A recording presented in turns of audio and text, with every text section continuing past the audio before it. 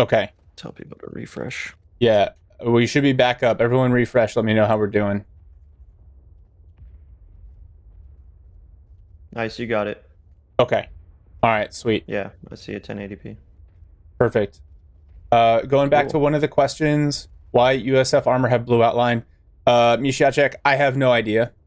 This is an AoE 2 engine that is used for the battle group bands. It's a really nice engine.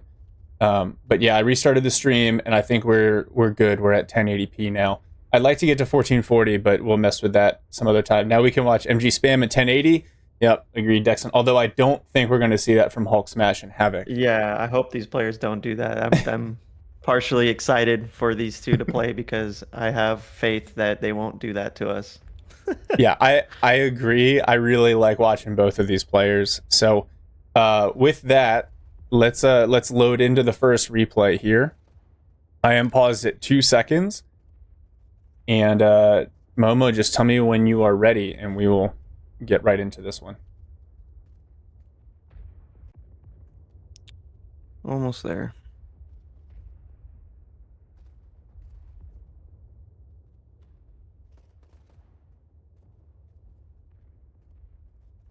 I am ready, sir. Okay. Switching over, and going to unpause here in 3, 2, 1. Unpause.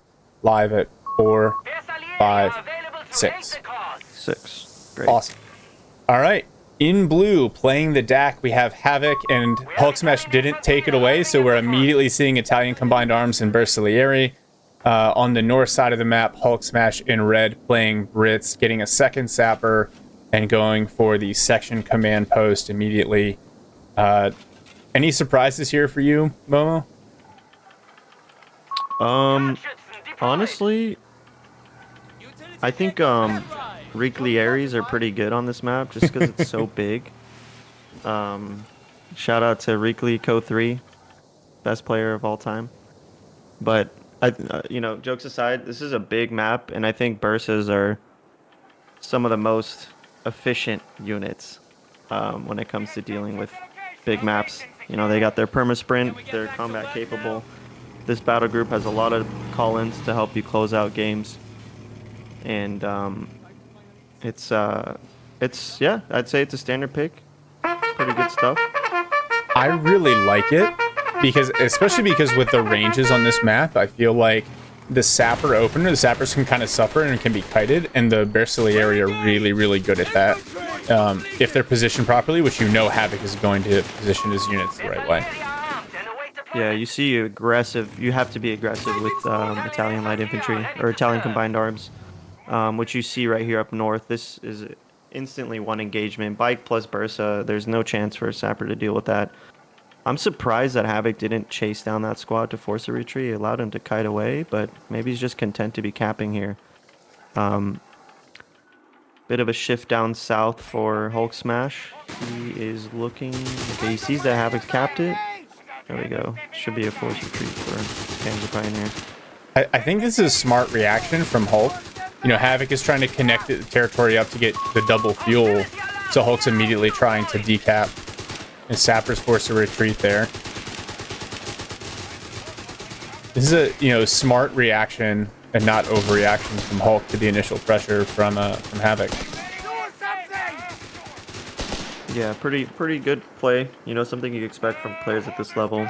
You can't win one side. You need to rotate over in force and make sure you secure some resources before the game starts slipping away. Bike nearly dies there. He went for a cutoff maneuver since he didn't want to force off in the south.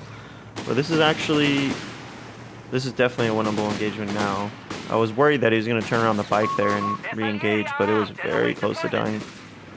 Bursa's chasing down this section, which are likely trying to walk back to reinforcements, but he's taking quite a bit of damage.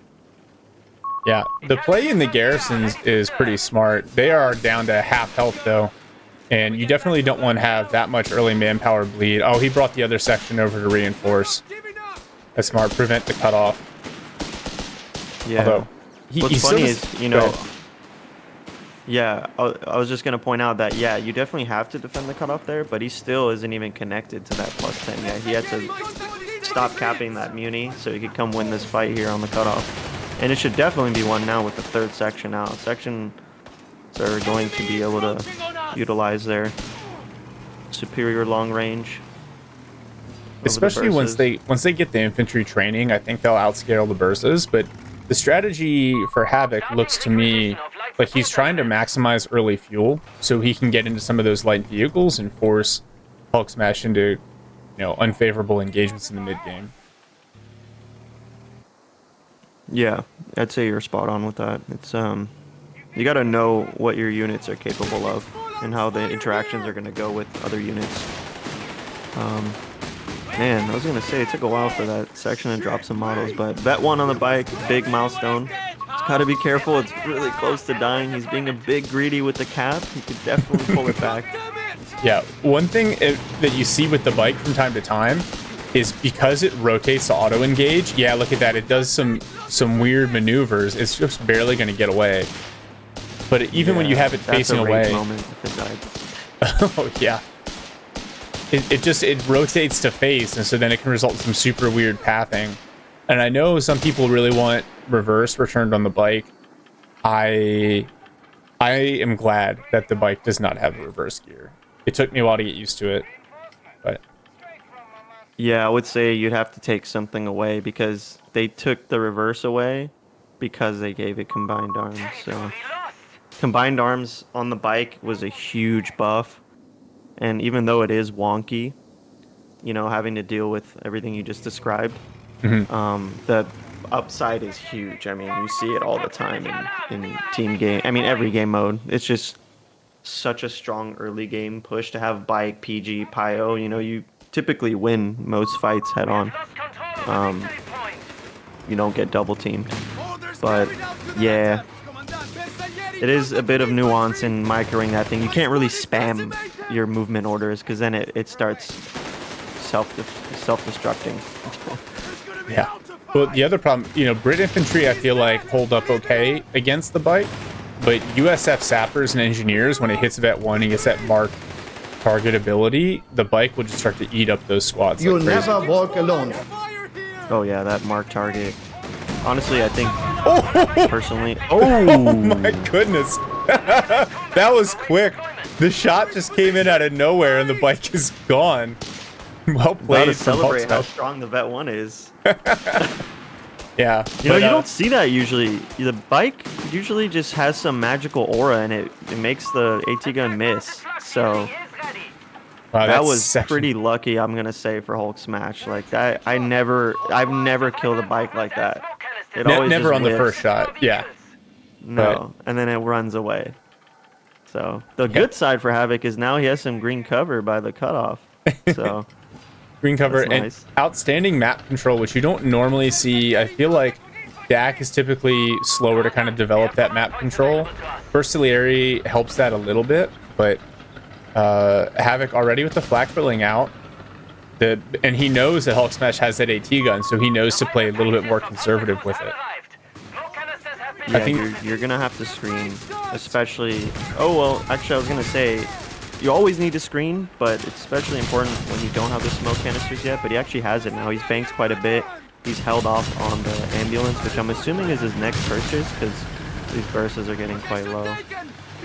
Yeah, the Burstilieri in the building, give him the heads up the AT gun's moving up, so he pops the smoke, backs away. Flak filling doesn't take any damage. Now we're going to see Hulksmash harass the opposite fuel here. He really, I feel like he needs to get the fuel situation under control, or he'll just find himself behind the 8-ball constantly. No significant tech investments for Hulksmash. I think it's probably a little bit late to go Stewart. And I wonder if he's just going to try to translate section and AT gun play into tier 4.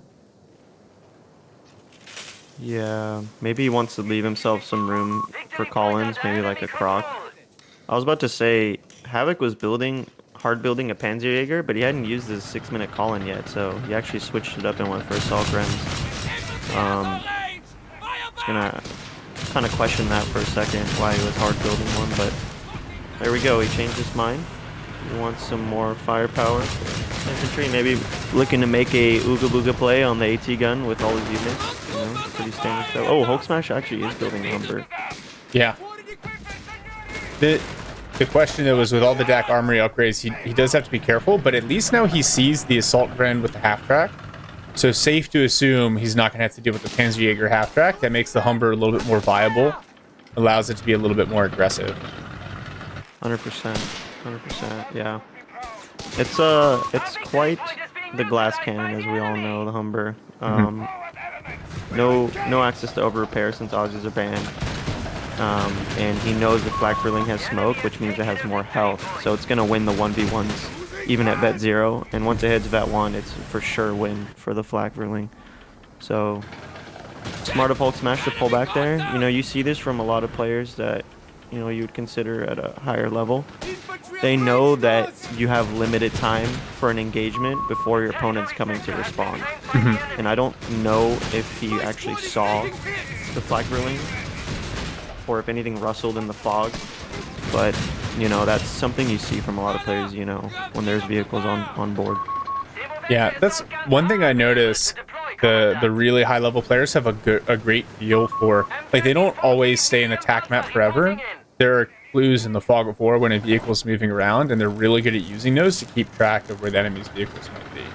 Just like this destruction on the wall here as the Flak Verling's moving. The bushes getting knocked over, trees getting knocked over. I've seen what's his name? Nico use that to set up an attack ground shot with an AT gun and take out half track. Really, really impressive stuff. Yeah, you got to utilize all the tools available to you, right?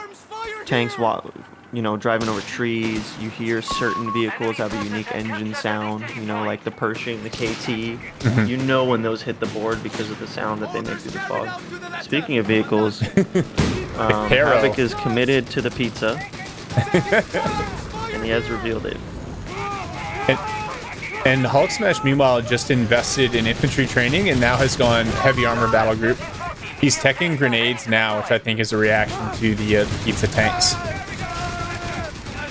Yeah, probably an ideal choice there. Until you can probably get a second AT gun. Havoc made a play up north with the assault grens, but Hulksmash had enough meat there to stop it. The Humber rotated over from the south as well, so, you know, forcing some retreats there. Wow. Don't see any defensive mines from Havoc on this end, so Hulk has got some room to... He now has 3 sappers with a flamethrower. That's kind of wild, leaving himself open a little bit to mines. Yeah, with that's the infantry... really odd, especially... Yeah. Yeah. Go ahead. I say with the infantry training, right? 3 sections, 3 sappers. That's a good combination, especially with how short he's been on fuel. And then the question is, though, and he's got the cheaper sapper reinforcements from the armored battle group. The question is what he does from here. Havoc still sitting on double fuel. Really, really good map control. And probably going to stay that way for a while with the Flak Verling and the Bersaglieri. Yeah, Havoc has insane resource income right now. I think he can go for a strafe, right? This battle group. He hasn't worked it out yet. Finally got medics out. I am surprised by the 3 flamers. He's not playing Canadians, so there isn't like pyrotechnics or anything involved to amplify the flamers. And against a high-level player, not having a sweeper is like asking for it. But in the position that Hulk is in, he's not really in a room to make crazy aggressive plays where he's going to be hitting mines all the time, you know, like the DAC player would be here in this situation. So, you know, he's giving himself some leeway in that sense. And you can always, you know, go the Soviet way and just have your infantry go walk over all the roads and stuff leading up to points and eat the mines for you. Well, I like how deliberate both players are being. You see them kind of making sure all their units are set before they engage, which is really smart. I think my guess would be sappers with the flamethrower, because the Bersaglieri with their passive sprint are almost always in green cover. That allows him to push just a little bit. And you also see he's gone boys AT on one of his sections and a second AT gun. So I think he plans on just using this manpower heavy build to deal with Havoc's vehicles until he can get something heavier out. Yeah, honestly, Havoc's kind of like on a clock right now because he didn't really bleed a crazy amount of VPs from his opponent. Really not that much. He's got plenty of VPs to work with. Hulksmash, that is. And slowly but surely, this infantry with training and upgrades is going to outscale what Havoc has. So he's kind of on a clock. He already locked in a Caro, so you know that kind of delayed a tier 4 option there. He doesn't have it down right now. It really delayed any kind of Tiger Rush. He doesn't have the resources for a super quick Tiger anymore. So yeah, this is gonna get worse and worse for Havoc the way I see it right now. Unless there's some devastating kind of push coming in from his army. Yeah, and shout out Colonel Otto pointing out that by choosing Caro, Havoc's actually locked out of that strafing run. So we aren't going to see that. Yeah, so that should be the sector already left, I think. Shows you how much I play Bursa's, but... or Pact of Steel. I think he has the Giga Arty, is the munition sink he has left, potentially. Yeah, he's floating a ton of resources here. He's got options.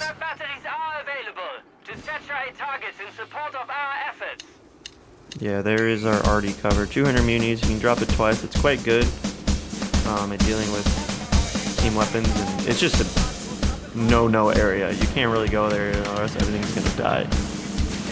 But he's made a nice front line, Hulksmash. You know, he's creeping into what's traditionally just been Havoc's safe areas. Humber's still alive. It's a Vet 1 on his way to Vet 2. Doing a good job at bleeding these bursts, going somewhere.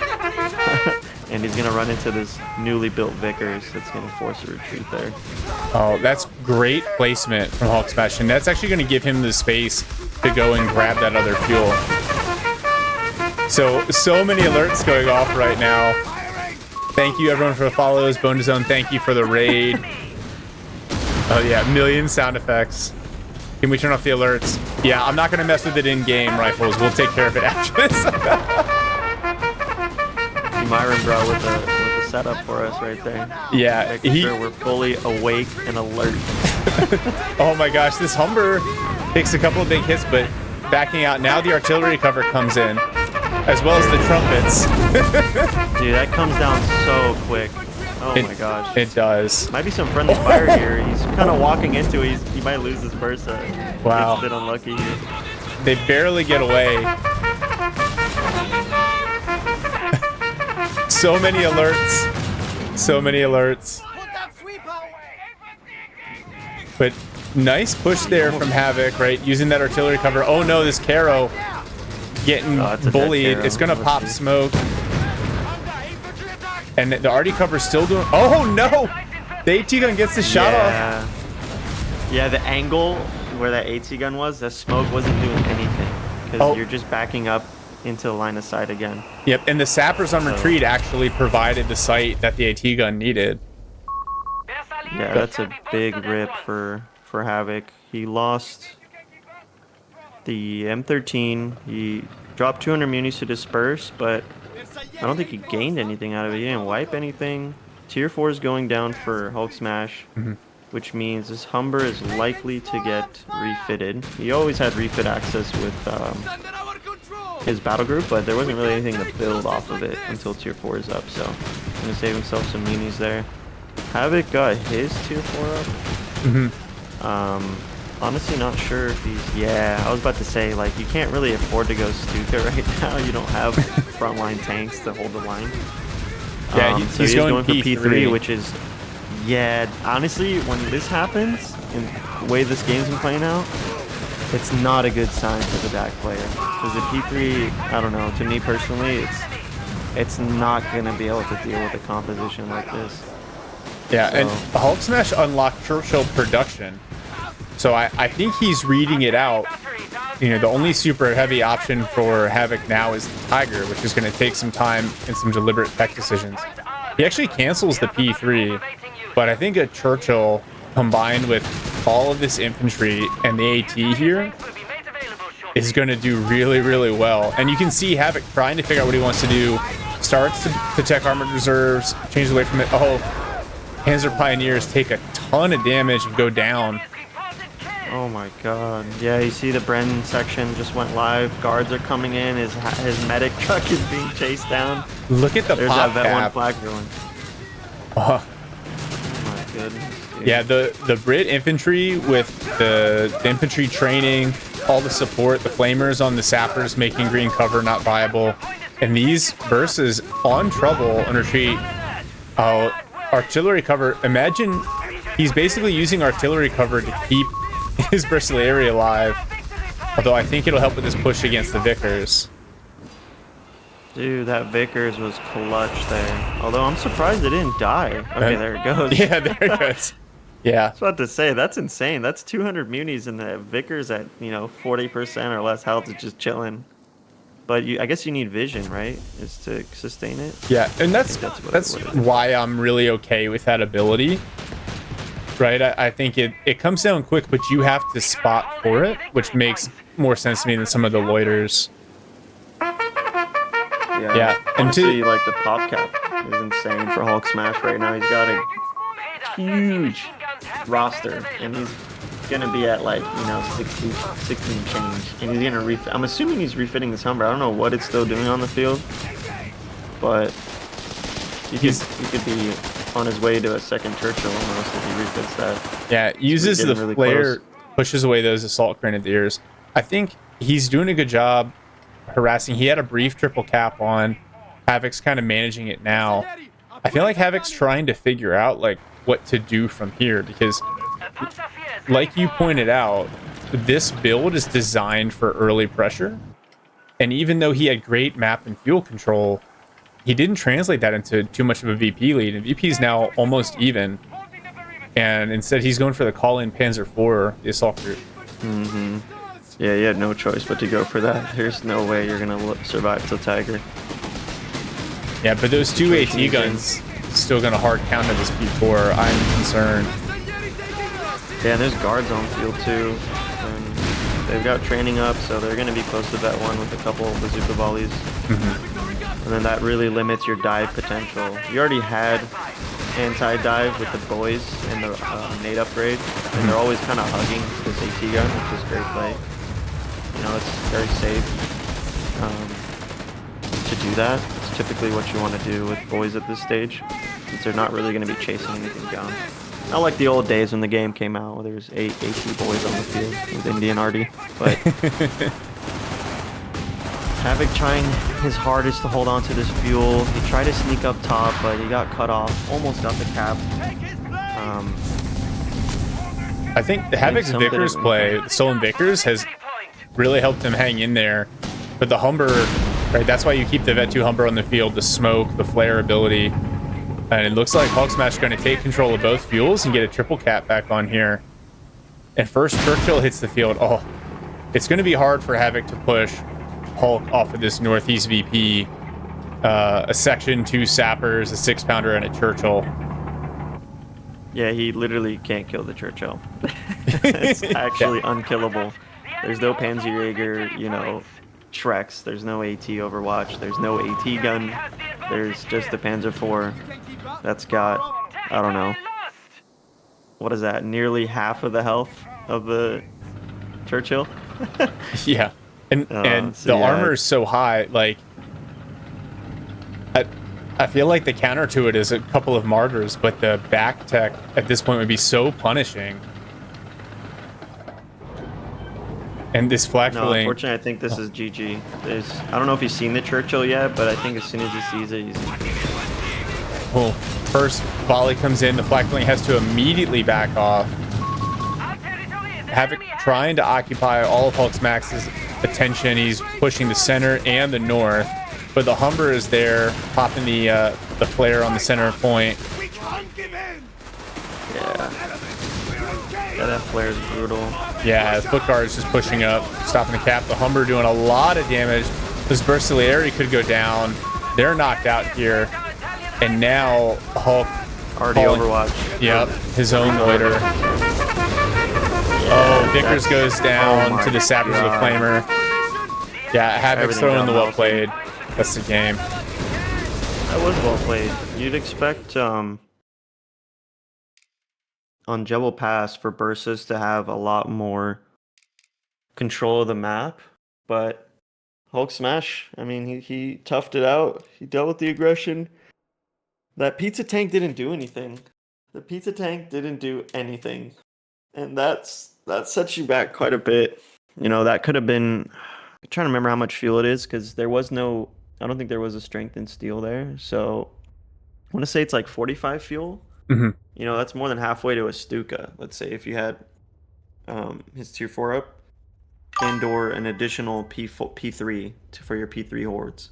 So well played by Hulksmash on Jebel Pass there. I honestly thought Havoc would have closed that one out with that kind of matchup Hmm. on that map, but it I, went the other way. I thought he played the early game really well. The other big issue with the Caro Armado is, like Otto pointed out, locking him out of the strafing run. Which, with the latest changes to strafing run, it's really solid. It suppresses everything, does damage to light vehicles, and he had so many munitions. I feel like that would have been far more useful to him in supporting his pushes than that artillery cover was. Uh, yeah, Yeah, it's could be really, right there. yeah, that's really tough because he had great early game pressure, but Hulksmash just very resilient. We talked about it during the game, how he was very smart at picking and choosing his engagements, and he really didn't lose anything. Right, like he didn't have any crazy wipes. Instead, we saw the Crotchiston goes down, the Caro goes down, 250, and those losses start to add up over time. But really, 100%. yeah, really well played. GG. So 1-0 for a Hulksmash here. We're gonna take about a minute to get set up for the next one, and then we'll roll right into it.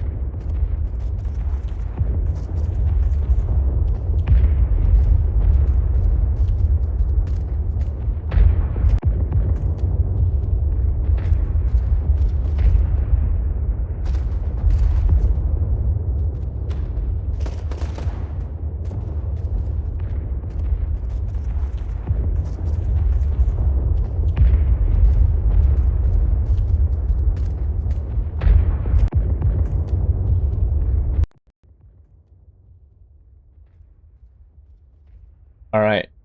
We are back. We've got audio. Uh, when we move over to the game for game 2, I'm gonna have to make some changes to the overlay, obviously reflect the score, and see if I can tone down some of these alerts. Uh, the raid alert, you can tell you, Myron Bra, put so much work into the overlay, but it is game time. Yeah, thank you, Mills. It's even got a shark on it, so there we go. All right. Let me flip this over, and we'll update the scores here. Oh, and I got to turn off this overlay as well.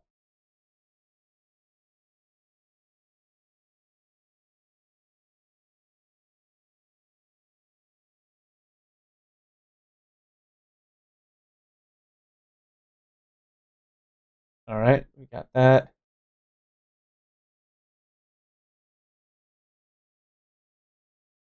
I can't see.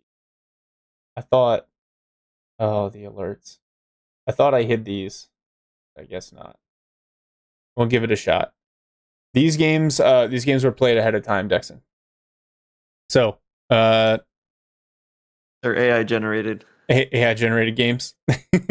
Yeah, AI generated replays. All right.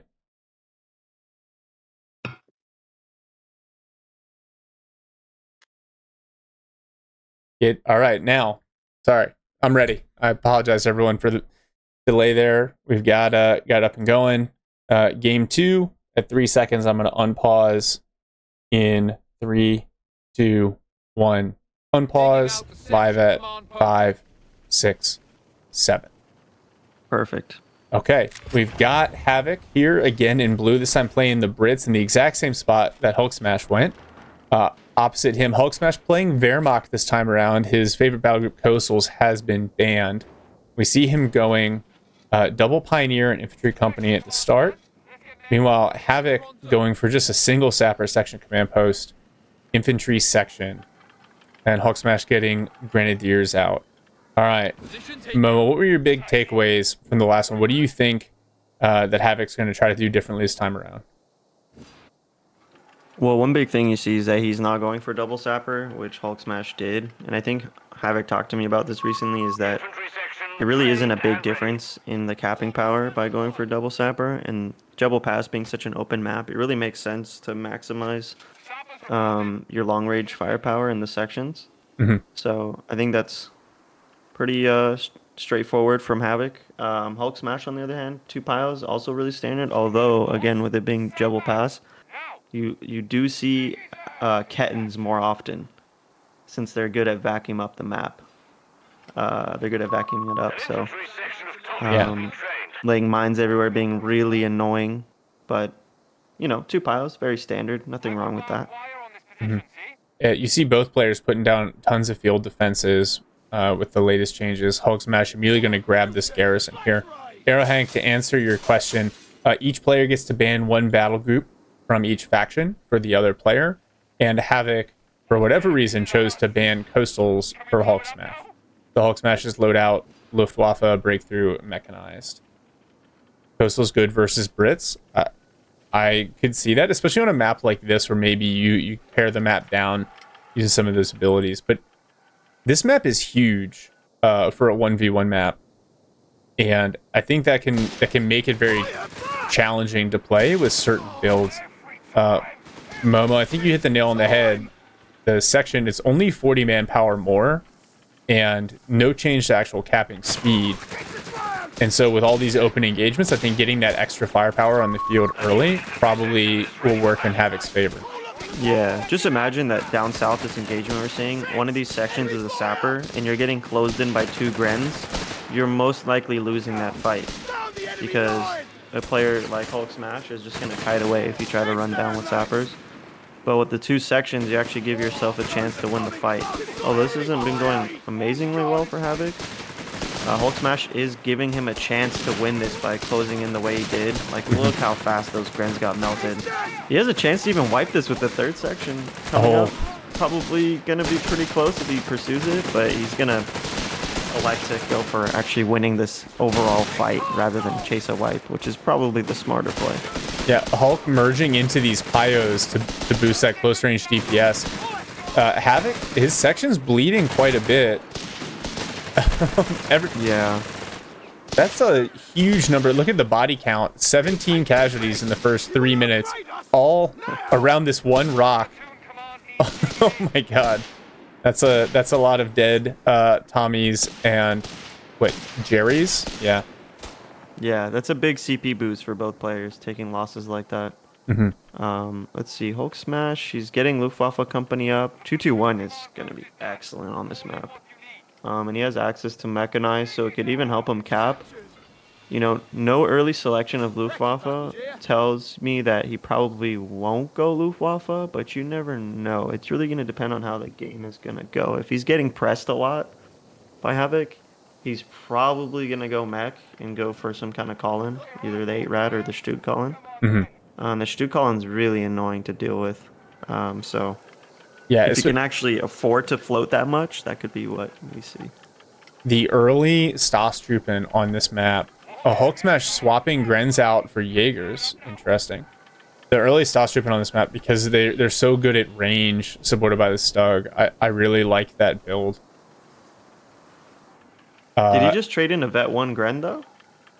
I don't think the Gren was Vet 1. I think the Pyos got Vet 1. The Pio was Vet 1. Okay. Yeah. I wasn't looking at the Vet just now, but okay. I was about to say that would be a mistake for sure if he did that, but Yeah. Yeah. look at this cheeky mine he's putting down here. Maybe trying to go for a wipe on the retreat path. We'll see if that actually happens. That's a really nice mine placement. Oh, and then his section runs into one on the opposite side there. They were so close together. I'm surprised that both of them didn't get nailed by that. A little bit of luck there for Havoc. I feel like Hulksmash. Oh wow, he's going for the G43s on his Jaegers. So he wants to hard counter the potential for an infantry kind of blob. We'll call it a tactical concentrated firepower formation. Yeah. But you see Hulksmash kind of reacting to the way the last game went, really focusing on maintaining this plus 10 fuel so he doesn't fall behind in the fuel game. I think if you fall behind in the fuel game to Brits, it's really, really tough to dig out of. Yeah, you need to take advantage of the early game numerical disadvantage that Brits have.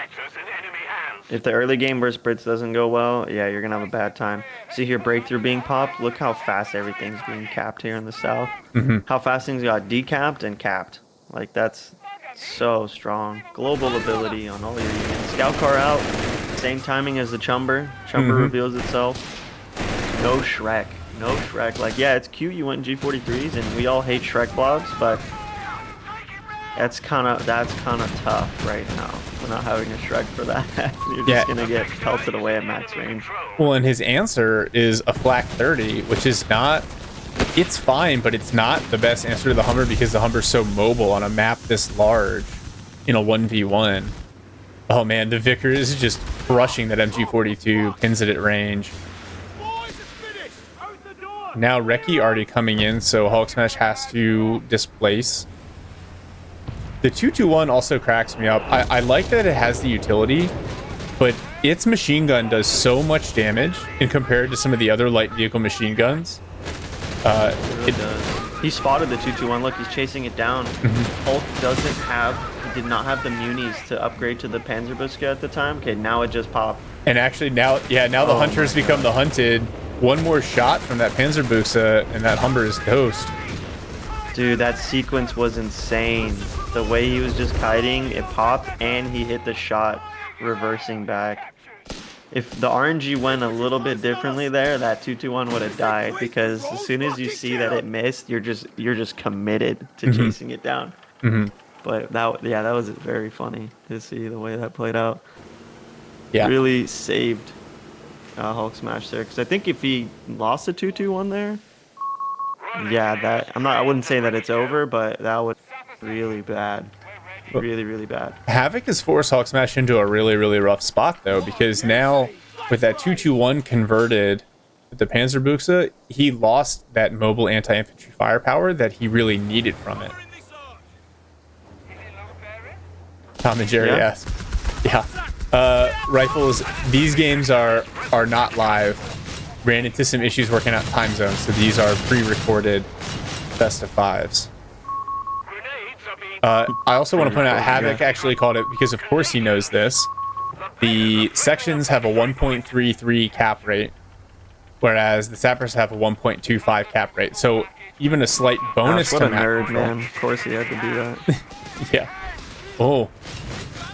Panzerbuchse finds and smokes the Humber. Oh no. That's a huge pickup for Hulksmash. I can hear Havoc raging right now in my ears. It's like he's right here on Discord. It's like the freaking obstacle, the pathing. Great video game, Relic. My favorite Relic, please fix. Oh no, these sappers could go down. Oh, the MG dies too. I don't know if you caught that in the house. Everything's dying. Oh my god, Pioneers die too. This Gren might die. Yeah, that's actually a huge reaction from Havoc, losing the Humber and immediately picking up an MG42 and a Pioneer squad. That could kind of flip this whole sequence. The Stug D Staatstruppen, actually, no, excuse me, 251 Staatstruppen delayed slightly by the choice for rapid production. So I don't know if we're going to see that. Wait, he went rapid production. Did he go for the side tech on Luftwaffe? He did. He just did. Luftwaffe officer quarters. Okay. I'm not sure. He did But not he didn't do go support elements no. though. No, he did not. So why would you do rapid reproduction? Rapid production. Rapid reproduction. That's what my wife calls it. And there we go. Support elements now. Sorry, I'm laughing too hard at my own joke. Havoc, of course, locked in shock groups, the Canadian battle group here, and he's got, instead of the healing on decap, he's gone for the munitions surplus. I really like this. Oh, the flak 30 cleared. I really like this with the recon sections and some of the grenades. Just the almost free cost on that Reakly. Oh, nice rifle grenade dodged by Hulksmash, but this Gren's in the hurt locker. Yeah, it was actually a double rifle nade, and Hulksmash dodged both of them. So good reaction there from Hulksmash. Although for a player his level, I would expect that, considering he only has 4 units. So there isn't, and they weren't across the map, right? They're right there in that same localized area in the south. Although unfortunately, I don't know if he like misclicked or whatever, but I don't know why you would get officer quarters first when you're pressed this hard versus going support elements, because you just burn that resource into 2 Jaegers and a scout car, and the flak had gotten decrewed by the time that hit. So he actually just kind of stymied his Warble timing. And that would have been so huge because, as we know, he doesn't know, but Havoc literally has only snares. He has no AT gun. He's got no vehicle calling with Canadians to access at this time in the game. And even if he did, he still has his Panzerbuchse 221. So I think even though, you know, those losses hurt a lot, there was definitely a way for him to come back in this. And he had to shut off his reinforcements here in base and utilize merging so he could actually get this Jaeger back on field and get the Warble built. But luckily for him, Relic thought that 75% production boost was a good idea, and that Warble just hit the field in, what is the timer? It's like 10 or 11 seconds. It's not even. So it's already on board. It's not even that. It's so fast. Yeah. He needs this work. Oh my gosh, that mine, you called it. Really, really well placed. Fortunately, the Jaegers pick it up and not the Panzerbuchse or the Whirlwind. But he needs, Hulk needs this Warble to really do a lot of work. Because Havoc's building also, his tier 4. Yeah, exactly. Okay, it wasn't that much of a time difference there. Oh my god, that almost got killed in the building. But I don't know if you caught that, but the timing that Jaeger hit the mine, the Warble just walked over that area, and it might have revealed itself in the fog. It didn't really change too much there because the Warble engaged pretty quickly afterwards, so there wasn't a chance for him to like do some kind of, you know, surprise attack. But yeah, just an interesting thing to know that might have given Havoc a little heads up on what was going on. Yeah, and you see that like he got boys AT. There.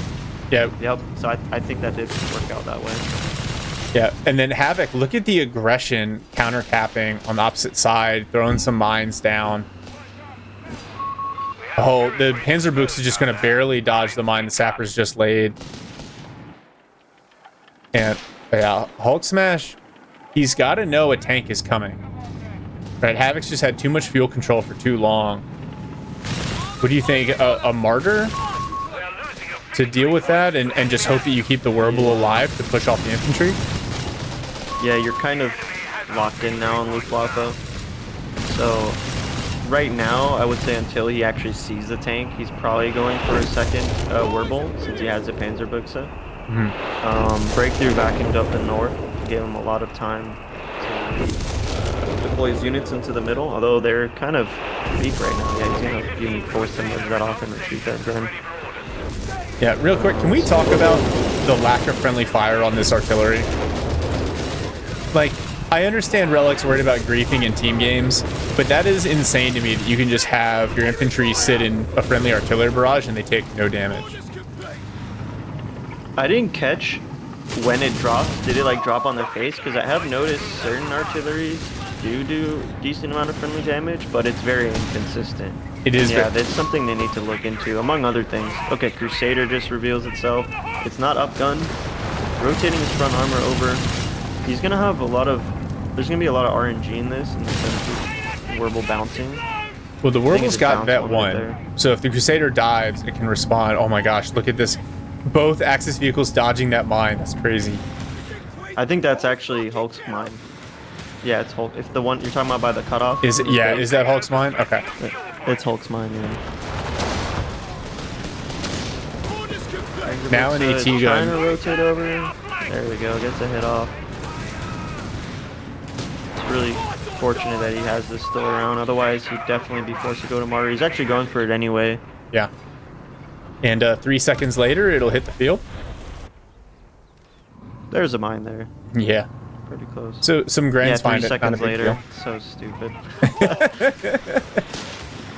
It's honestly like really frustrating to deal with. I've had many situations where, you know, especially like in a 1v1, you make like a really good play, knock out your opponent's tanks, and then you're beat and battered, right? Mm-hmm. And then all of a sudden a fresh, you know, Panzer IV hits the field immediately. It's like, okay, well, I just lost. Oh, Crusader Oh gets my ambushed gosh. here by Shreks and the Panzerbuchse, and immediately has to back up for repairs. Nice play there from Hulksmash.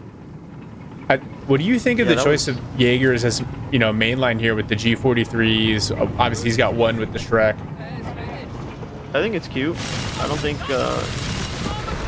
like, ambush is really, and flares, like, that's really a solid utility box.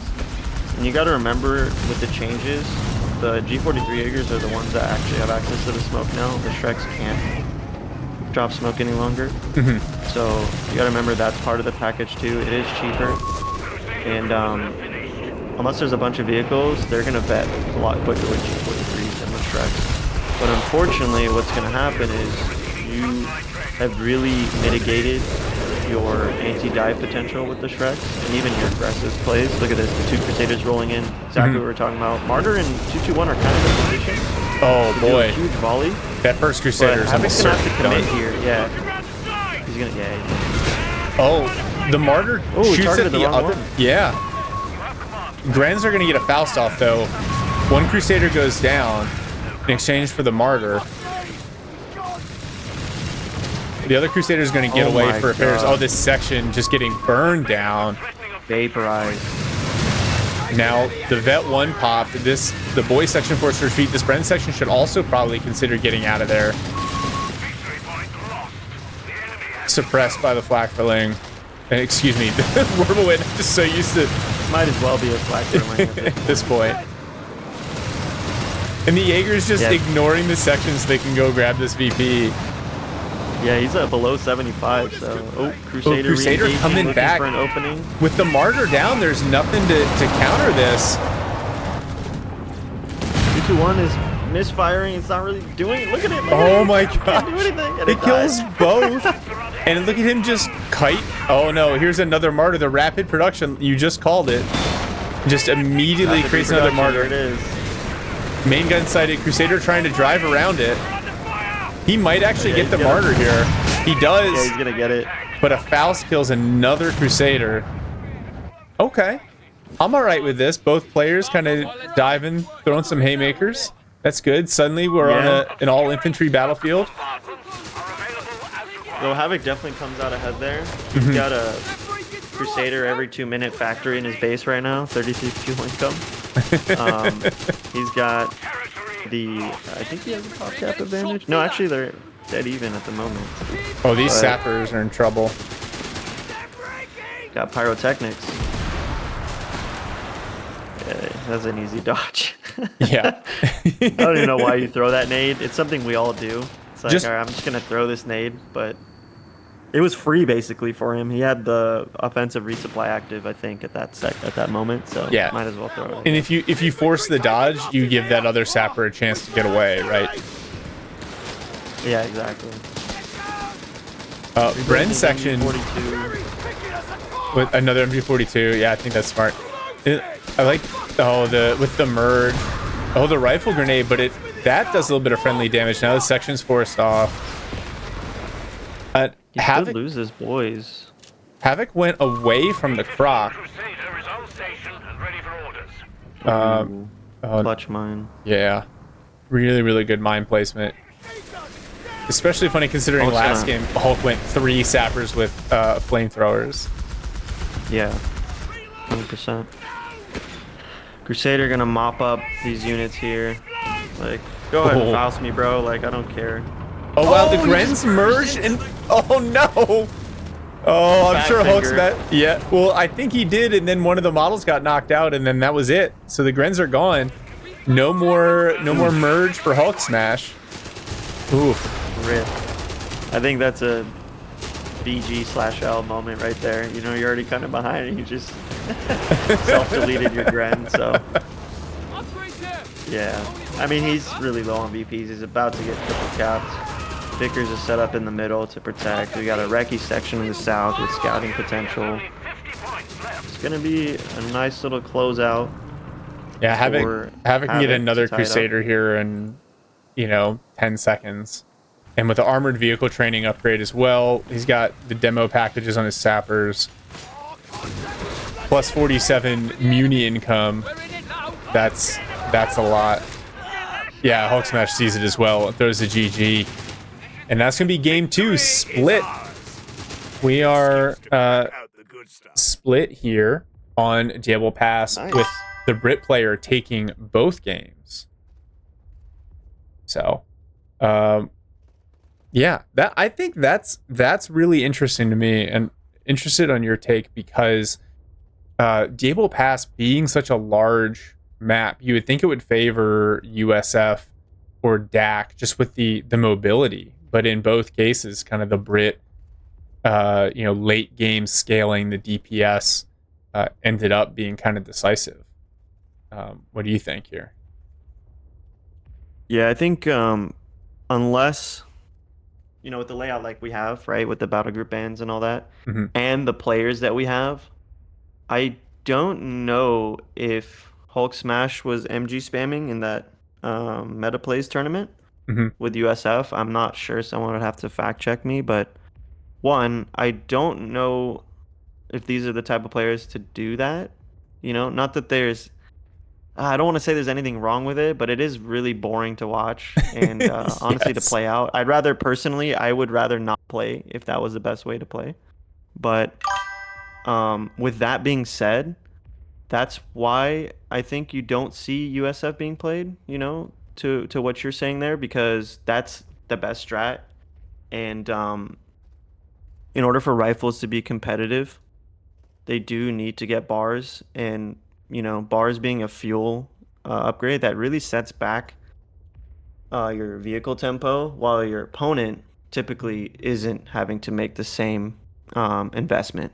Yeah. Right. So the Vermont player isn't ever spending fuel to upgrade their infantry, right, outside of officer quarters, which is, I don't put it in the same bracket. You're only ever spending munitions, right? Your G43s, your Shreks. Yeah. And then, PGs are buying their LMGs. And then the same story with the Brits, right? Outside of training, you only ever spend munis to upgrade your units or to use abilities. So that in itself, economically, is very, very valuable for a 1v1, which because it's very... I don't like using this word because it reminds me of like card games, but Havoc uses it all the time. So since he's in the series, I'll say it. Tempo, it's tempo based. So that's big reason why you don't see US. I think it is probably weaker when you take away those really powerful strats, like the MG spam. But what map did you say was next up? Was it Famenville? Famenville, yeah. So yeah, I would say if you would see US, you'd probably see it on a map like Famenville, because historically it's been quite strong, even in Code 2. So, there is a potential we see US there. But like I said, these two players specifically, I don't think they're the type to do MG spam to begin with. At least not 30 cals. Maybe one of them will bust out Terra because Terra wasn't banned. Yeah. But, and the Terra MGs, You don't see him as much anymore. It's been toned down. Fayetteville might be a better map for that because it's so like wide and shallow. To answer the question, Strummingbird, no. The MG spam wasn't banned, but like Momo's pointing out, these are the kinds of players that kind of revel in their creativity and their skill, and so I think we are less likely to see MG spam. I say that before we get into this next match, and they both spam 1919s versus Invisible 42s, but yeah, we will see. All right, so what we're going to do here, we're going to take a 3 to 5 minute break. I'm going to top off coffee and get the next match set up. We'll come back, we'll review the battle group bans, and then we'll dive into game 3 of 5. Be right back with you guys.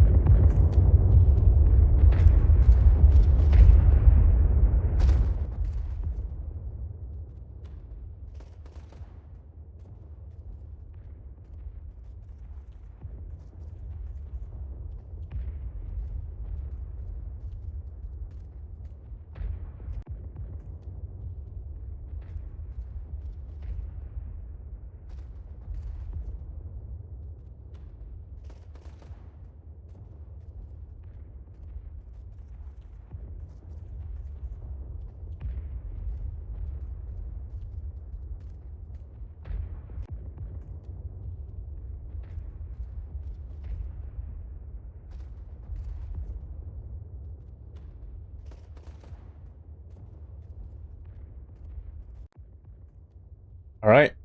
We are back from our short break here. So what I wanted to do real quick before we go into game 3 is I wanted to just review the battle group bans.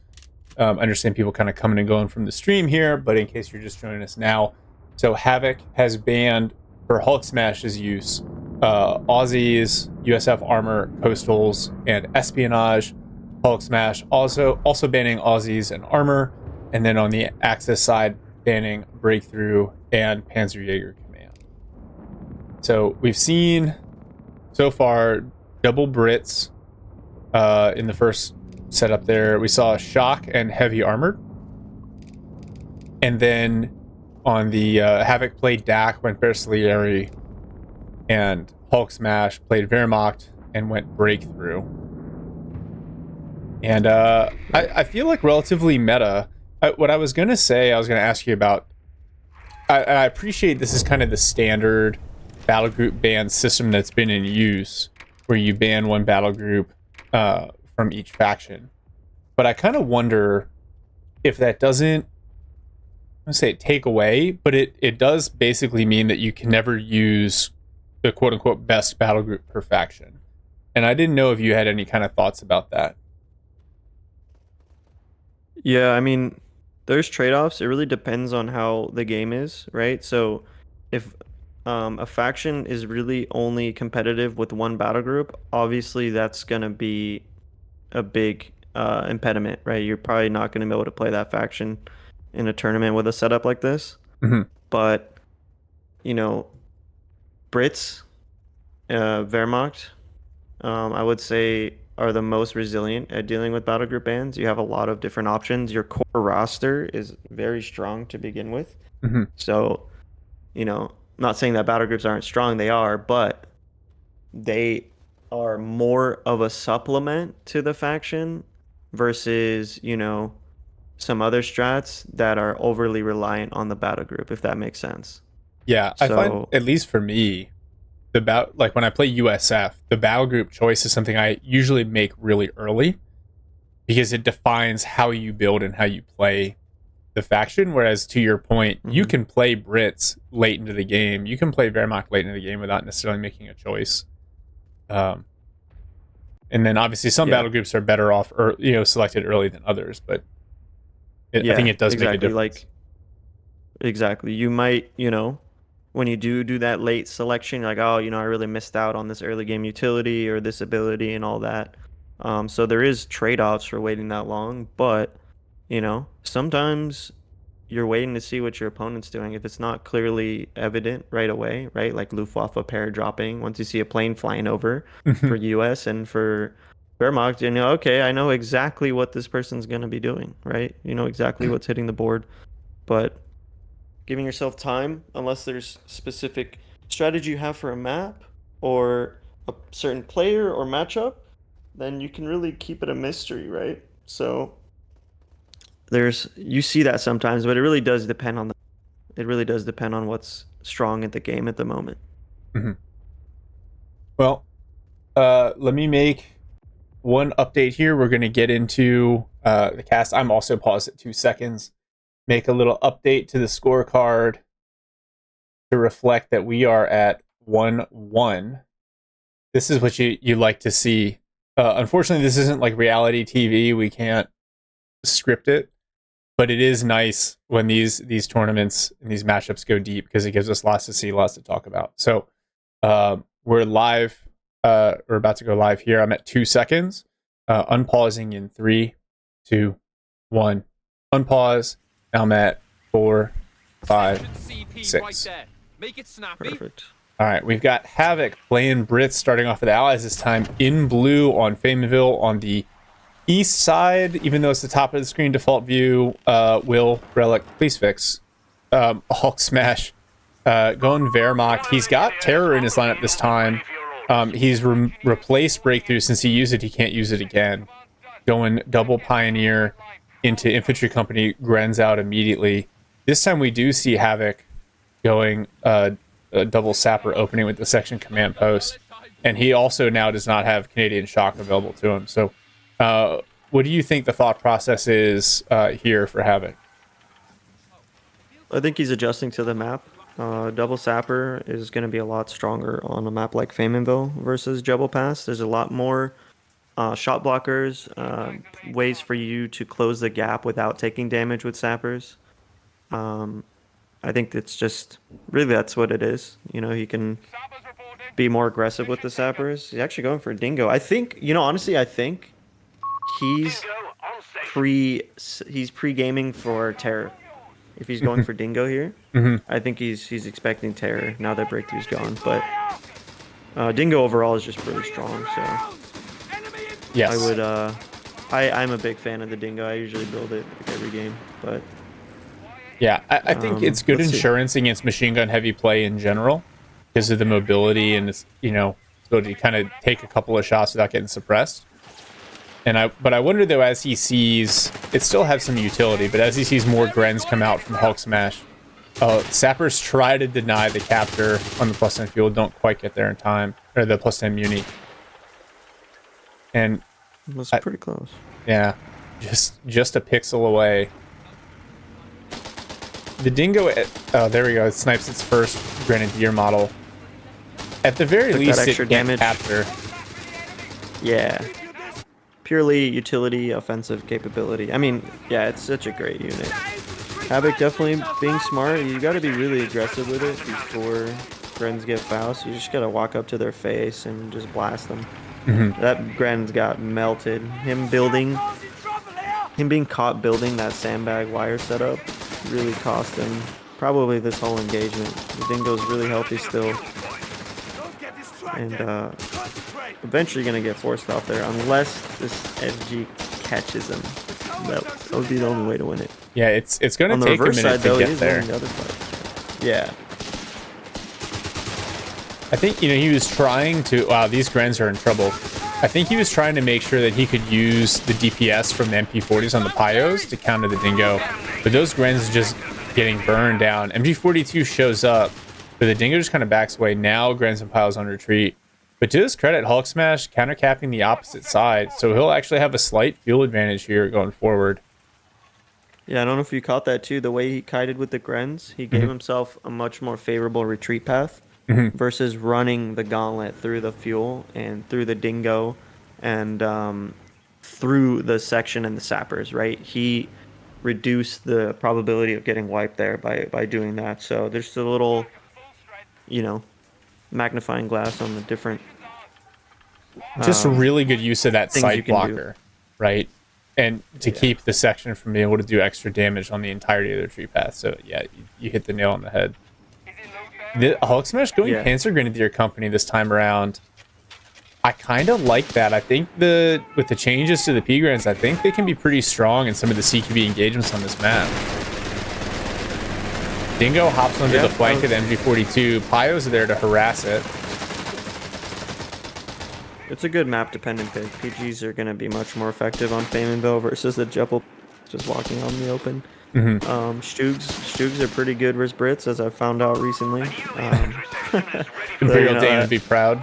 Oh, that grenade actually... The Grenadier grenade actually dropping a couple models on the Brit infantry section. Dingo almost went down too in the north. That nade was really nice. I would like to see... You know, this is a ask from Relic. I would like to see nades overall being buffed. I was literally about to ask you about that. Yeah, like, I feel like that section should have died. Yes. Yeah, so it was a great nade. Yeah, it was like a soft dodge. Ended up not really working out.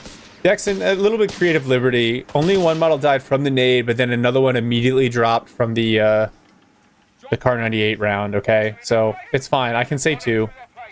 Allow me my creative embellishment. Yeah, these P-Grens closing the gap here with this infantry section. Oh, wow. And this section just snipes the model immediately. I've never seen P-Grens take so much damage. Some really good RNG. Yeah. Good from Havoc, though, because you do need to inflict as much damage as possible before retreating, because you don't want the P-Grens to just start walking over everything. Yeah, that was a great mine. It's really going to set back the initiative of the P-Gren. He's going to have to pull up a Gren there to merge into that. Let's see, how's our Chumber timing looking? He does have platoon command post up. almost has the resources. That section didn't drop a model, so no manpower drain there. So it's going to be a decently timed Humber. Yeah. And no tech for Hulksmash. He is going Terror. What is that? Is that Contempt for the Weak? Oh, that one Gren squad. Yeah, it does retreat. A little bit of risk there. Yeah, that's Contempt for the Weak. You see, as they retreat, the P-Grens and the Grens get a buff. Oh, the Faust almost triggers on the Dingo, but it backs out just in time. So you get the sound, but not the actual launch. And Hulk countercapping on the opposite side. Too. Dang, Havoc went for Stewart. Interesting. So I think maybe he changed his calculation on what Hulk was going. Maybe he's really scared of 8 rads. Because, you know, to be fair, going Humber into A-Rad is just, it feels so bad. It feels so bad because you're severely outclassed. But he should have seen the Contempt for the Weak buff on the infantry, so he should know. Havoc's a smart guy. I'm sure he knows he's dealing with Terror now. My guess is the Stewart is the reaction. Oh, he's going heavy armor to immediately refit the Dingo. Refitted the Dingo, yeah. He wants that Stewart to the field. I think the Stewart is a reaction to the P-Grens. He's just got to mine the Pack 40. I'm not sure. I mean, we'll have to ask him. I'll ask him because the timing, I feel like the Stewart was... Oh, nice bait into the mine. Oh, yeah, it was cool. But yeah, I feel like the Stewart upgrade was already in production before he saw Contempt for the Weak, and he didn't cancel it. Oh, the Pioneers... But, you know, you could be right, too. They almost kill that section between the mine and the extra damage. What do you think about Hulksmash? Because the MG42 camo is 0 CP, but he hasn't chosen it.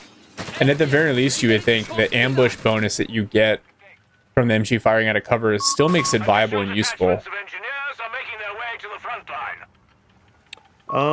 Maybe he's just trying to... Well, he did use Contempt for the Weak. I don't understand. Maybe... Yeah, I don't know. Maybe he forgot. Maybe he doesn't use his battle group that much.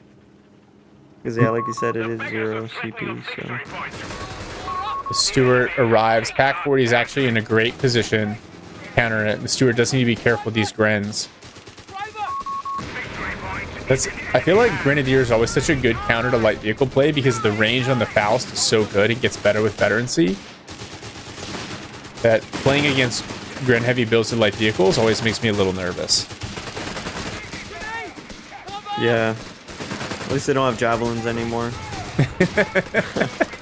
PG's pushing up to the middle. They got a Gren hugging it, ready to murk anytime, which probably is now. Oh, okay, but still so low health. But... Oh, wow. Yeah. Havoc's going to chase. He could lose that. Yeah, oh my God, I put money on it. Wow, that's a big pickup. That's huge. Yeah, that's really bad. And then the selection of a mortar for Hulksmash. I guess trying to deal with the Brit team weapons.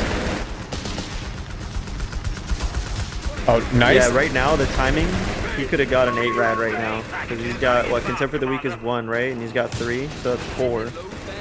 He could have had an 8 rad by now, but that Stewart is really, you know, a good stopgap for Havoc because it lets him be aggressive and it covers that call-in. Even with the pack on board, he's got the smoke upgrade with the survival package and the self-repair. Well, and the section's just... Look at that. Pack 40 already cleared. Melted. Yeah. And Hulk can pick it up. But yeah, that's the danger. The Brit infantry is so good at range, really good at clearing those team weapons. Yeah, Havoc really taking advantage of that PG kill and just going full aggro. Yeah. So, Rifles, I muted some of the alerts because they were a little over the top.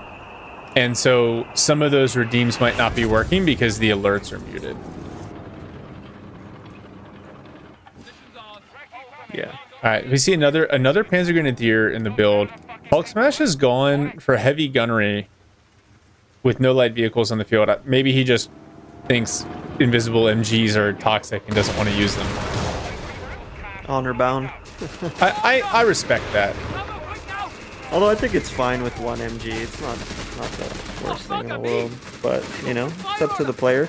I'm honestly surprised that... I'm not surprised that he rebuilt his PGs, but I am surprised he hasn't refitted one of these Grins into a PG. Because he did that with the Jaegers in the other game. So... maybe he'll do it later. Let's see, how much... He doesn't have the resource... Or, excuse me, the medical station. So he is relying on this Vet 1 Gren to heal. So maybe he wants to keep this one that's almost Vet 1. Yeah, it just hits it right now. So you can cycle some healing. Yeah, use the merge, use healing. The P-Gren's just getting melted by these sections and then the Stewart. But they get in close.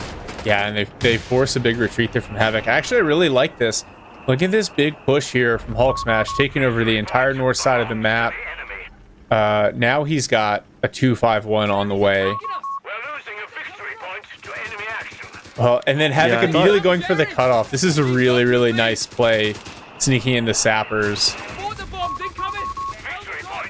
It is very risky though, because he knows what's on his retreat path, and it's okay. He's being smart about the kite there. He's doing the same thing that Hulksmash was doing earlier, and getting himself a more favorable retreat path versus running through PGs and 2 Grens. Yeah, wow. Stewart took also 2 Pack 40 shots and got away. Oh, those P-Grens. Oh no, if another P-Gren squad goes down here. I think that last model's got enough health. Yeah. Yeah. Also, the sections are a bit further behind than the last time. Yeah. MG there, setting up on time for the sappers, which means he's going to lock down that fuel, although he's still cut off. Sappers getting so low. Oh my goodness. Oh, he's retreating it. Okay. He sees those units coming to cut him off. Yeah, and that's the no quarter buff as well once the sappers get suppressed. Havoc going for the rifle grenade on retreat. Just a little early. To be fair, I've seen Havoc land some absolutely insane grenades on retreat. The rifle one's definitely harder to time with the animation. So respect the attempt, for sure. Yeah, it was on point too. Like as far as the retreat path goes, it was right there. He didn't have that off, but yeah, definitely a little early. Havoc got says, an AT gun coming. Havoc says, today I learned if you cue the rifle grenade, cancel it, and then cue it again, it fires instantaneously. That's smart. Can abuse that. It's not abuse, it's just game knowledge. Yeah, it is game knowledge that can be abused. So, cool. Good to know. Well, good mind placement for Havoc. And also, I don't know if we caught it earlier, but Hulk did go for support elements, so he could get a shield, which I'm assuming is what he's going for, because this kind of roster, it really gives you enough backbone and army comp to stall out for a KT calling. Yeah, so you think Stug G's into KT? Oh, absolutely. That rifle grenade hurt. Yeah.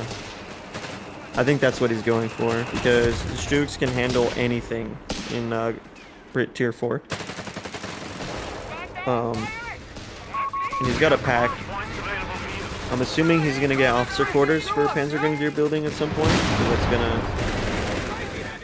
to make everything better. Obviously, we know how strong it is. Yeah. Let's see. You got the first Stug G coming. Wow. Yeah. Some really good rifle grenades going down here from Havoc. And P-Grens are, now that they're vetting up, they just feel very, very chonky, eating a lot of damage from the Stewart. You kind of see Havoc was able to take a lot of map control early once the Stewart hit the field, but the kind of power balance flipping back into Hulksmash's favor a little bit. Now with the Stug G, there's a lot of counters on the field for that Stewart, so I wonder if we're going to see Havoc refit the Stewart, and he's doing it right now, and going into, I don't know, I kind of want to see KT versus Black Prince. Oh, Havoc. Well, he went Churchill production. As soon as I said it, I cursed it. You cursed it. But, you know, fortunately for Havoc, he does have access to 17 pounder if the game goes the distance. So he isn't completely dead to a KT, and given how many CPs both sides of the battle group tree are, you know, it's going to be a long time to see V1 after KT. So Yeah. and he's putting the drain down. He's down to 250. He's about to Get a contest his triple third cap VP. Yeah, he could get the triple cap. Now, so he has foot guards out, which I think are a nice counter to both the Panzer Grenadiers and the Stugs, but he doesn't have infantry training yet.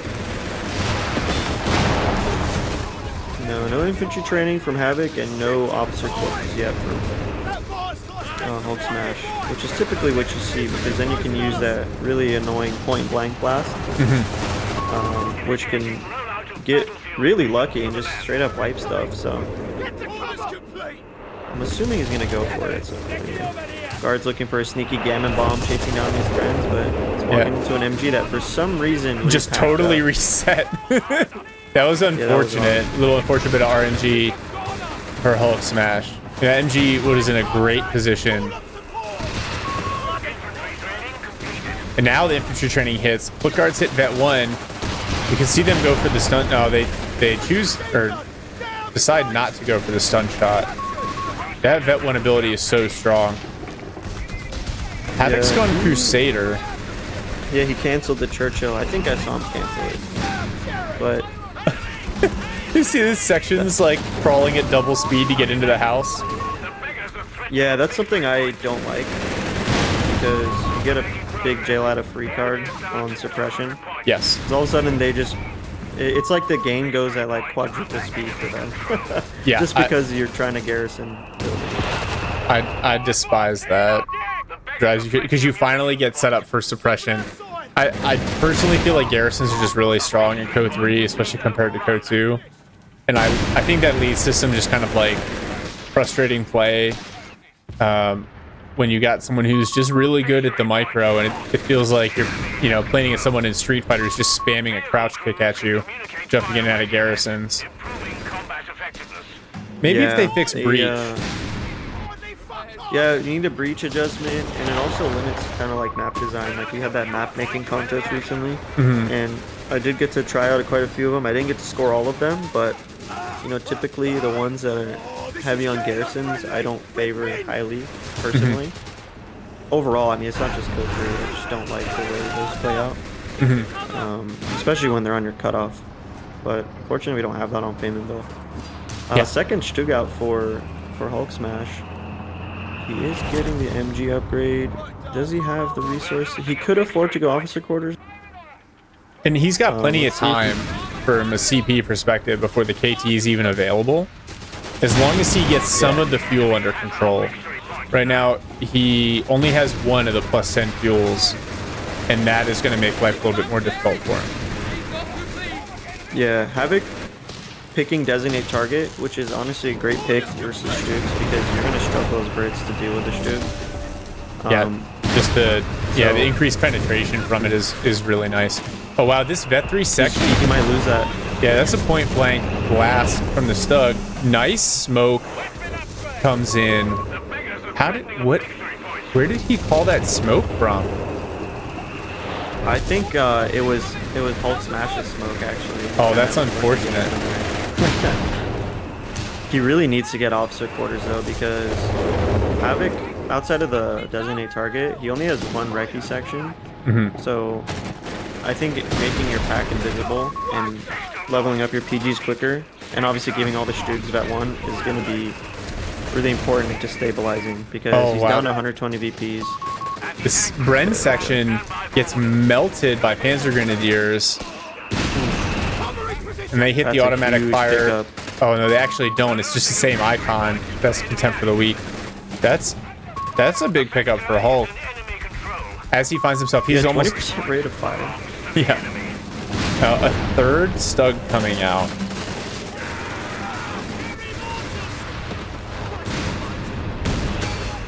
This is where he probably use automatic fire, but I haven't seen him use it yet. Yeah. Oh, this is the heavy gunnery to suppress the sappers and get the P-Grens the buff from no quarter. That's a really clever use of battle group abilities there. Meanwhile, I don't think people have used that on Stugs really. That's insane, actually. that's really smart. Wow. That's some That's 200 gonna be annoying to IQ deal with. gameplay. Yeah, that's gonna be annoying to deal with. Holy shit! I didn't even see that. So Havoc is also gone for the up gun on the Crusader, making the Crusader 3. Oh, this Stug. Oh no, now the 6-pounder coming in on it. One Stug about to go down. Yeah. That was one weird. ability is so strong for the foot guards. Yeah, that was really odd. Havoc did lose a Vickers a bit earlier there too. He just refused it. Hulksmash builds a second MG. Does this mean we're gonna see him lock in the camo MGs finally? Oh, No, what is he because doing he went with heavy. the 6-pounder? He went heavy gunnery, so no.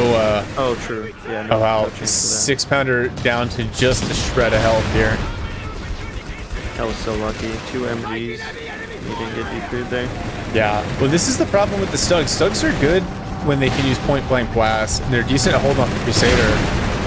But even with the MGs, the sections are just so chonky. They're just kind of eating a lot of this fire and standing in.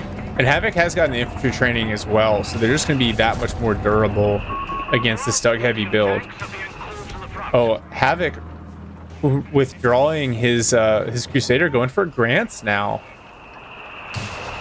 rather than the Churchills. Yeah, honestly, that's kind of unfortunate because maybe he thought he could have closed the game out really quickly with like 1 or 2 Churchills.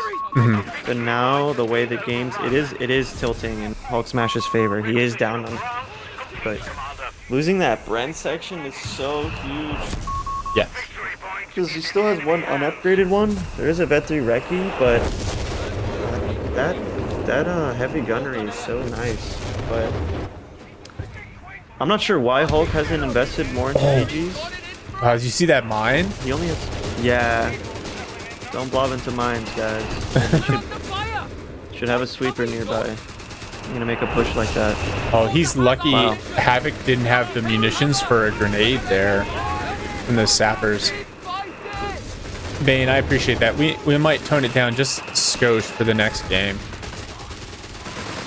Oh, now the V for victory button on these Panzer Grenadiers. V for victory. Yeah. It really is a victory button. And he pops contempt, right? Yep. It's just like, hey, you want to win this engagement? Push this button. Yeah. And they keep going back and forth on like the debuff for it. Based on the description, I feel like it should only work when they're like stationary and in cover. But it's fine. It's fine. Yeah, I don't like win button abilities like the old Gurkha, AO Gurkali and stuff. It's like, okay, well, everything just got debuffed. These guys got buffed. I have to be. Yeah, there's no downside. There's no decision making. Yeah, I don't like. Just like the Stoss bet one. That's probably the best example. It's just like, why not use it and get out of suppression? Yeah. But that aside, he teched for grants like you noted, but he ended up going for 2 more Crusaders. So a lot of indecision from Havoc here. Oh, he refit. It was a Crusader 3. Well, now he's upgunning the other ones. Yeah, what? You have to versus Stugs, or you have no chance, because you need the designate target plus the Vet 3, or excuse me, the Crusader 3 upgun. So, yeah, he's slowly getting zoned out here. Did he do the team weapon training?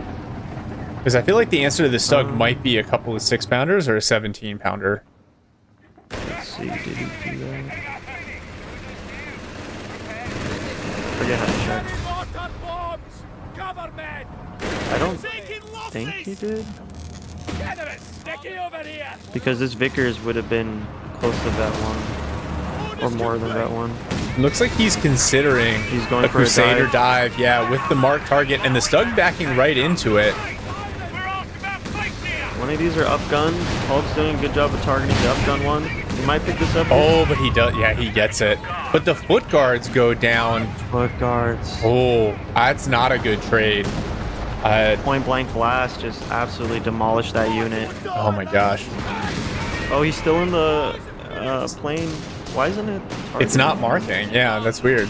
You don't see any active debuff. He's in the circle. And Havoc's 6-pounder decrewed as well. Oh, and he's suppressed completely here. Hulk has, dude, he's so close to the King Tiger. Look at how much resources he's got. Yeah, he really the is. 6-pounder still merges even. He's got the MG to cover. Stug's rolling up too. Oh boy, this is not looking good. Well, the stolen 6-pounder cleared by the Vickers. Yeah, saving grace here for Havoc is that, and none of the Crusaders went down. Yeah, and now Havoc recruits the 6-pounder, but the Vet 3 MG42 on the flank decrews it again. Pack was targeted. You might be right, Orange Pass. It might be one thing at a time. To be honest, I don't use the ability enough to really know it that in depth. So that's a Shark please fix moment, I guess. All right, so one Crusader being refit now. Bet he wishes he could have got a Black Prince right now. Yeah. You just walk up to a Stug and just blast it. Can't really do that with the Crusader. Yeah, I don't know about what Orange Pest said. I thought that it's a complete AoE cover. Someone's just gonna have to go test that. But that would be kind of shitty, to be honest. Excuse my language. If it's just one target at a time, that's kind of lame. Yeah. But you know, it is a strong ability. Okay, we're 30 manpower away from the KT. Let's see it. Let's see it. Can Hulksmash trap himself by getting a KT out? At least there's no rocket run to just absolutely murder this vehicle. All right, yeah. it's here. It's on the field. As UMB says, he's got a good core though. The final boss is here. Yeah, he's got a lot of units to screen for it. He's got P-Grens to push off the infantry, a couple of MGs, a Pack 40, and then Stug to help manage the flanking threat. So first Grant hits the field for Havoc. It's gonna be met immediately with a KT. Yeah, Havoc's got a ton of fuel. The manpower bleed is the problem. KD is even, and he's got a considerable VP lead. I think he probably just needs to stall out VPs here. That's exactly what I was gonna say. Once he sees his KT, he knows what time it is. He's gonna have to. Oh, there we go. Designate target going down. And everything's designated as well. So that must have just been a bug on the previous iteration. Oh my gosh, that Vickers. Nice smoke on the AT gun as well. Havoc revealed now. Immediately popping another Crusader to go with the Grant. Maybe he thinks the answer is to get on the flank of the KT. And the Stug is pushed up way far on the opposite side. I think he might be going for it. Look at this. Grant's pulling up. Crusaders or maybe going for a flanking route. Smoke's about to dissipate, so the 6-pounder's going to be able to shoot. Plane's still up for 20 seconds. This actually might be a fairly quick KT dead. Look at this. Crusader swinging around. Yeah, here they come. Here. Couple of side hits. KT. Stug isn't supporting. AT gun's not set up. KT's got to rotate. Look, oh, it's still bouncing shots. Stug's here to support. Oh, first Crusader murdered. KT on just a fraction of health. Grant moves up, getting some side hits. Oh, one more hit. KT goes down. Oh, get out of here. Oh my god. Just like that.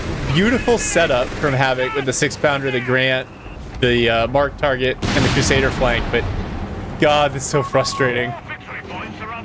Yeah, I mean, okay, that Stug just missed. Okay, so people are going to talk about, maybe, I'm going to just guess that they're going to joke about the KT being bad, but that was honestly really poorly supported.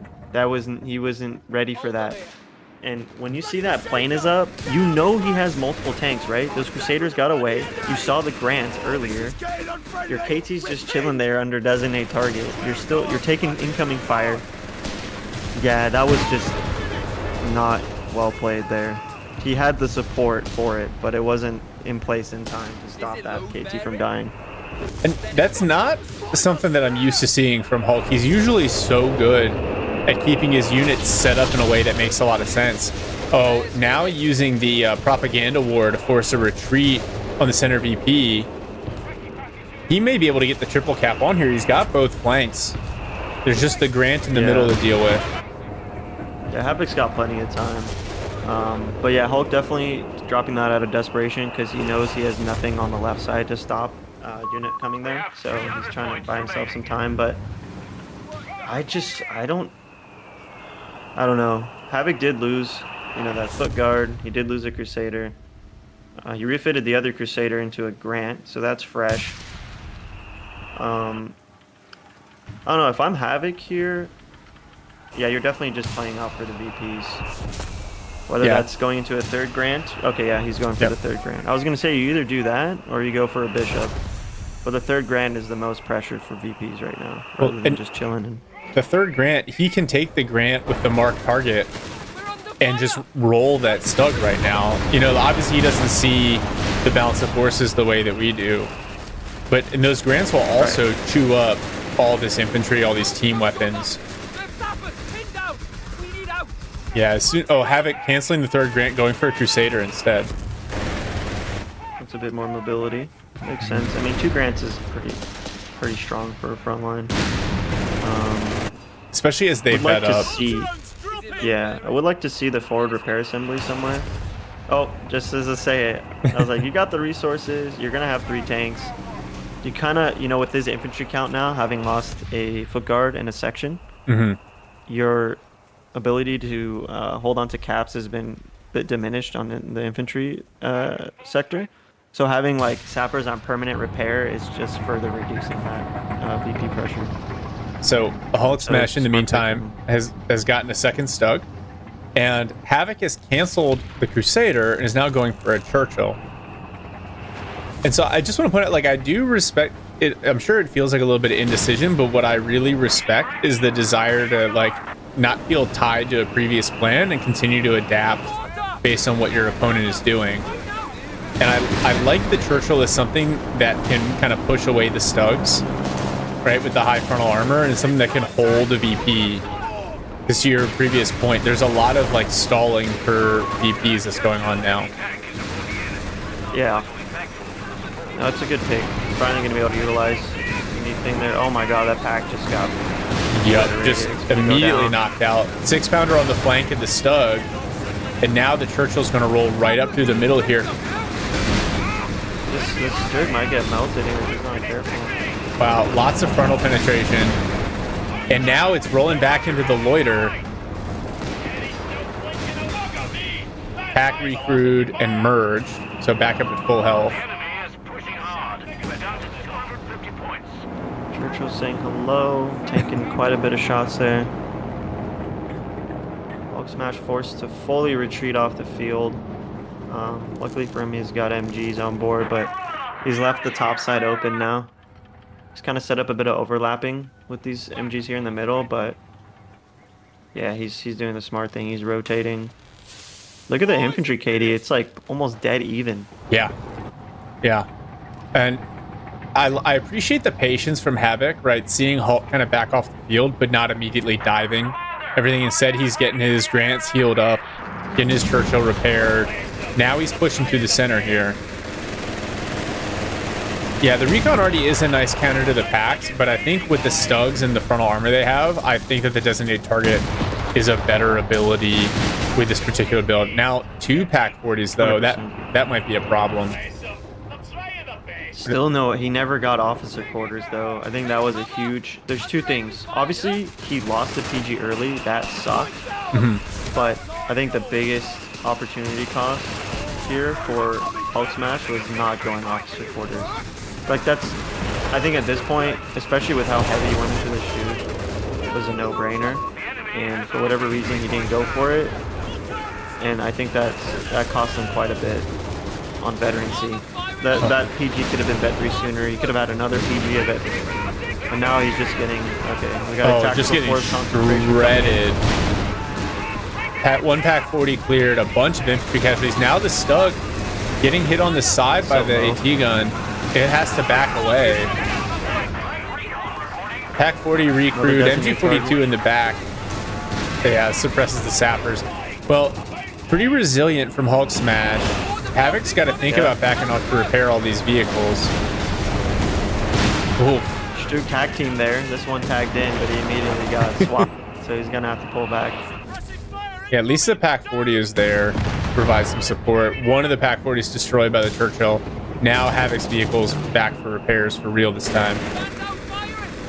And he's got that beautiful AoE repair, so yeah, it's gonna let him take a bunch of damage and increase his uptime. Oh, Sapper just MG here. Yeah, Sapper's almost go down. Havoc teching bishops now. I think that's going to be his answer to these team weapons. I think he's correctly assessed. He doesn't need more tanks. The 2 Grants and the Churchill are plenty. The bishop, though, that is going to be a menace for Hulk to deal with. Yeah. Well, I would have got it a little sooner, but I'm glad that he's going for it now. He does have a decent front line with the tanks. The infantry is a bit lacking, but it's not untenable. You can just roll up with his tanks and just right-click something, so that's always nice. Hulk isn't anywhere close to another KT.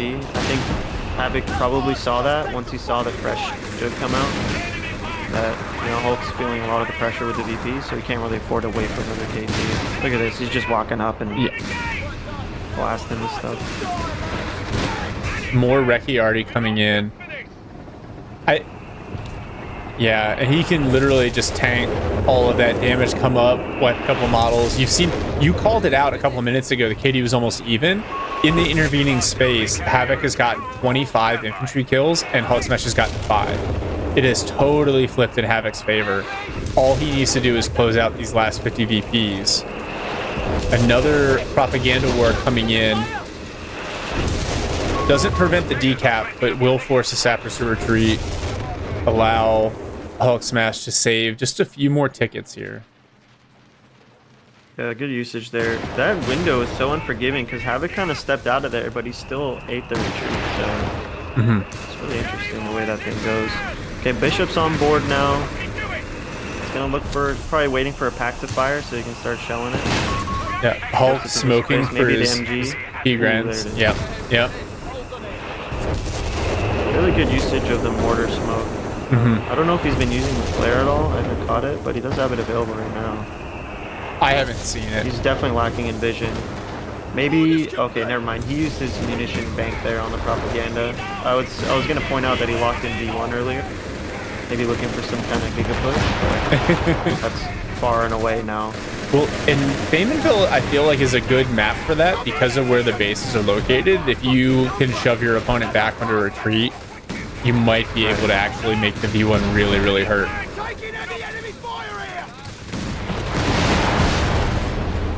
Yeah, even that Pack 40 in the back is just not enough to push away all of these British tanks, especially as they vet up here.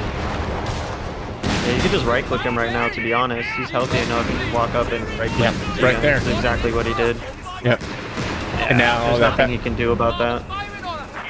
Look at that, just completely obliterated it. Yeah. Even the AT gun was in range to get it. Oh, there's Designate. Maybe he's looking for a play here. Hulksmash is on the back foot.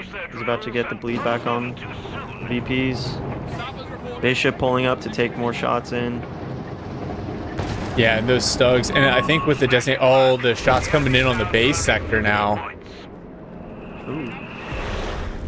Trying to knock out the tier 3. That's not a terrible idea because there's no tier 4 up. So if you knock out the tier 3, then Hulksmash really has no options besides a second KT trap, which he has the fuel for. We could see a second KT here, but I don't think it's really going to be able to accomplish a whole lot. Cheesy wipes. I think he saw the mass retreat and he's like, I'm just going to try to wipe something. You really want to keep using your barrages. Look, the Grants can't even pen the front armor of the KT wreck. That's hilarious to me. Funny. Look at all these sandbags going down, setting up for the final stand. They're in the Reichstag right now.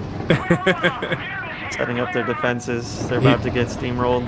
He's about to run over all the sandbags with the Stug, though. All that hard work wasted.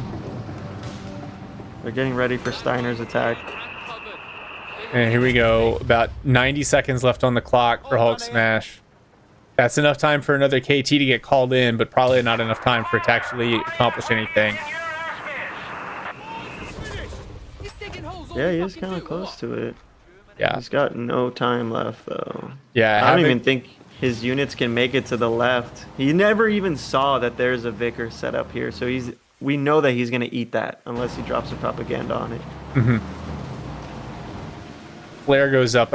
That might have been from the mortar, and it looks like he's going to send Grens out on the flank. We see designate targets come in again, this time on the south right side flank. And Havoc building an HMG nest. Pgren's going to try to make use of this smoke here to get on the center VP.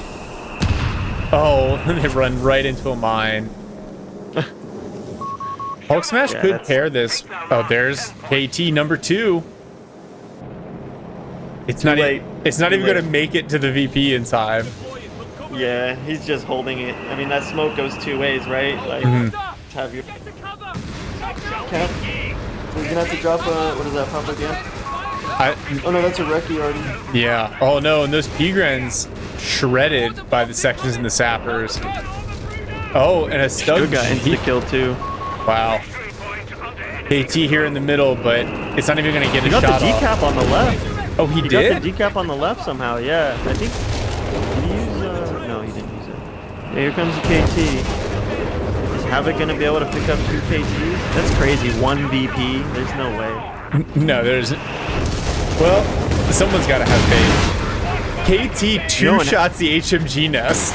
That's awesome. That's all you need to beat Coastals, is you need a KT. Designate targets down. It just went off cooldown. No, there's a sapper on the left. That's game. Yeah, there's nothing here to recap. He could have used propaganda leaflet on the Vickers and kept the Gren there. He still can. He's still got it available to him. That's going to do it. Can you drop it in the fog? There's no vision there. No, I don't think you can. I think that's probably the only thing that kept him. I think he should have used it sooner when he had the Pgren standing there to force all those other units to retreat. That would have been my recommendation, my very, very unqualified recommendation for Hulksmash there. God, I wish it didn't kick you out of the replay. I hate that. Relic, please fix that. Yeah, I want to look at the battlefield. I don't know why it does that. It drives me crazy as well. So instead, I've just got people are forced to look at my face here and these incredible graphics that UMB has made for us. Wow, so that's a good point from GB Pirate. 3 games so far, 3 wins for UKF. So as Ray would say, Axis unplayable. UKFOP. That's a little wild. That was a much longer game. It's a good game. I wasn't expecting Hulk to come back from all those losses earlier on, but he stabilized, harnessed the power of Imperial Dane. You know, he phoned a friend, got Dane on the line, and Dane's like, you know what to do. Here's what before we go in a quick break and tee up the 4th game here. What do you think about Purveyor with the different battle groups? Basically, their need to never go tier 4. Because you saw the previous game, tier 2 probably would have eventually led into a Tiger. And then here, tier 3 into a KT. I also see games and strategies where they roll into like Panthers with mechanized. And so it feels like in the current balance, in the current patch, that Vera can just kind of hang out in the mid-game tiers. Is that a problem in your eyes? Well, you know, I'm just going to give like a generic answer to that. I think it's just a testament to how strong call-ins are. Mm-hmm. You know, why should I build tier 4, invest into that, and then build an inferior unit when I can just build more, you know, of my tier 1, tier 2, tier 3 units, and then just bank resources for a call-in that's a lot stronger than tier 4, especially when the resources go back and forth in a 1v1 like that, where, you know, you may get cut off and have only one tier 4 unit to work with. Mm-hmm. And, you know, that's not going to be as effective as waiting for a call-in, unfortunately. And that's something that you see a lot in the games that are being played right now. even in team games. You know, a lot of people play for those Stas Collins as Wehrmacht Mhm. because you get a tier 4 unit really early. And it's Yeah. the same thing with the heavy tanks.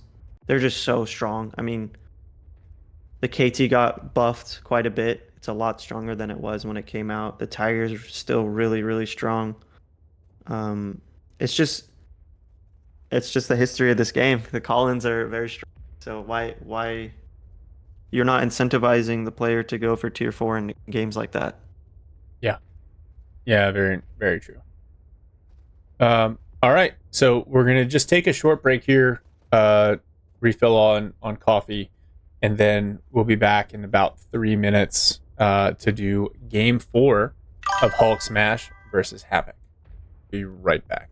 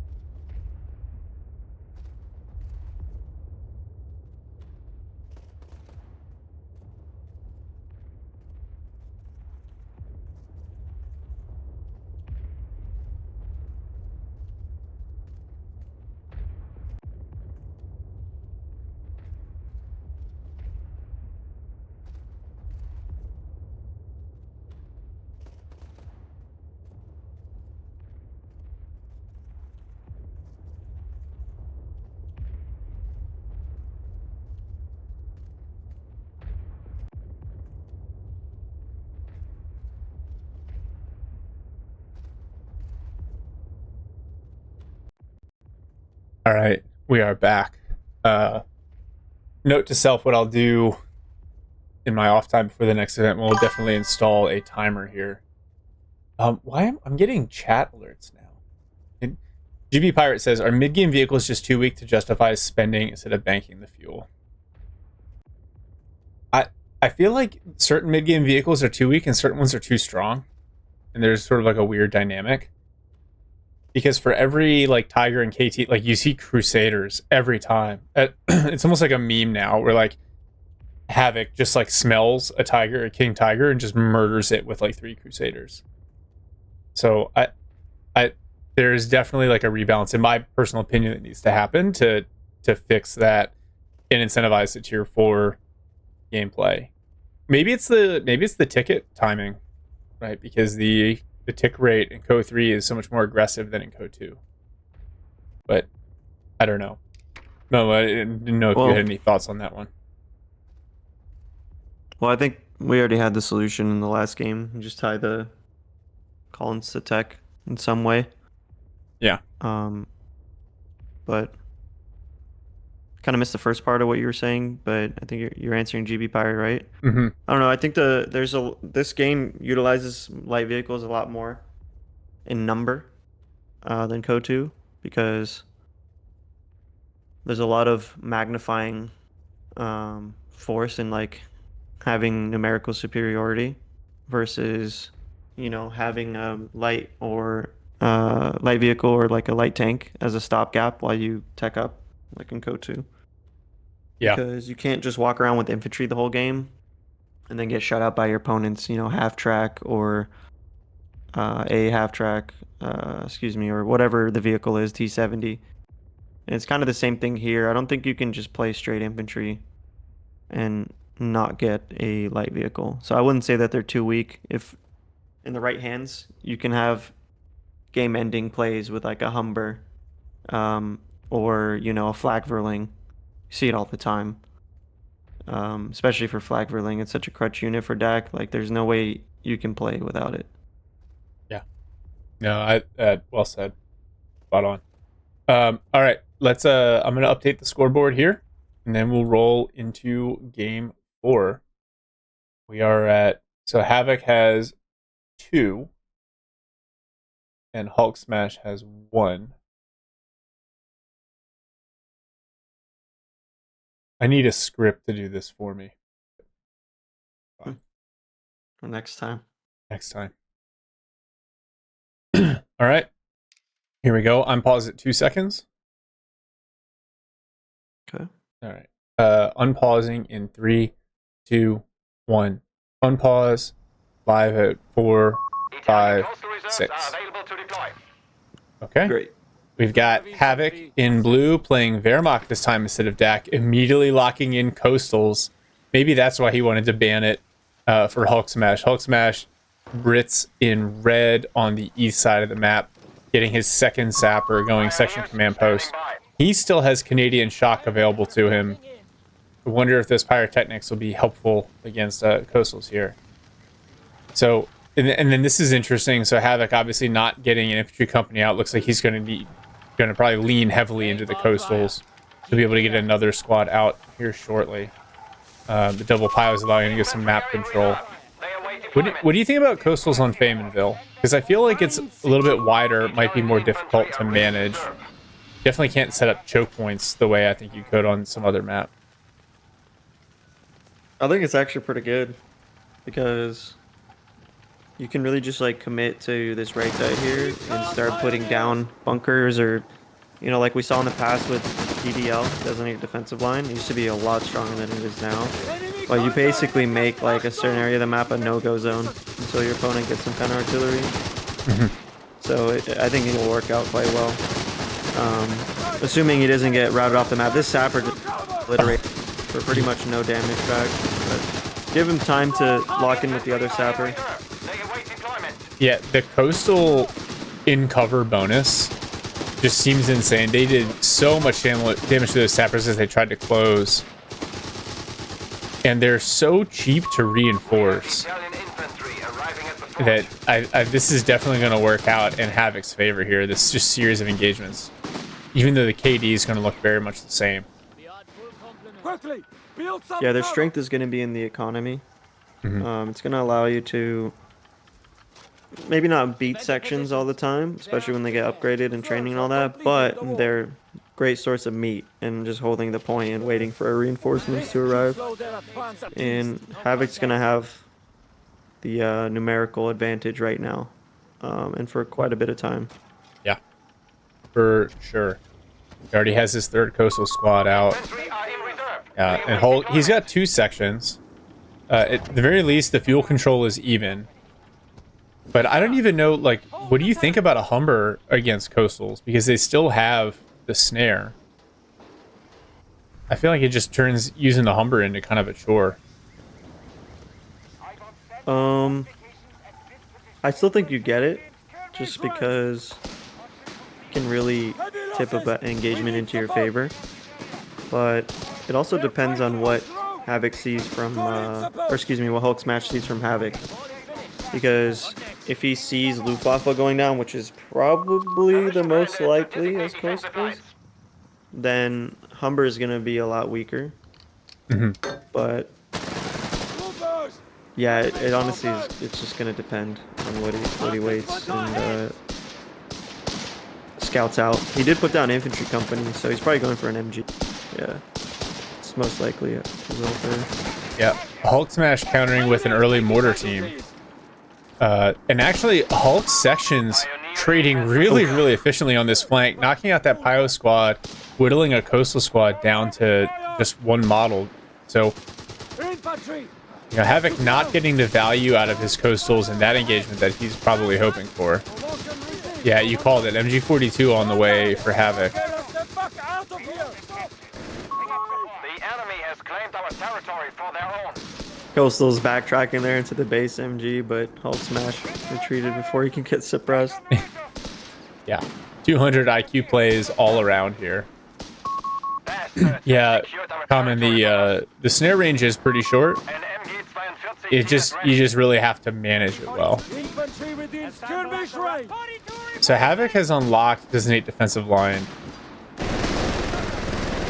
It's not as strong as it used to be. If I remember correctly, like when it first came out, it was almost impossible when someone used, especially on a cutoff, with all the healing and the buffs that it gave you. It made it really difficult to challenge. Shark, it healed and it repaired everything in the circle for everybody. So like in a team game, you just pick like, you know, your cutoff or your fuel, whatever is like the most contentious area of the map that sees the most engagements, and you just make it untouchable. Yeah, no, it seems balanced. Quite annoying to deal with.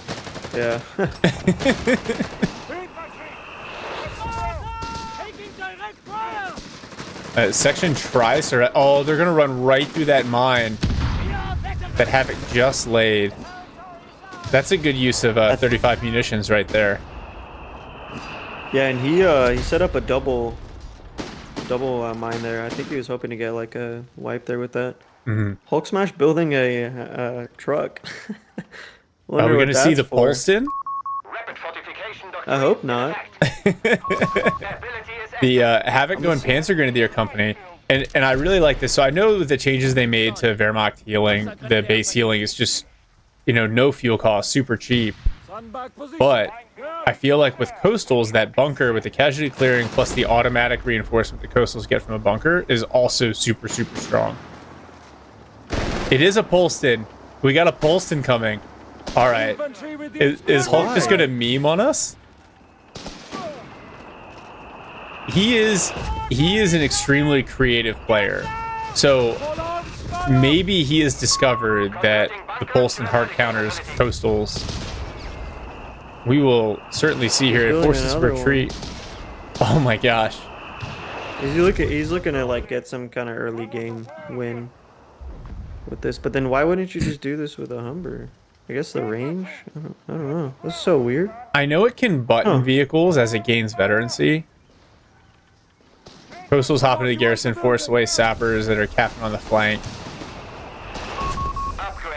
More mortar smoke coming in. Hulksmash's mortar play has been on point. Really impressive all day long. And this is also going Polston. Okay. So double Polston build for Hulksmash. Doing good chunk damage on this MG. Yeah, because it gets a range bonus when it's static. Wow. Well, I kind of expect him to immediately follow it up with light vehicle training. Well, Havoc, his Pack 40 rolls out, and because of the placement, it's going to immediately get a shot off on the Polston. Polston's got to drive away. Yeah, half health, but that MG didn't drop any models, and so you're not actually really imposing any cost, which is the downside there. And I imagine the Polston probably doesn't hold up super well against these mines that Havoc is throwing down everywhere as well. No, wouldn't. I mean, at the end of the day, like, it's just a truck with a big ass gun on the back. Yeah, Like- I mean, if you can keep them alive and then just refit them, I mean, that's not horrible. Havoc going support element, so maybe we'll see Stug G. Where's Dane? You gotta be super And he went pumped. officer quarters. Yeah. The time of the Strug is now. What's that? Yeah, the age of AT guns is over. I appreciate the pop culture references. Like, I get that that's Lord of the Rings combined with Imperial Dane. That's very classy. Yeah, someone needs to make an AI thing of Dane but with like a wear-marked officer cap. Oh my god. Oh, this section snipe the greatest Italian Coastal Reserve rifleman in history. Hits the one shot. Wow. And that was lucky. that whole sequence was nuts because when the section hit that mine, its retreat path totally changed. And that gave that Coastal squad one more shot at it on the way back. That hurts for Hulksmash. Oh no, Pack 40. Looks like first Polson's gonna go down here. Oh, it uses a sight blocker. Yeah. Wow, well done. Good force. Yeah. Good force of the attack ground usage there. You know? You gotta get lucky there, Havoc. That's the only way. Sections hit yet another mine on this point. Yeah, and without Jaegers, Havoc doesn't have any munition sinks. So he can just be throwing mines down everywhere. He did lose the one Pio, but that happens to everybody with Wehrmacht. Things die to a sneeze, just like the scouts, so yeah. Not too big a loss. But yeah, the Muni Sync's interesting because, you know, he could eventually go for the discounted mines and just start spamming them everywhere. Oh, I don't know if we caught it, but he actually, if some of you guys who don't know this, he actually swapped out a Coastal for a PG. You see how he didn't lose a Coastal, but he has two now. Yeah. He swapped it for a PG. That's pretty cool. That's smart. Yeah, Coastals are there for the early game to provide you some manpower support. Oh man, with the PGs on half health, I thought that mortar round was going to do a lot of damage, but it ended up just being smoke. Yeah, it dropped right on his head and just puffed out. He's creeping up this Pack 40 in camouflage. First Stug G here. Hulksmash still has not made a battle group choice. Yeah, he's got a lot of options here. Wow, and the Polson plus the Vickers is just doing a ton of damage to his MG42. This Stug is looking for the Polstons. Look how deep he sent it out. Well, it's very hard to see inside a case-mated gun, so it's just kind of driving around awkwardly right now. Yeah. There's no commander on the hatch. Oh, you know what's a micro mechanic that we don't need in CO3 is unbuttoning vehicles for movement buff versus a protection buff. I know this in some of the other World War II RTSs. Yeah, that would be over the top. Yeah, that's just like a unnecessary tax. Point blank blast going in on the Vickers here. And then he finds Catches the Polston. Yep, cancels that. He did his job. And then whiffs, eats a 6-pounder round. Oh, so Bren section. You're gonna see bundle grenade come in. Nice dodge from Hulksmash. Immediately back to another green cover. And yeah, and the Coastals can't merge. Oh, there's the automatic fire ability. Oh, the Polsons, can the Polson range it from here? I think it can once it's set up. Oh, just outside of range. And I think the P-Grins are... That's some crazy range. Yeah. I think the P-Grins only survive because the Polson stopped just a little bit short. Yeah, now Havoc has a second P-Grin squad on the field. Yeah, he hard built that one. Mm-hmm. It's an interesting build order. Yeah, it is definitely unique. Polson took a shot there from the camo pack, but he reacted in time before the Stu could come and clean it up. You have command points But enabled. yeah, Hulksmash is putting down tier 4 right now. And, you know, he didn't really do that much with the Polstons, to be honest with you here. So hopefully he can keep them both alive and refit. Yeah, I don't know. That was an interesting experiment, but I mean, he could kill this with a PG if he wasn't careful. Yeah. And this Stug chipping away at the Vickers. I'm surprised Havoc didn't use point blank. There it is. There it He's is. gonna kill Oof. this for sure. Yep. Wow. That was so weird from Hulksmash. Why wouldn't you retreat that? And he's probably, Must have just obviously, not he's on the thought other it. side of the map, I think, just microwing multiple engagements. And again, someone like Havoc, like you look away for a second, that gets really dangerous. Yeah, I'm Thomas. surprised he blew up the Vickers. He didn't steal it. He could have easily taken the thing. Oh, the Polson taking a lot of damage. Oh, but the Pack 40 follow-up whiffs. The Polson's gonna get away. How can we play without Nice? Gonna get refitted. Oh, the Bren section hops in that green cover there. One model outside of it, but not enough. And MG42 forced a retreat. That miss would have maybe hit my desk. Yes. Yes, 100%. But one gets refit. He'll keep it on the field for now. But he is, you know, 25 seconds away from a Crusader. What is that? What ability just popped there? Oh, the bunker being built there in the center to cover his cutoff. Oh boy, SimCity time. Magical. Magical bunker sprouting from the ground. No builders in sight. No pop cap. Just living its best life. That's really nice. Hulksmash rolling up, sappers, hitting the coastals with the flamethrower, but they're not trading well. The enemy has claimed our sector.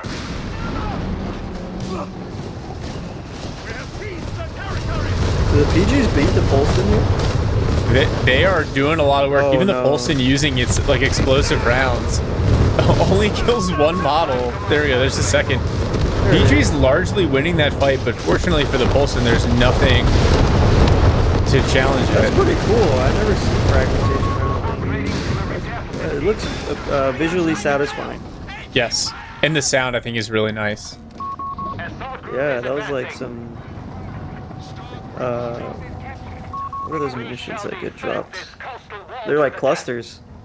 Sounded like cluster bombs. We have lost control of a victory Okay, point. but back to the game. I don't think 2 sections is gonna be enough to even challenge the infantry roster that Havoc has. Like you need 4 sections to be honest with you. And no Or- okay. no tech for him at all. I kind of thought maybe you'd see like a foot guard, the infantry training, something that There it can. is. Foot guard. Okay, yeah, there it is to threaten the Stug. Crusader on the way as well. Just refit the Polston, get a Reakly, or get another section because. Oh, 6-pounder. The first shot was on the side armor of the Stug. Second shot bounces off the front. Pioneer's Oh, going down up north. yeah. Fortunately, the Coastals can build, so he doesn't really need Pioneers for anything. The double Panzergren push here, and the Polson needs to be careful. Bundle grenade coming in on the 6-pounder. Hulksmash dodges it, only loses one model, but the Pigrins, one squad forced to retreat by the Polson. Oh, that's Q. Havoc has the repair bunker down there. He's tag teaming the Shig out. That one's repped up. Yep. Yeah, he should have.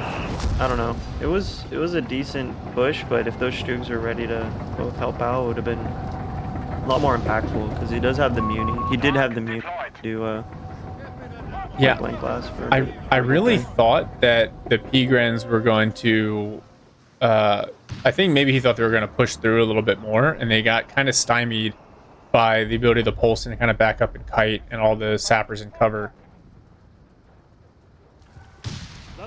Yeah. Crusader revealed itself. It's got a few kills. I think it forced off a coastal off the left side of the map. Guards on field, like you mentioned. No training yet. Still keeping this Pulston around. Havoc queuing up some Dragon's Teeth over here. Typical behavior. Where are they? Oh, they're down. Yeah, he thinks better of it with the Pulse in there. I actually would have liked to see that. Look at this rotation. Pack, Stewed, PG, and Coastal heading over here. Yeah, but Pack Hulksmash is not invisible though. I don't know why that didn't go down. Yeah, Hulk is almost ready for it. He's got his foot guards here. He might be trying to bait this Stug in a little bit. You see the 6-pounder on the flank. Maybe if you can get the foot guards in to stun shot the Stug. You could try to attack ground him too. I think he's kind of not paying attention to the AT gun. Yeah, he's reversing it. PG's gonna be forced back here. Yep. Coastals are not gonna be able to hold this. Pack's gonna have to back up too. This is really dangerous for the Pack right now. He could get cut off and stolen. Oh yeah, it is camouflaged at least. He's lucky that he didn't shoot, because it would have given away the position, and this you would definitely see this guard in Brent's section wrapping around to try to take it. Oh, for sure. Visibility coming clutch there. Oh. Wilson pulling up in the middle. Oh wow. Fully rotating. Paulson immediately get hit by Pack 40, but backs up in time. Nice reaction. And I like this. Hulksmash basically created a little bit of a pocket with his push on the north side, and now he is collapsing it. He forces the MG42 out of position. The Stug force back. It's got to respect foot guards. Oh, MG42 could take a lot of damage on retreat. Point blank blast from the Stug saves. Forces away the foot guards. Yeah, he scared him away there. Could have thrown a gammon bomb maybe. Did he have the? Oh yeah, he's got plenty. Yeah, he's got all the munitions. So he's gone Indian artillery. So he's got the manpower hacks now as well. Maybe we'll see another foot guard. Yeah, he locked in a bit earlier. That's unfortunate. We could have seen some Thompson Gurkhas or something. This Polson, just refit it, dude, please. Now this is dangerous. So Havoc's put down a bunch of the Dragon's Teeth on the south side. The Crusaders got to respect that. Oh, perimeter monitor. Yeah.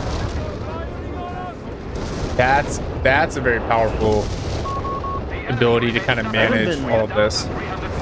I haven't seen it being used in a long time. Is it any? Does anyone know? There we go. He refitted the stupid truck. Oh my God. Tell us how you really feel, Momo. Dude, that was honestly like very little impact on the both of them. It's a miracle that he's able to get rid of them, because having built those 0 impact and then just watching them blow up would have been so tragic for him. So this is crazy. So then he refits one of his Crusaders. He still has one out on the field in the corner. He's going Hulksmash going infantry training. It doesn't have like grants unlocked.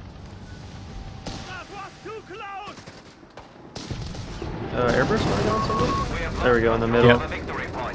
Havoc does not catch it. Let's start coming down. Wait, was it Airburst? No, I don't think it was. What the heck was that? Was that Warcry? I heard. No, it wasn't Warcry. I can't see. I saw orange flares. Oh, it might have been that's the. Oh no, that's just the perimeter. Oh, that was the the Reakly. Yeah. Sorry, I'm looking at the battle capabilities. Yeah, you're right. And the thing on cooldown is the perimeter monitor.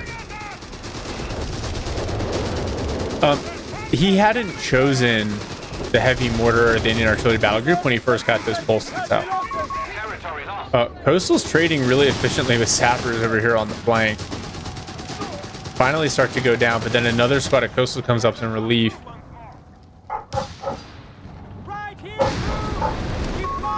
Really, this game's playing out so weirdly, dude.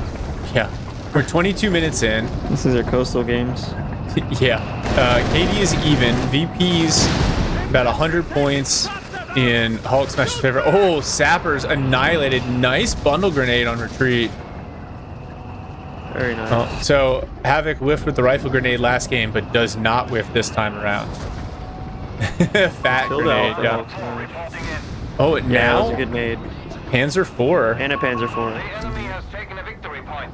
and Hulksmash is going Matilda. Okay.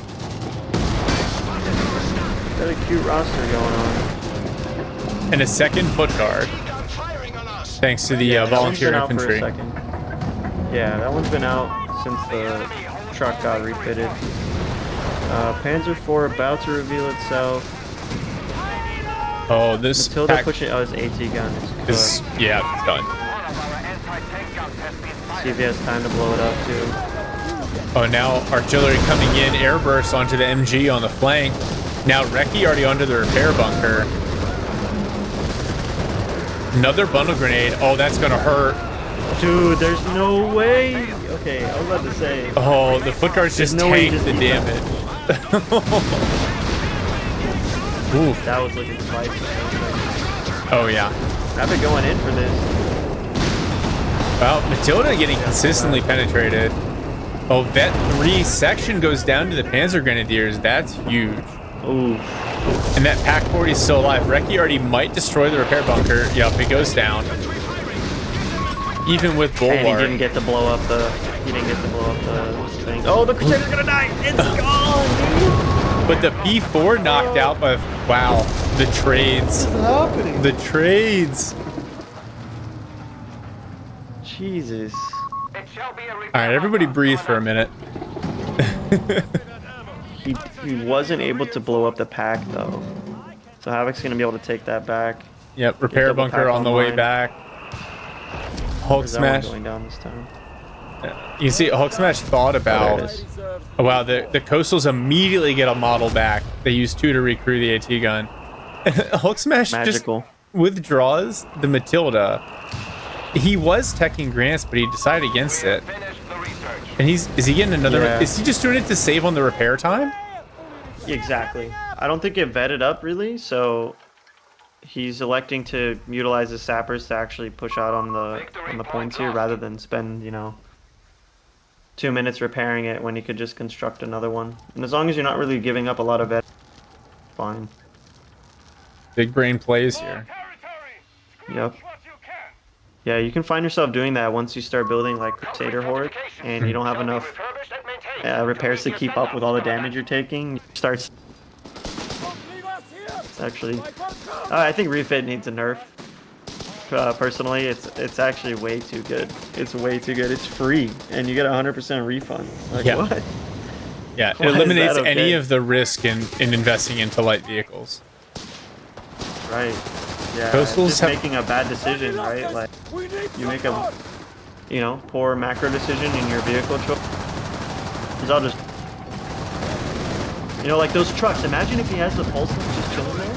I'm not saying that refit should be removed, but there needs to be a cost associated with it, and at the very least a cooldown too. But anyways, Yeah, this 6-pounder is big in a engagement. great spot. And Footguard's doing a lot of damage to these Stugs as well. Matilda on the flank can threaten these Panzer Grenadiers. They move up and close. I expect we'll see a bundle grenade. Gamma Bomb comes in. yeah, here it is, Gamma Bomb. Yep. Tag out the second Footguard section here. And it looks like Hulk's going to rotate into the middle. He successfully defended that VP. Going to try to apply some pressure in the middle. You already see the smoke coming in. Look at the forethought. As he's rotating his units over, smoke comes in. First Grant on the way.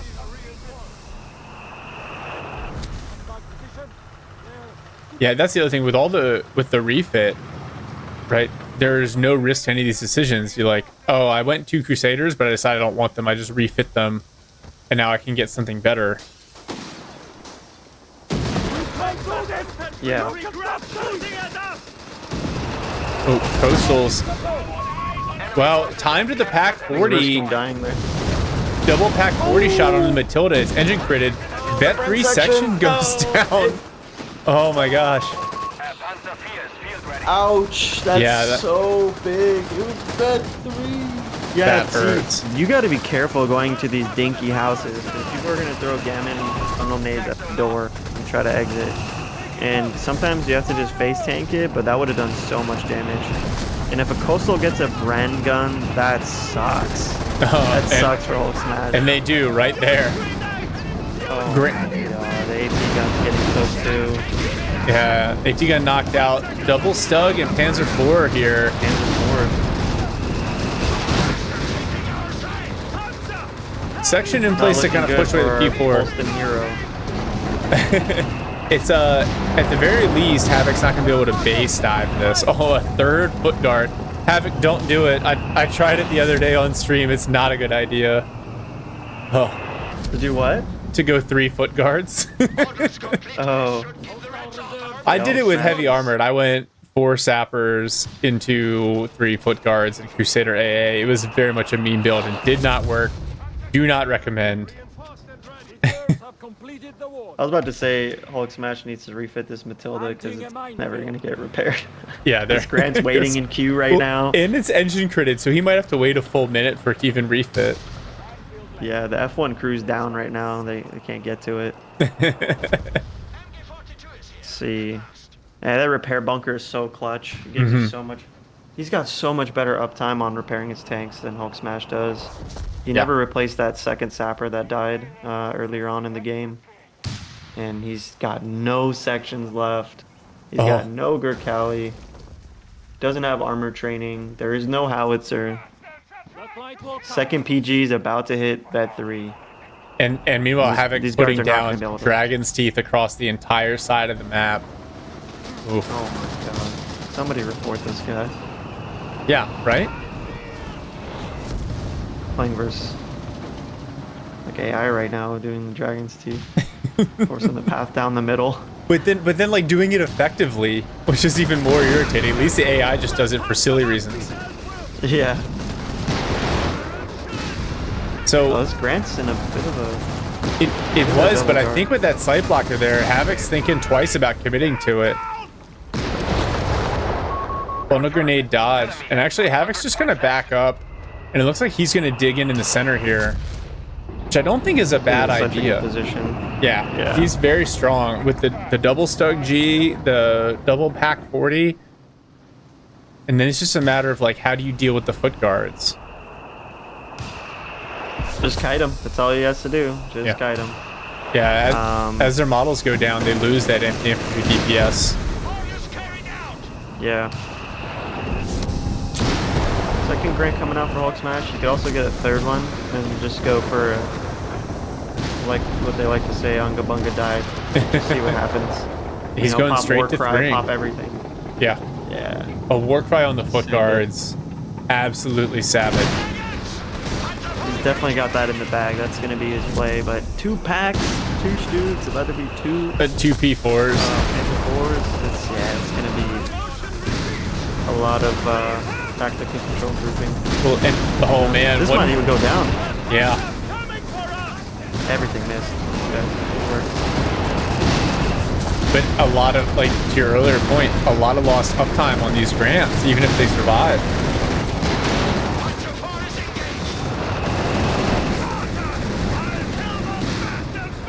Oh man, Hulksmash really getting pushed back here. Another P4, and then I feel like Havoc, he's pretty close to being pop capped, but he can just invest in the tier 4 officers' quarters, in the side skirts, Yep. and just make this even more painful. And then if he's got the manpower, just Sim City it up here. 100%. I mean, this is where you're just so comfortable. You got a good roster. You have a 7-man Bren coastal. You have 2 packs. Good variety on your armor. And you're bleeding your opponent down. All the initiative is on Hulksmash, and Havoc's playing, you know, one of the best defensive dogs in the game, so. Yeah. It's looking pretty, and he's getting all this time to just spam mines everywhere.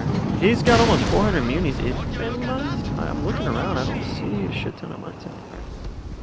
No, I missed opportunity there. There were a lot of early mines. We've seen a lot fewer as the game has gone on. Understood. MG42 upgrade on the way. Yeah, he needs to get on that because they only cost 19 munis now. Wow. Yeah, he could put down like, I don't know, like 30 mines if he wanted to.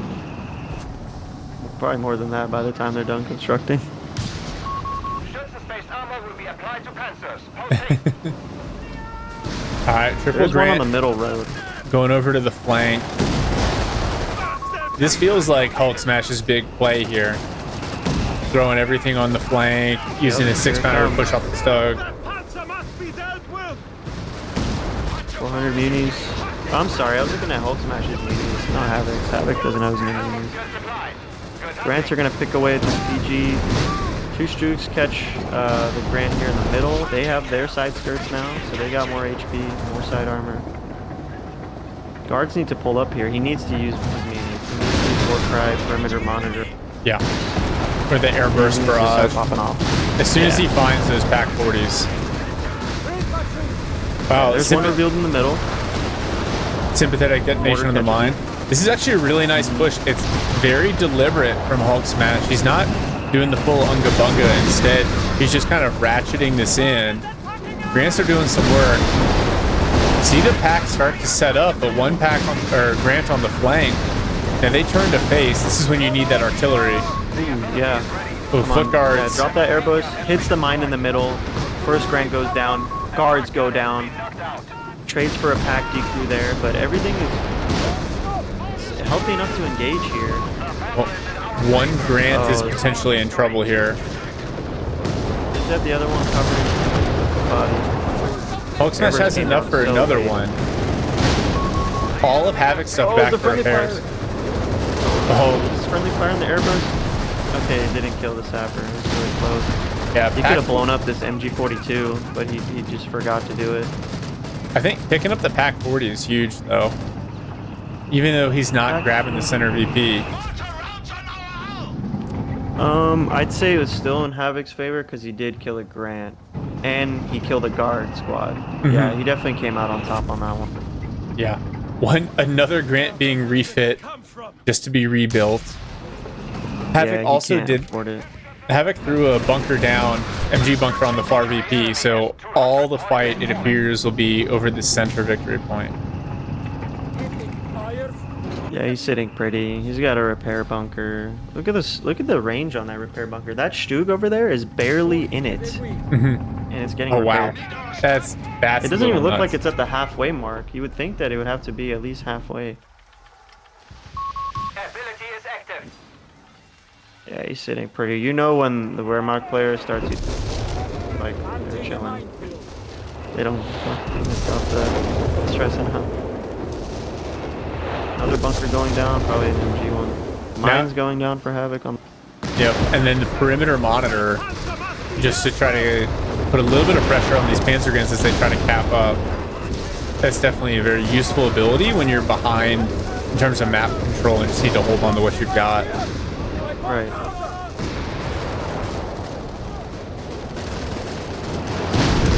I like the placement from the AT guns protecting the Grant's flank here. Yeah, it's nicely layered. They're not blobbed up. Bet 3 on the shot. Well, artillery coming out of the P4s in the center. 2 Grants pushing into the middle here, trying to catch out this Panzer IV group. Well, Grant on the left flank. These Stugs are so healthy. Yeah. It's on hold fire. Actually, that 6-pounder replacement plus the foot cars. Now the Sug's got to back out. The 2 Grants rolling through the center. That was so close. Hulk doing everything he can to stay into this. Yeah. Another Grant getting refit there. And then a third P4 on the way. Enemy forces have captured. Yeah, he's got the pop cap. Losing that pack. Hold the line. Now some space and the MG getting decrewed. I think he got to blow it up this time. Yeah, he did. There we go. DDL finally going down. I forgot to bring it up, but you know he never used it, and it's still solid, especially at this point in the game. when you see Havoc's got the Muni income under control, he's at plus 50 now with that entire south side of the map tapped up. And that, I think, is going to factor in really nicely with some of these upgrades, some of the bunkers that he's placing down. Meanwhile, Hulksmash going for the armored vehicle training, which I think will help these grants, but it's kind of like a critical mass on Havoc's side. I worry about his ability to push through here. Yeah, and Havoc's got... He didn't buy officer quarters on tier 4, but 2 of his Panzer IVs do have Vet 1. So if he does go for some kind of offensive play, he can pop that Vet 1. That gives him 40% more rate of fire and try to close out some kills. Let's see, is that... Okay, no, he's just moving them all together. Yeah, I think, you know, P4s individually can feel a little underwhelming, but in a pack like this, just deal so much damage. If you catch an infantry squad out on like a rough retreat path, it's game over. Even these foot guards who are pretty chonky. Yeah, Havoc's, look at his infantry. They're all fully vetted up. Mine's going down. Oh, this coastal even has a bazooka. It's a bazooka Bren coastal. MVP. I wonder if that's the same coastal that sniped the infantry section earlier in the game. It'd be fitting. He's just blessed. Yeah, it's just a blessed squad. Alright, Hulk smoking. Whether or not he knew those tanks were there, just that preparatory smoking to try to get it on the center VP, it's going to work pretty nicely. Oh my god, the Sapper's first volley down to one model. Footguard's also eating a ton of damage. Grant on the flank getting pushed by the Stugs. Yeah, the Footguards have higher health, so they can take a little bit more, but they're going to start to get whittled down here by these P3s. See the Panther Force charge in. Yep, trying to clear the Vickers. Well, one almost goes down. Vickers cleared. Now still impact 40. That's not going to hold up against his Panzer Grenadiers. Airburst Barrage comes in on the center VP. Wow, like a GG push here. Yeah, look, the one member of the Pack 40 squad is sitting on it. So Havoc's going to grab the center VP again. Still impact 40 about to be cleared by the P4s if they stop whipping for a second. Oh, yeah, this looks like game for Hulksmash. Yeah, I don't think the grants can hold up. 6-pounder recruit. But there's just too much health here. Yeah, I think Hulksmash needed a 17-pounder a long time ago. Oh, wow. Could have just pelted away at range. That P4, you see it bounce that shot? Oh, it feels bad, man. Yeah, that's a big feels bad. Soul in the wound. 6-pounder. Is he at least going to be able to get this streak? Watch it just bounce, watch. Yep. On the front armor. Oh, it doesn't even get the shot off. He didn't even go for the attack. The guards are trying to roll in though. They think about it, but look at the placement, the MG bunker. Havoc learned from the previous push, and now P4's on the retreat path. Grants roll up, one knocked out. Another one about to go down. Yeah. Smoked by the Stug G.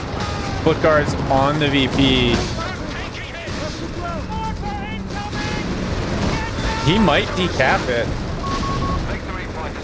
It doesn't matter. Yeah. Well played though. That was a long drawn out game. There were some opportunities for Hulksmash to change his build around a bit.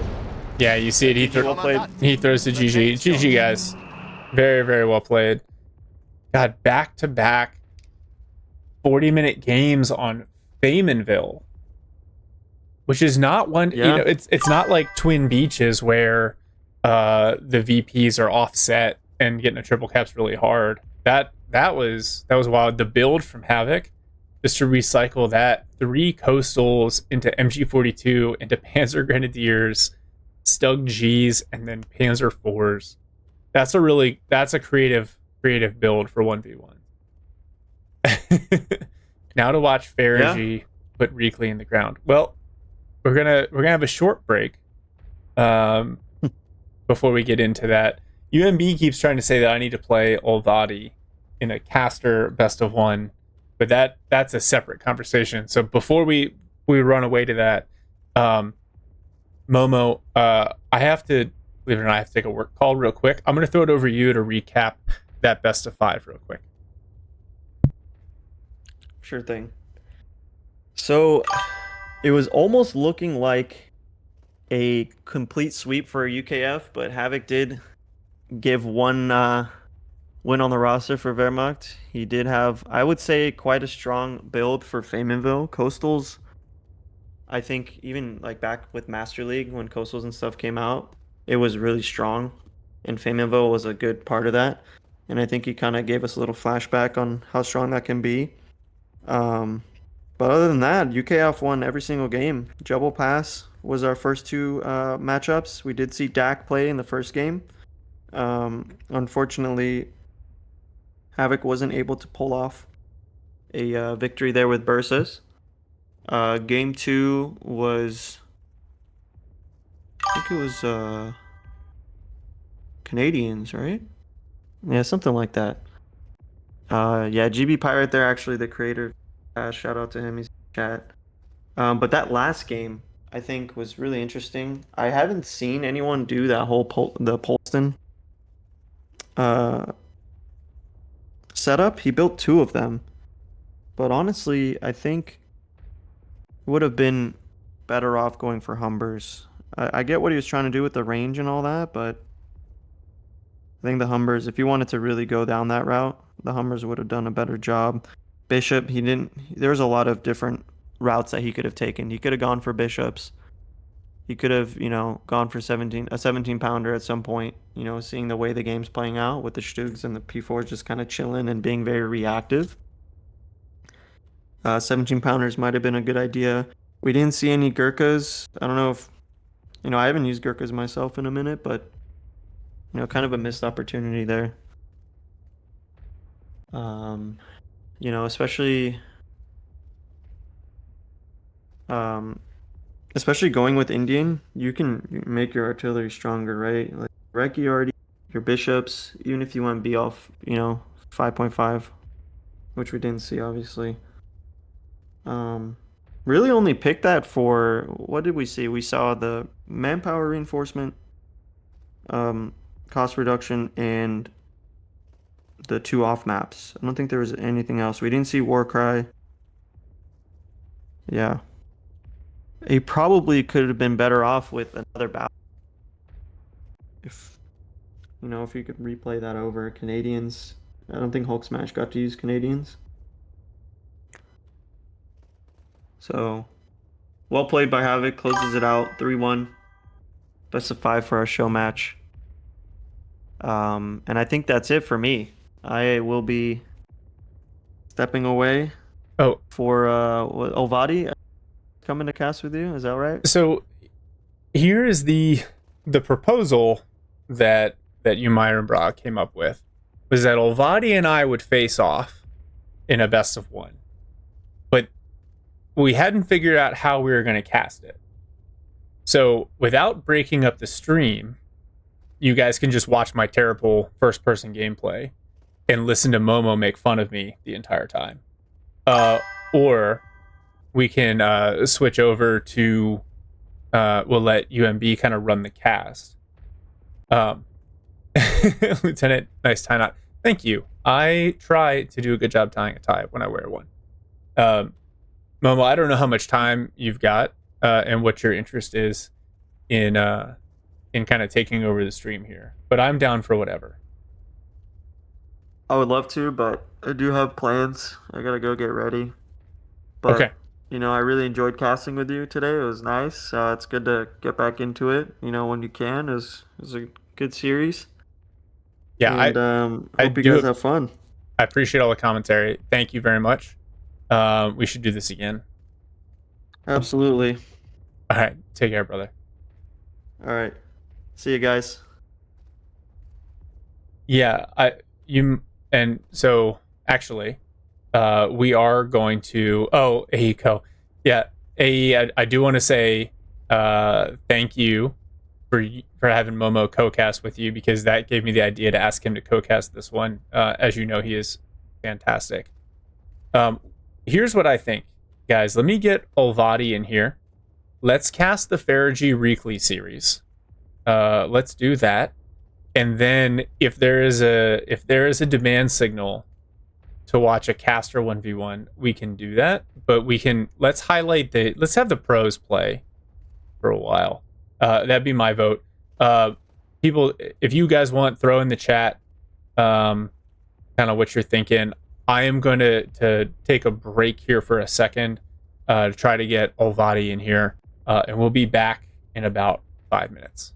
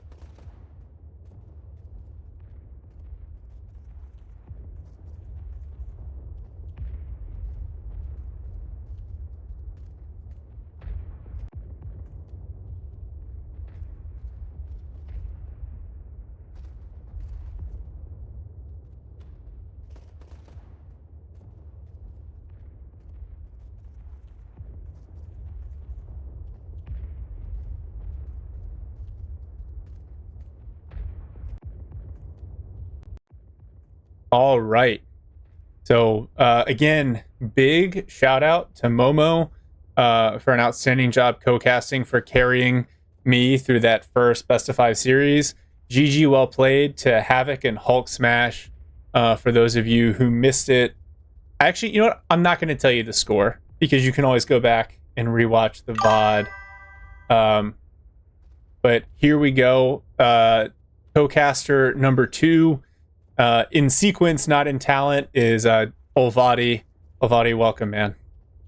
A wonderful good day, everyone. So Game set number 2 would deliver as well as set number 1. Was a blast to watch. Thank you. Yeah, I thought it was a lot of fun. We saw some really, really original builds here. And I'm going to ask you, I just threw the battle group ban up on the preview here, but do you want to plug the Meta Plays tournament a little bit? I just wanted you to get a chance to highlight the work you guys are doing over there. Yeah, sure. So it's the 2nd season that we're running currently, and it's the 6th tournament coming up next month. I'm so bad with numbers, but it's a 1v1 tournament that's open sign up to everyone. You can sign up over the Meta Plays website. We also have a Discord. Feel free to check it out. And yeah, so far we have amazing games. We had really, really good games, like the finals last week. Ferig against Ray was an amazing best of 5. We also had plenty of shark casts there already, so if you want to see those, you definitely should check it out. And yeah, and I'm hyped to see more. I think Ferig against Reakly is something we didn't saw yet on the Meta Plays channel, so I'm definitely hyped to see it over here. Yeah, it is really cool to see all these kind of community built competitions. And one thing that I really like about Meta Plays and about this series so far is we've seen a lot of off meta stuff, and that's been really fun. It's good to see like the off meta tactics in the hands of players that are good enough to make it work and use it creatively. Olvadi's volume's a little low. Okay, yeah, give me 1 second here, and I will boost him up. That's an easy fix.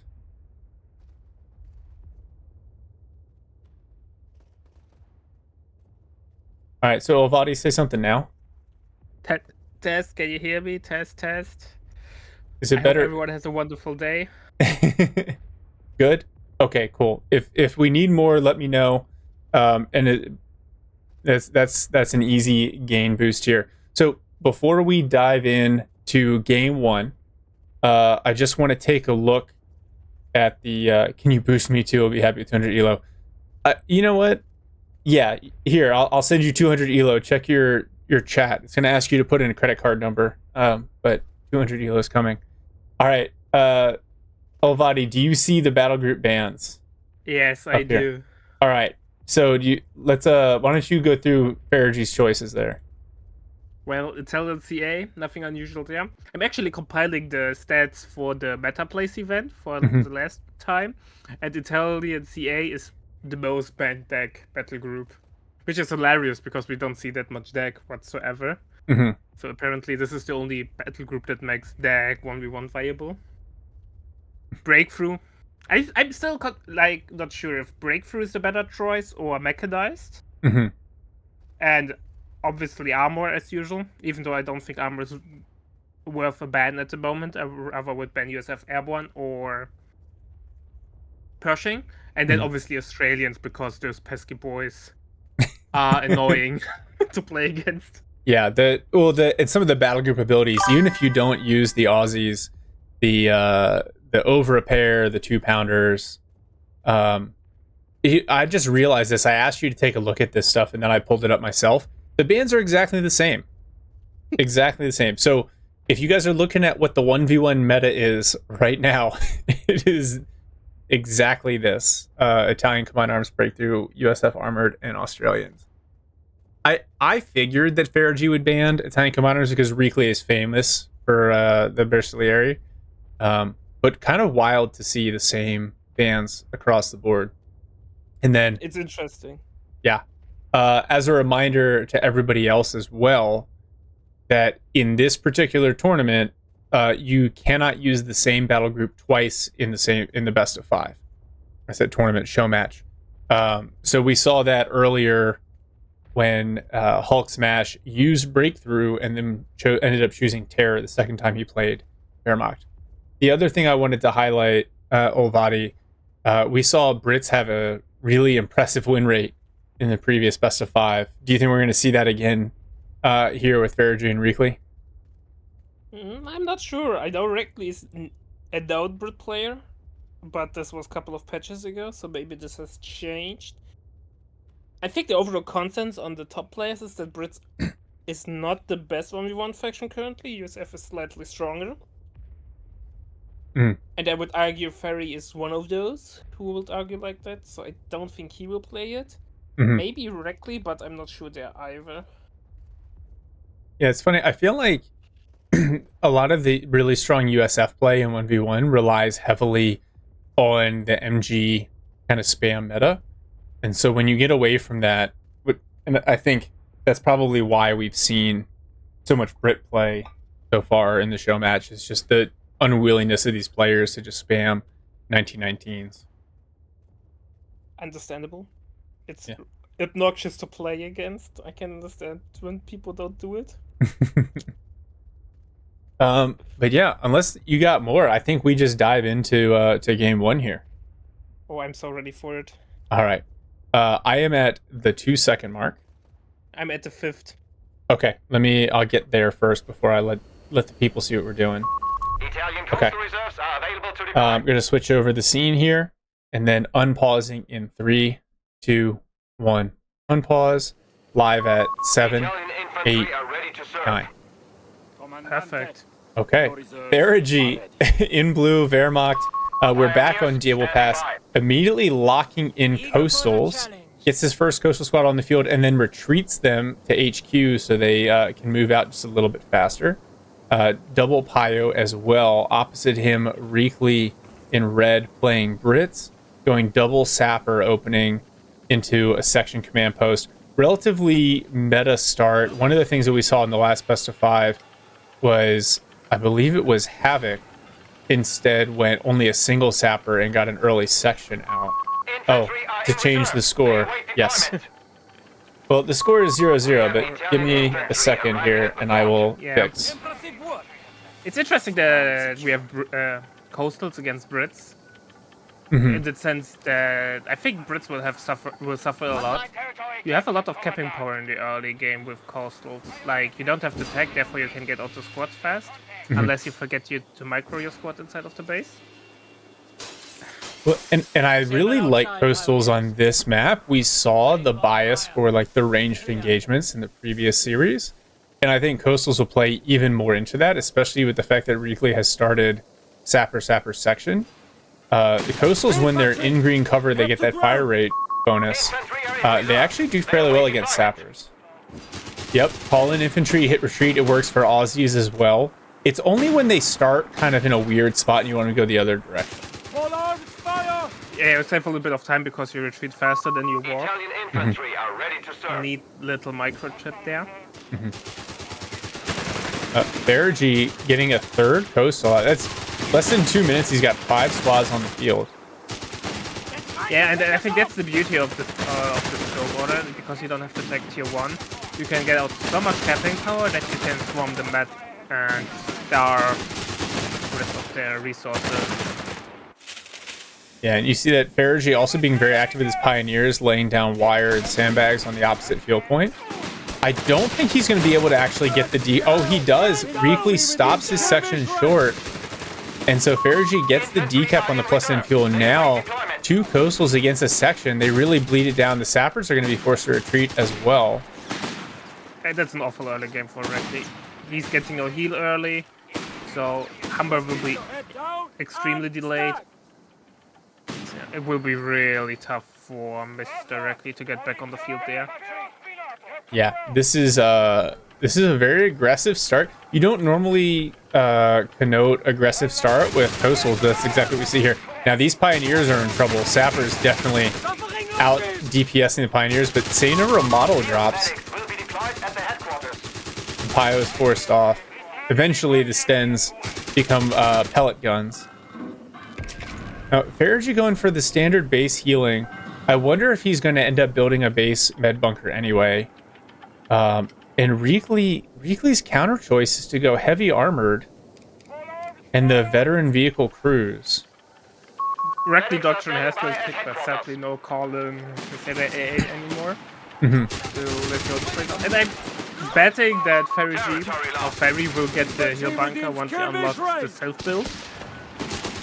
Just because, yeah, you get the free reinforcement with the coastals. He's second Luftwaffe company now, which is also not a huge surprise. I think the Jaegers just do better at their kind of ranges on this map. Yeah, and their mobility, right? The map is so big that the AT would take forever to switch map. Yes. Alright, Reakly's got his first section out here with the Recce package. And now map control evened out briefly, but Ferig pushing onto the opposite side. Just kind of grabbing this cutoff and this +5 fuel point. Wow, the sandbags build so fast now. It's wild. I think it's a good change. What's that? Ferry never kept any ammo. He just started capping ammo, so he's really an ammo disadvantage. And I think playing with tier 2 or with Luftwaffe, not having ammo is a huge downside. I agree with you. He really prioritized the fuel control. Maybe his thought process is the early verbal. Yeah, I think rough is a little bit greedy, but the early is a bit good timing. It makes sense. Reakly's still far off from a Humber. Well, yeah, because he's just now putting down his platoon command post. Yeah. And now 2-2-1 coming out from Ferig. I think that's good. I think that forces Reakly into some tough decisions. Just with the damage it can do, its mobility moving around the map, and then the option to convert to Panzerbuchse. And yeah, I think this matchup will really for Reakly it will be a break point if he can keep the Humber alive against the Panzerbuchse. If the Humber dies really early on, that might be sealing the deal there, because the map is so big, it will be really hard to keep map control without the Humber. yeah, to answer the question, so Ferig did get the healing upgrade in base. Alright, 2-2-1 is here. Players swapping +10 fuel points. So much wire on this map. GB Really Pirates. interesting. Go ahead. Even though Ferry completely prioritized all the fuel control, he has no fuel lead. Meanwhile, Reakly has nearly 100 more ammo and come through the whole game. Yeah. Did not work out whatsoever what Ferry planned there with the early treasure. Also worth noting though, Ferig does have the VP lead. The thing that's crazy to me is the KD is in his favor despite using what you generally consider to be inferior troops in the coastals and Pios. Yeah, that's true. That's true. Like I said, the capping power of the coastals are really the point, or making a dent there for sure. Well, they're also just, if you can keep them in green cover and engaging at range, they trade really, even if not like effectively in terms of models, they trade very efficiently in terms of manpower. All right, Humber is here from Reakly. Ferig has a flak 30 on the field, and then the potential to upgrade the Panzerbuchse on his 2-2-1. Reakly immediately finds a nice dodge of the snare with the Humber. He finds the 2-2-1. I don't think the 2-2-1's dodging the other way around, and now the snare is going to come in. That was insanely well microplayed, Ferry. Yeah. This was just amazingly well played. Yeah, wrapping around the 2-2-1 in that direction, really, really well played. And yeah, Reakly doesn't have grenades tech, so he can't try to snare. And now with the flak 30 in that central position, the Humber basically has a no-go zone, especially at half health. We see a double play there, double 20 move flak and double Humber on the way. Yeah, there's a very ugly clip on Twitch of me trying to use a double Humber. and it not working very well. Like the biggest misplay of misplays. Reakly, one though, is going to have both +10 fuels and has Ferig on the VP bleed. Meanwhile, Ferig getting the Panzerbuchse upgrade on his 221 while it repairs in headquarters. 2 centimeter flak gun and crew deployed. Like you called, second flak 30 on the way. I kind of wonder though if the early power of the Coastals is fading a little bit for Ferig, and how he's going to adapt to this. As Momo pointed out in the previous game, you can convert Coastals into Jaegers and Panzer Grenadiers at the I think they changed that. I Oh, think we they removed that. We saw Havoc do it in the previous game. Okay, never mind. I have no I think idea. it's still a thing, at least for now.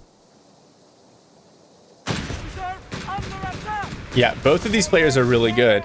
This will not shock anyone here, but we asked Ferig to play, and then the trick became finding someone at his cap that could even challenge him in a 1v1.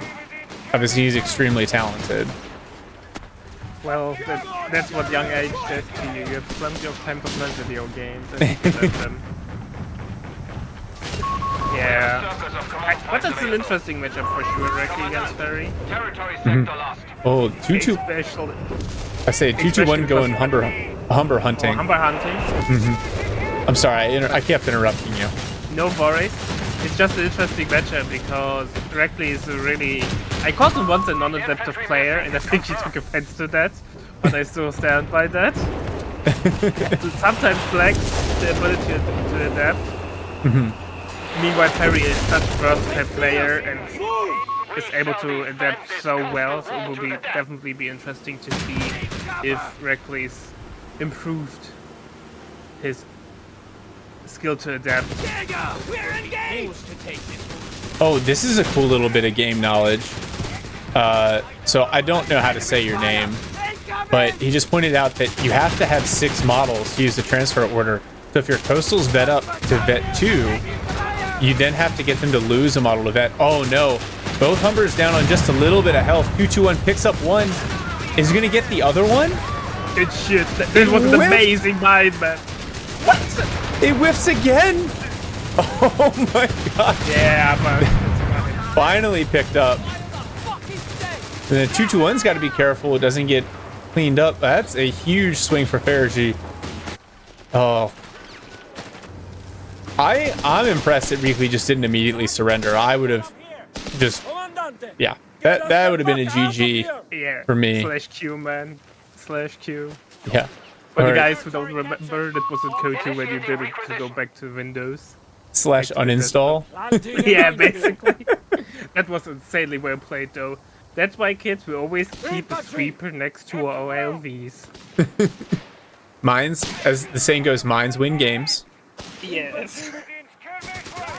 That will now insanely hard to Reakly to come back. He lost 2 Humbers with nearly no impact. Yeah. So his attacking will be delayed. Meanwhile, Ferig is... I'm not sure what he's planning if he will go Wirbelwind. He unlocks support elements, so Wirbelwind is an option. Yeah. He's got the resources for one right now. I feel like he's in a position... A little bit of environmental damage there. On the Pioneers. I feel like Ferig's in the position to go Wirbelwind and just drive the point home. I think Reakly's... He's feeling that threat there. You see the 6-pounder out. It will be insanely hard though to play with the 6-pounder around. Like I said earlier, the map is really big. Therefore, the AT gun will be never in position where the Wirbel is. Reakly has the infantry training, but not snares. And so that is going to make life a little difficult. A little piece of wire down here blocking one of the doors on this garrison. That's a smart decision. Force the section to run around to the front side to try to get in the building. By the way, elevation saves the Flamer Pioneer in the middle, because all the shots are going into the stone rubble pile there. I love that. Wirbels on the field is really hard. Yep. Now Ferig throwing the med bunker down in HQ this is, we've talked about before, really smart with coastals because they get free reinforcements from the bunker. So not only do you get casualty clearing and double healing, but every time you retreat your coastals, they're likely to get a free model anyway. So that's the Wehrmacht version of manpower hacks. Oh, and these sappers, this is a painful retreat path. 6-pounder is there, but won't be able to stop the whirlwind from cleaning this up. Ferig takes the first shot and says, yeah, you know what, that's okay. I'll eat another one too in exchange for that sapper. Yeah, it's not possible anymore for Reakly to play the flanks. Every time he will go on the flank, he will lose the squad. The Wilbur will just chase it down. It's Yeah. not happening anytime. So Reakly teching to tier 4. What do you think? How do you think he's going to work his way back into this game? Well, picking up this Pioneer will help. Not really, because the Pioneer will make it home. And the wall is saving the Pioneer again. Oh. I don't know, to be honest, how Reakly can make it back into the game. I thought he would stall into Black Thread, but there's obviously no option. Or not possible. Well, and I feel like on a map like this, a Black Prince is just a trap. It's so slow, and Ferig can build martyrs. And actually, Ferig could get a second Werble here. And I feel like that would just be a GG. Even with the 2 AT guns on the field. But Reakly set up a nice little engagement area for these Jaegers. They take a little bit of damage. Oh man, mine's just going off left and right. Yeah, the sweeper, and since the sweeper died, it's even worse. And of course the wall unlocked. The mines are that cheap. Yeah. That 19 munis for a shoe mine. Reakly chasing this Black 30 with some sappers. He will never get it. No, he's not gonna get that. But then the Whirlwind, it is capable, but it's on just a little bit of health. You just got to be careful. Now he's got a martyr out, potentially deal with whatever Crusader dive that you imagine is coming. I think the Armada is a little bit of an overreaction there. He knows Reakly went double Humber, he lost both of them. We have finished the research. And if the Reakly goes for a Crusader, he still has the 2-1 and potential strike upgrade. So I'm not sure if he needs like preemptive AT there.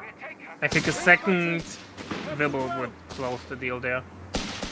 Did Ferig must have converted one of his coastals into that Jaeger squad? Looks like it. Let me check if he lost any. Yeah, I don't remember him losing a coastal squad. According to the overlay, he lost one. But I don't know if converting counts as losing the squad or not. That's fair. Because it definitely says, coastal squad killed when you do the conversion. Now, Reakly is doing exactly what you said he shouldn't do, and he's very spread out. Oh, wow.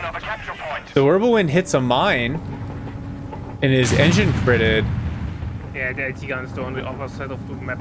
Will never catch up in time. Yeah, there's a second one here, and actually could also damage the martyr, but with the coastals there in that building, Reakly has to be very deliberate. Instead, he's going to send his Crusader to the opposite side here. The Jaegers are upgraded with Shreks. They get suppressed when they hit a mine section on them, so they're forced to retreat. Reakly's got a moment where he could potentially push this. Right, you got Jaeger Shreks on retreat, Martyr kind of on the flank is rotating over. You see more mines going down. Ferig is just going to mine up this entire map. And that's Crusader. Oh boy. With the Panzerbuchse and the Martyr. I would throw the 2-1 for it. Reakly already comes in. Black 30 already cleared. Well, the Crusader is going to get away. This micro from Ferig not to use the button vehicle ability, for sure. Otherwise would have killed the Crusader there.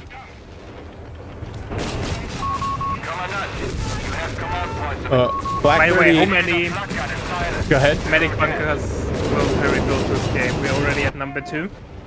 Did he build one up? Oh, he did. He built one forward. I think he's good on munitions at plus 52. He's a Ferig playing with his food. All these mines. Reakly's just gonna... Actually, KD dead even, but it feels like his squads are just bleeding. But somehow the section crawls into the building. Ah, good old building breaks. Yeah, I The enemy has think that section needs to get out of there, down to a single model. Double AT gun is now out. The trap is set. However, no support weapon training.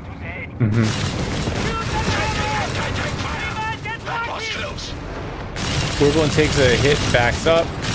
Crusader trying to pursue the Flak 30, but the Martyr in the back. Does it see? There it does. Yeah, it immediately trades out the Crusader. Dangerous play to go for the hold down on the Martyr, because it takes so forever to get rid of it. Yeah. And then against double AT gun. The Jaegers go for a flank, hit a mine. The Sappers go for a flank and hit a mine. Gentlemen, sweepers, please. Sweepers, please. Exactly. It is zoomed all the way out. This is what the game looks like. Unfortunately, no strategic zoom cast here. They had that a long time ago. Alright, what did Ferig just tech?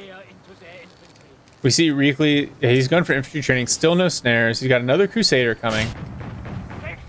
I don't, with all these mines, I feel like the Crusader train is not the way to go.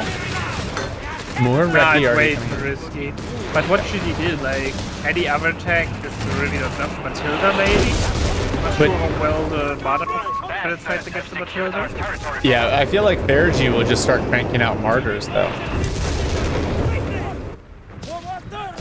And generally, I would agree with the Crusader, though. I think flank play is the way to do it on this map, or mobility. And currently, Ferry is investing a lot of in mobile units, so maybe this will bite them in the long run. I think it's worth noting the tickets are pretty even. And Reakly's got 2 of the 3 VPs right now. Wow, the Crusader bounced a Panzerbuchse shot. Yeah, Not the that's what second I one, would- though. Ooh, the White Foster's round comes in. Crusader's all the way back for repairs. Martyr thinks about trying to come help out, but there's an AT gun there. Yeah, Ferig floating a ton. I wonder if we're going to see an Obiche. Please let me see an It would be Obiche. hilarious. But it's not possible because he went for coastal wall. Oh, that's true. Boo. Yeah, the artillery man. officer would be an answer to the 17-pounder. Now, yep, Sappers with a sweeper out for Reakly, finding some mines. 6-pounder tries to get a shot off on the Wirbelwind and whiffs. I love Ferry. He's getting a cat before. For sight? Vision. Yeah, Yeah, man. I That's- love that. that's super smart. That's so good. The enemy remains stubborn. We are down to 300 points. Ferry has such a deep understanding of the game Vehicle available. and the units. Because how often do you see a late game cat? It's very rare, but you only see it from players who know what they're doing. Yeah. And the synergy just with the Martyr is insane. Yeah. Kazak, exactly right. He says, watch the Ket instantaneously explode. It does need to be careful. There are mines everywhere and a couple of AT guns out for Reakly. Oh, wow. 2-2-1 immediately eats a shot from that 6-pounder. And now, with it backing up, Jaeger's on retreat. This Crusader can push. Reakly might be able to do a lot of damage with this dive. He has a separate dive going on the opposite side with his other Crusader, but that one gets pushed away by the Martyr. So I think we're going to see him push here on the south. Oh, Reakly is breathing. Oh, is he going to get... Oh, he finds the 2-2-1. Lost to enemy action. The ability is That was a nice play for Reakly. He's got both flanks. A Crusader on each one. And he's unlocked the Black Prince. 300 points remaining. So now we're just Enemy forces have 120 fuel away from a Black Prince. I think if Reakly goes for Black Prince, he will shoot him as own fit. Like, Yes. he should just Yes. pump out Crusaders. Currently, he's able to semi-well dominate the flanks. And once the Black Prince hits, he has again to play it in the static middle against Ferig locked down there. Yeah, the big difference between Ferig's coastal build and Havoc's is that Ferig did not really invest heavily into the upgraded infantry. And so the sections, as they scale, are just going to totally outclass the coastals, especially with the Reakly and the Bren upgrade. And so he can lean on those sections to manage team weapons. And it's just a matter of getting the critical mass and using the size of the map to get the trades that he needs to pull ahead. Yeah, the early game advantage is slowly fading away from Ferig there for sure. Well, as soon as I say that, Reakly almost loses a Vet 2 infantry section into some coastals. Jaegers force away a 6-pounder. Rifle grenade onto the flak 30, but it barely does anything. And now Jaegers with the Shreks trying to catch this Crusader, and actually this could be a huge misplay here from Reakly. Yeah, he was way too greedy. He should not. He wasted the Crusader for chasing down the Pioneer. But I feel like at this point, he has to be aggressive, because otherwise Ferig's not going to let him back in the game. Oh, Crusader hits a mine. Fortunately, Sapper's right there. Wow, and the Crusader cleans up the Pioneer squad, and Yeah, Reakly got the Jaegers.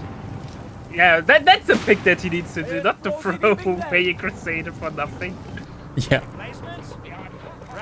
Oh boy, another Crusader coming.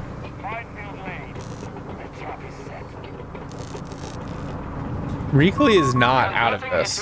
BP's even, Nah. KD is even, Pop is even.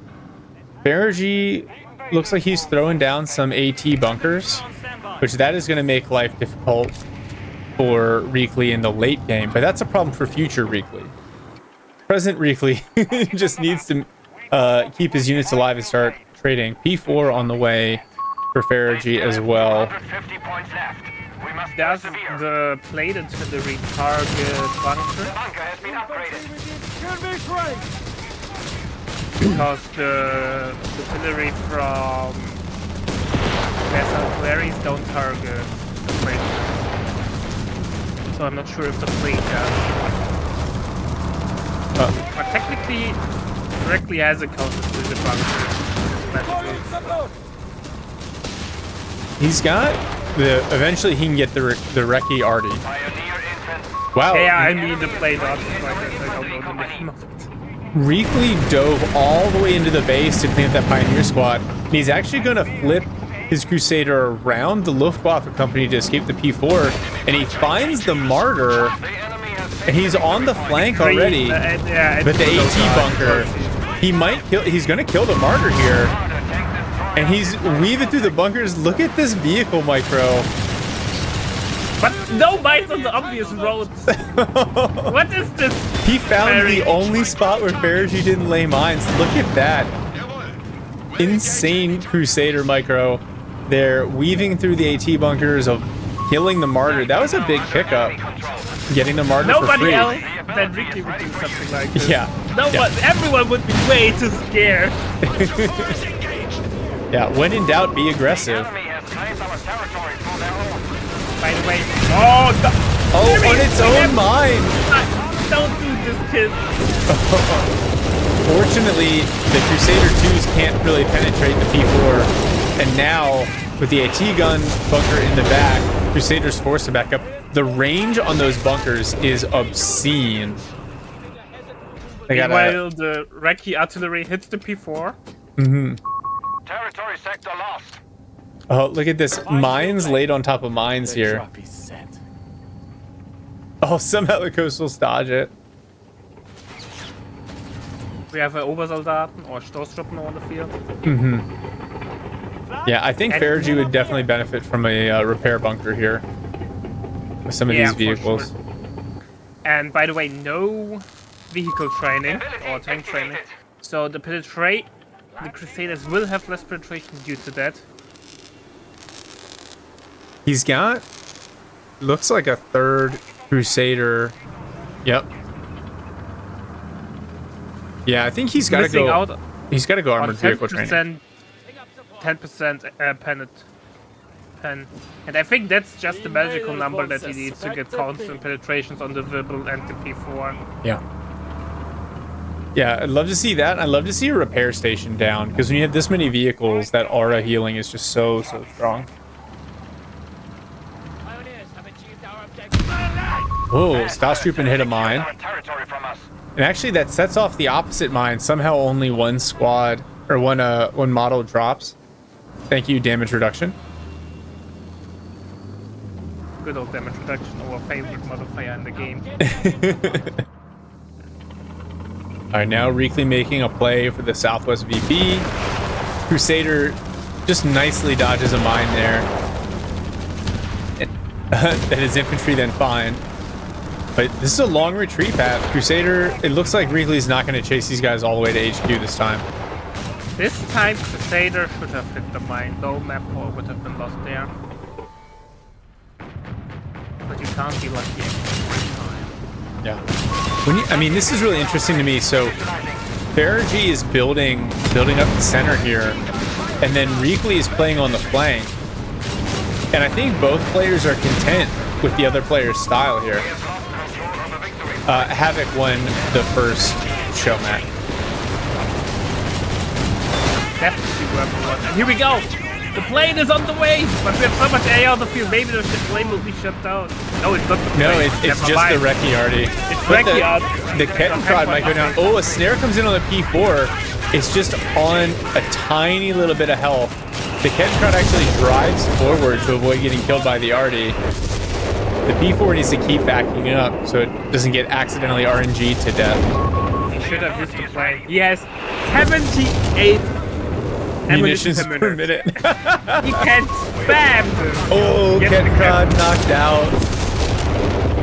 Wow.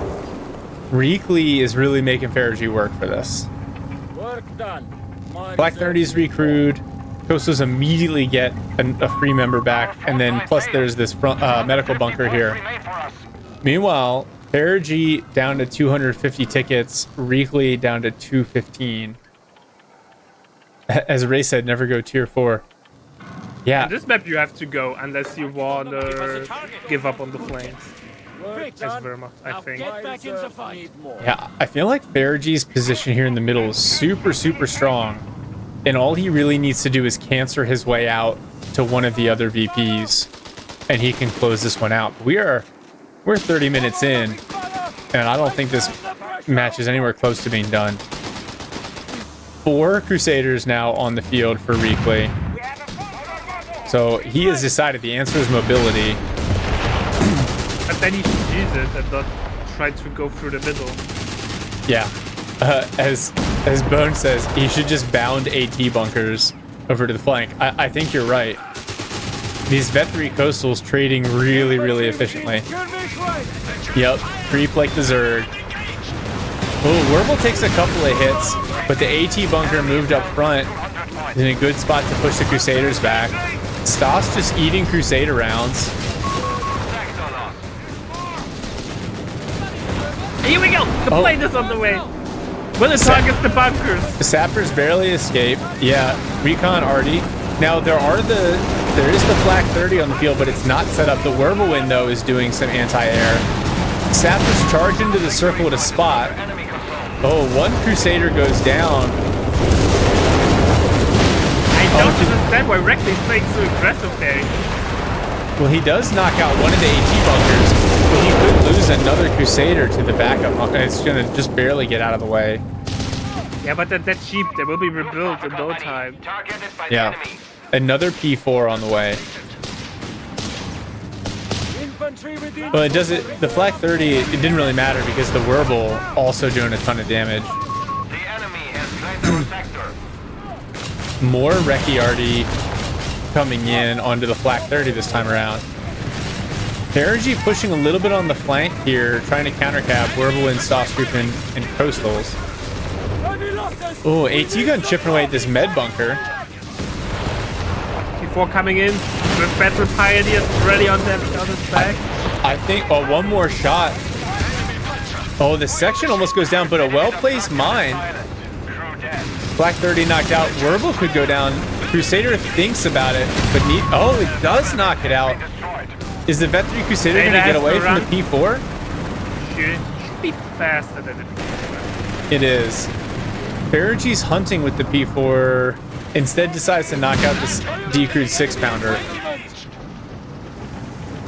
But those are heavy losses for not that much destroyed. Yeah, Reakly is right back to 4 Crusaders. He's down his AT guns. Ferig has 2 Panzer IVs. Another AT bunker going right back up where it was. The bunker self-repair in effect as well. Yeah, Havoc, I agree with you. The repair station to keep all the vehicles topped off. And yeah, you're right. Reakly needs it too, especially with 4 Crusaders on the field. Yeah, and I still don't understand why he's throwing down so much resources in the battle if he just can play for the flanks. I don't get it. I feel like he's stalling for the Black Prince now at this point. He's almost there. Will then drive 3 AT guns and die. Yeah. I kind of think he should side tech bishops. Ferig's getting another Kettenkraut out. Bunker upgraded. Oh, that's actually pretty smart. Reakly could just refit the damage. Crusaders would rebuild them. Yeah, for the repairs he could. Or you could refit him and get a Black Prince. But it's really just the manpower that he needs. Oh, Vet 3 Coastals. Reakly's just going to keep driving into the base here. Oh, and the Ketten. That's real dangerous. But, oh no, it gets knocked out immediately. Oh. Why is he staying? Like, Oh, what is he expecting would happen? his Crusader's gonna get trapped. Yeah. Oh, stolen 6-pounder. The Vet 3 Crusader, rapid fire from the Panzer IV. But that Crusader's gonna get away. The other 2, they destroy the med bunker. They could kill the Stas troop in an HQ here. But they're stuck on attack ground while Reakly Micro is elsewhere. Yeah, now he is in the pickle. Oh, he could at least kill this martyr here. In fact, he'll almost certainly kill the martyr. Maybe. Oh no. Well, one Crusader is done for sure. We lose all of them. Alright, martyr traded out. 1 Crusader down. This Crusader, there's no way. It's about to roll right in front of these AT bunkers. Oh no, Reakly. Oh. Stayed there just too long. He really needs that repair bunker. Enemy forces have claimed our territory. He has a triple cap on briefly. I don't think this is the end of Reakly. I think we're just evening out pop cap. Should ban Crusader. Yeah, I'm with you. Crusader is probably the best tank in the game. Yeah, it was like that the first ever Vehicular update Q4. Probably the best in the game. Oh, B4 is on the retreat path. Crusader shows up to force the issue, but the Crusader can't hang around.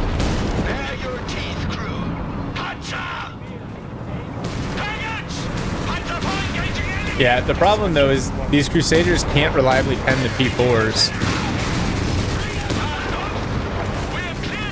Still no vehicle training. No wonder he's not reliably penning them. More Stas trooping for Ferig, and I think that makes sense at this point. Reakly down from an infantry perspective to just 3 sections, but they're all Vet 3 with the infantry training and the upgrades. Pioneers standing by. Yeah, and then it gets even worse when they get the vehicle training. If only the Pershing was that fast. I love the Pershing so much. I just never get to use it because I always lose before I can get it out. Oh, good old Pershing. I will never forget the first game on the new patch or new battle group release. I had 3 P3s. I saw a Pershing. I thought that 3 P3s should be enough. And there was all 3 P3s. Oh, and then it just said zoom zoom, and then your P3s were gone. Yes. And I was sitting in disbelief. What just happened? I took a really good engagement. This looks like another dead Pio squad here. 3 Crusaders on it. Victory point lost. So, Do not falter now. And now Ferig laying mines on the base dive path, which I think is smart. But I think they finished it. no, they did not. Oh, Oh, he finished. oh no. He thought he will hit it in time, but it was, oh man. He got one of P3. Wow, one P4 knocked out. This other Crusader needs to stay away. The Vet3 Crusader in base, still hanging out. Zapper's trying to get some repairs off. I love this. Reakly's answer to the coastal position in the center is just to live in Ferig's base. Oh my god, so many in-base wipes. A 4th Crusader now arrived on the flank. Oh, immediately finds an AT bunker. He's like, yeah, I need to back away. But now we see the defensive mind coming up. Ferry learned his lesson. He should just start putting mines right in the middle of his base, because that's where all of Reakly's Crusaders go. We have lost the But yeah, once the Crusader trade starts going, it's so hard to stop this. No stopping this trade. Yeah. And just, oh, section hits a mine. Or no, the Stas hit it? I think the infantry section hit it just And suppressed the Stas group. Reporting for duty. Enemy forces have captured a Yeah. victory point. Yeah, but Reakly really needs the repair bunker, or repair station, and he needs That's armored refit vehicle the training. damage to say just like the Vet 01, who cares? He gets a new Vet 01. Only the high veterans you will get repaired. Yeah. But with the AoE Yes. repair, it's so useful. It is. It is, but I'm not sure if Reakly knows how it works, therefore it's not getting it.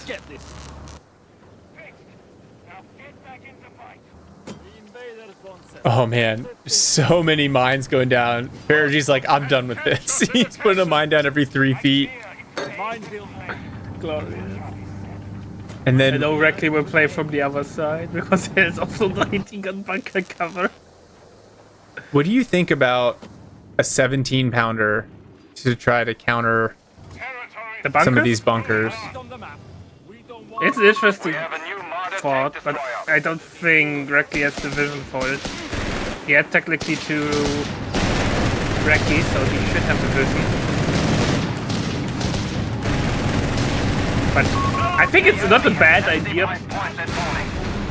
for the Reakly's having no room for that. I think the Obersters would walk up to it and kill it. Yeah, probably. All right, At the Reakly base, I know he will going hit for both another mines. dive. He's about to hit a mine. Just destroyed tier 2. Targeted by the enemy. Should destroy tier 4, so no P4s anymore. Yeah.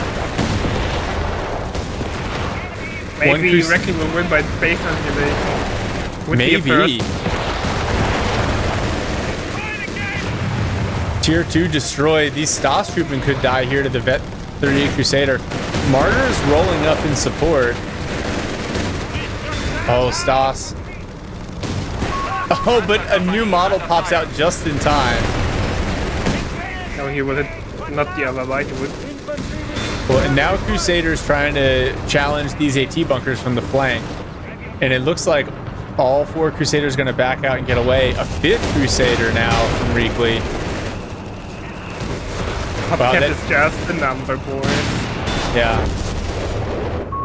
Victory point is under enemy control. And these sappers just over here repairing. Oh no, a 6th. They probably need to cost slightly more pop. I'm preaching this for forever, man, but nobody's listening to me. Oh no, Reakly's gonna hit another mine? Oh, but it's disabled he at has the the last sweeper. second. But the sweeper goes down. Martyr knocked out. Reki already coming in. The recon artillery cover. And Tiga dodges into it, but survives. Yeah. Wow, the Crusaders, they're all gonna get away, but the Stas troop can also survive on the opposite side. You see, oh, the Stas troop is sitting on top of a mine. Fortunately, it only suppresses them. And the Crusaders He's doing it! He's refitting the damaged Crusaders! I love it! Oh my gosh.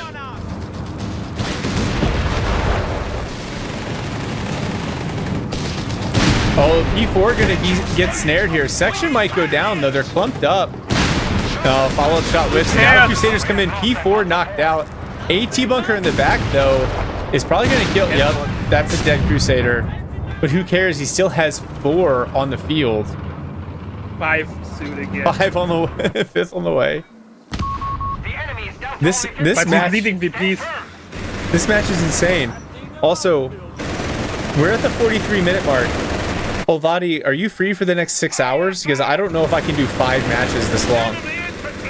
I have time, man. I can't follow appointments for today. Oh, Ferig could get a triple cap on here, though. He's at the random double cap, and that's actually dangerous to Reakly. And then Reakly pushing here. These 2 very low health triple vet Crusaders. I would be super worried about mines. Look, the shot comes in from the Pack 40 bunker.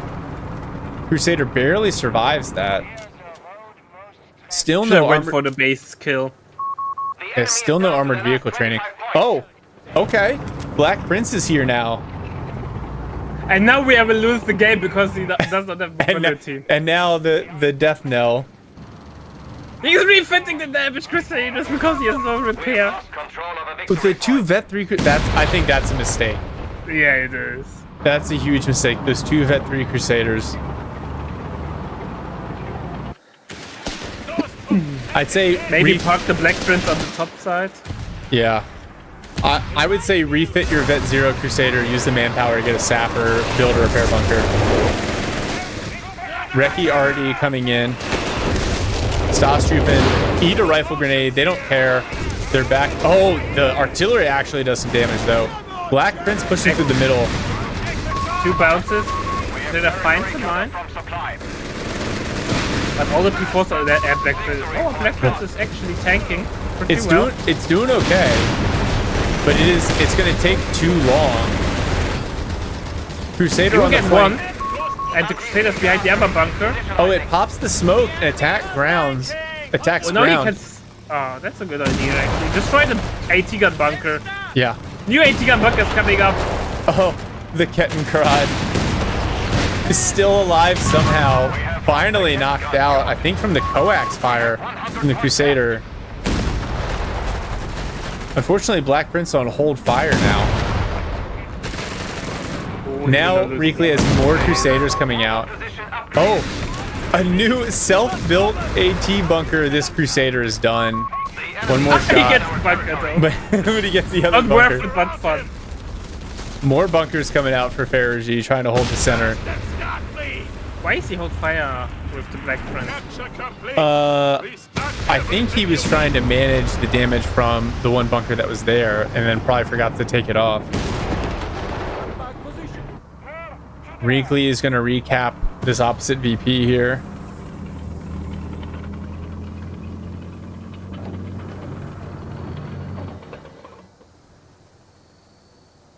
You know, if you get the third Captain, if you get the unit 3 times in a row and it dies with little impact, you should start thinking about not building it.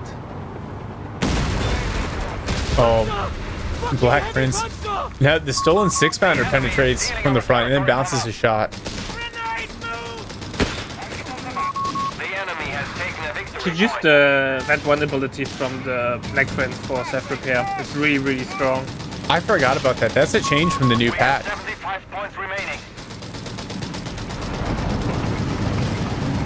E4 and Coastal's trying to take over one of these VPs. The thing is, Reakly was solely because he never focused VPs during his high time, and now Ferig has plenty of time to play safely there on the VPs. Yeah, although the Black Prince might get the kill on the P4. No, actually it won't. It's about to get snared by the Coastals. What? I thought Black Prince is immune to Crew Shock. It should have been, but maybe the Coastal, the special Coastal work differently. Yeah. They're built differently. Infantry section trying to clear. Yeah, they cleared the 6-pounder before the Stas trooper can kill them. Oh no, Ferig's gonna grab this center VP. Yeah. And Reakly doesn't have anything to grab it. He's got 45 seconds once that hits. We should get top 3. We have the toad 17 pounder from the captain. He now dropped it, so the Showstrup will pick it up. Glorious. Glorious. The 6-pounder? At least it's just a 6-pounder, not a 17-pounder. Forces have captured a victory point. The side arm of the Black Prince bounces it, but those sappers actually getting burned down by the Starstrup, and Black Prince pops the smoke to try to save them. Saves the nicely done there. And now Ferig trying to reach this opposite VP here. There's nothing to cap this one. Down to 12 tickets. Ferig building tier 3 now. Hates you guns. Yes, actually he doesn't have that much VPs to play around. No, he really doesn't. I think he feels comfortable holding on to the center. He's got the Ketten. I wonder if instead of using the Ketten for reconnaissance, if he just uses it to start contesting some of these VPs. He has a second Ketten for that. Oh my gosh, he does have 2 Kettens. Not It's anymore. immediately killed by the section. What an insane, like at the 49-minute mark, a Ketten appears and then is killed by an infantry section. I love this game. No, I don't care who wins. The viewer is the true winner of this game.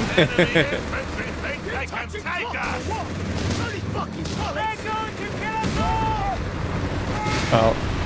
And actually, this triple vet section may be in trouble here. Stas and P4 are on the retreat path, but the P4 is not going to push the issue. I think once Ferig, Reakly starts to sit on his ass on the 2VPs, there's not enough units on the field to contest both VPs. Oh, the 6-pounder couldn't deal with the Black Prince, but it can deal with these Crusaders, and they're going to be forced to back up. Ferig can grab the Southern VP, and if he does, there's that nothing. might be game then. Never mind. I thought this is not a possibility. Yeah, and Ferig has enough stuff in the middle to hold off this Black Prince. Yeah, still no vehicle trading. That's the reason why that Crusaders have such a hard time against the P4. Yeah. Black Prince trying to push the issue against these AT bunkers, but what Reakly really needs now is capping power, and he does not have it. Oh no, that flank protection AT bunker going to kill another Crusader here. Black Prince still taking a ton of damage. Crew shocked by the special Coastal Reserve Molotov. That even this Black Prince is crew shot. Yeah, Ferig has grabbed, and he's throwing mines down. He's grabbed the Southwest VP. The Crusaders can't really fight it off. Nothing to decap. And, Stas should go down to the Black Prince, but it doesn't matter. 3 VPs, 2. Oh, Coastals get smoked as well. 1. And that is going to be it. Game 1 in the books. 52 minutes of absolute insanity. GB Pirate, thank you for that map design. Oh my goodness. Jesus Christ. That's the beauty of Showmatches, right? But players are less pressured than the tournaments, therefore they do weird stuff more. Holy I cow. love that. I need to go do a line of pre-workout. This is how this is gonna go. Regular coffee is not gonna be enough for me. Oh goodness. Okay, we're at 93 concurrent viewers. That is fantastic. All right, GG, well played, Reakly. I am pumped. Like Reakly pulling it back from losing 2 Humbers, 8 minutes into the game, and really making Ferig work for it. That was just impressive. Anything, I know we had plenty of time to discuss, but anything that you took away from that game, Olvati? I don't know what to say. I wanted to say something cheeky with the Crusader, but I can't make something up on the fly. It's such an hilarious game, and I think it shows the the strength of late game Brits. Because the Crusaders are so that cheap. But it also shows how important vehicle trading it can be. Mm-hmm. Yeah. Yeah. So, little things there. The Crusaders, the Crusader train, the Black Prince actually acquitted itself really well, I think. The problem became the manpower bleed in the late game. The upkeep manpower bleed. Reakly couldn't stay on the VPs. I'm impressed that Ferig stayed in it. Like, obviously he had some bunkers, but when he lost both of those P4s and his Martyr and like the 12th Kettenkrad, like there are a million points in that game where I would have just hit the surrender button and said, okay. nah, it's one of those games where you refuse to leave because you think, I can't lose against this. I can't lose. I have to play on. Yeah. It's one of those. Yeah. Wow. So we've seen 2 games now, Coastals being used effectively. Actually, I think Havoc's approach to Coastals on Faymanville worked better than Ferig's approach here on Diablo. Part of it's the map, but a lot more bunkers without it being super SimCity. I think for me, the MVP was the flank facing AT bunker that he put up, because now the Crusader tries to come in to support the Black Prince. He lost 2 Crusaders to that AT gun bunker, and it's worth emphasizing the Pack 40s in the bunkers that the Coastals get are way better than the stock Pack 40 in terms of range and penetration. So, yeah, just pretty impressive. Olvati, I think we take a 5-ish minute break. I definitely I need a cup of coffee. Everyone else, get you some reset, and then we'll come back for game 2 here. See you in a minute.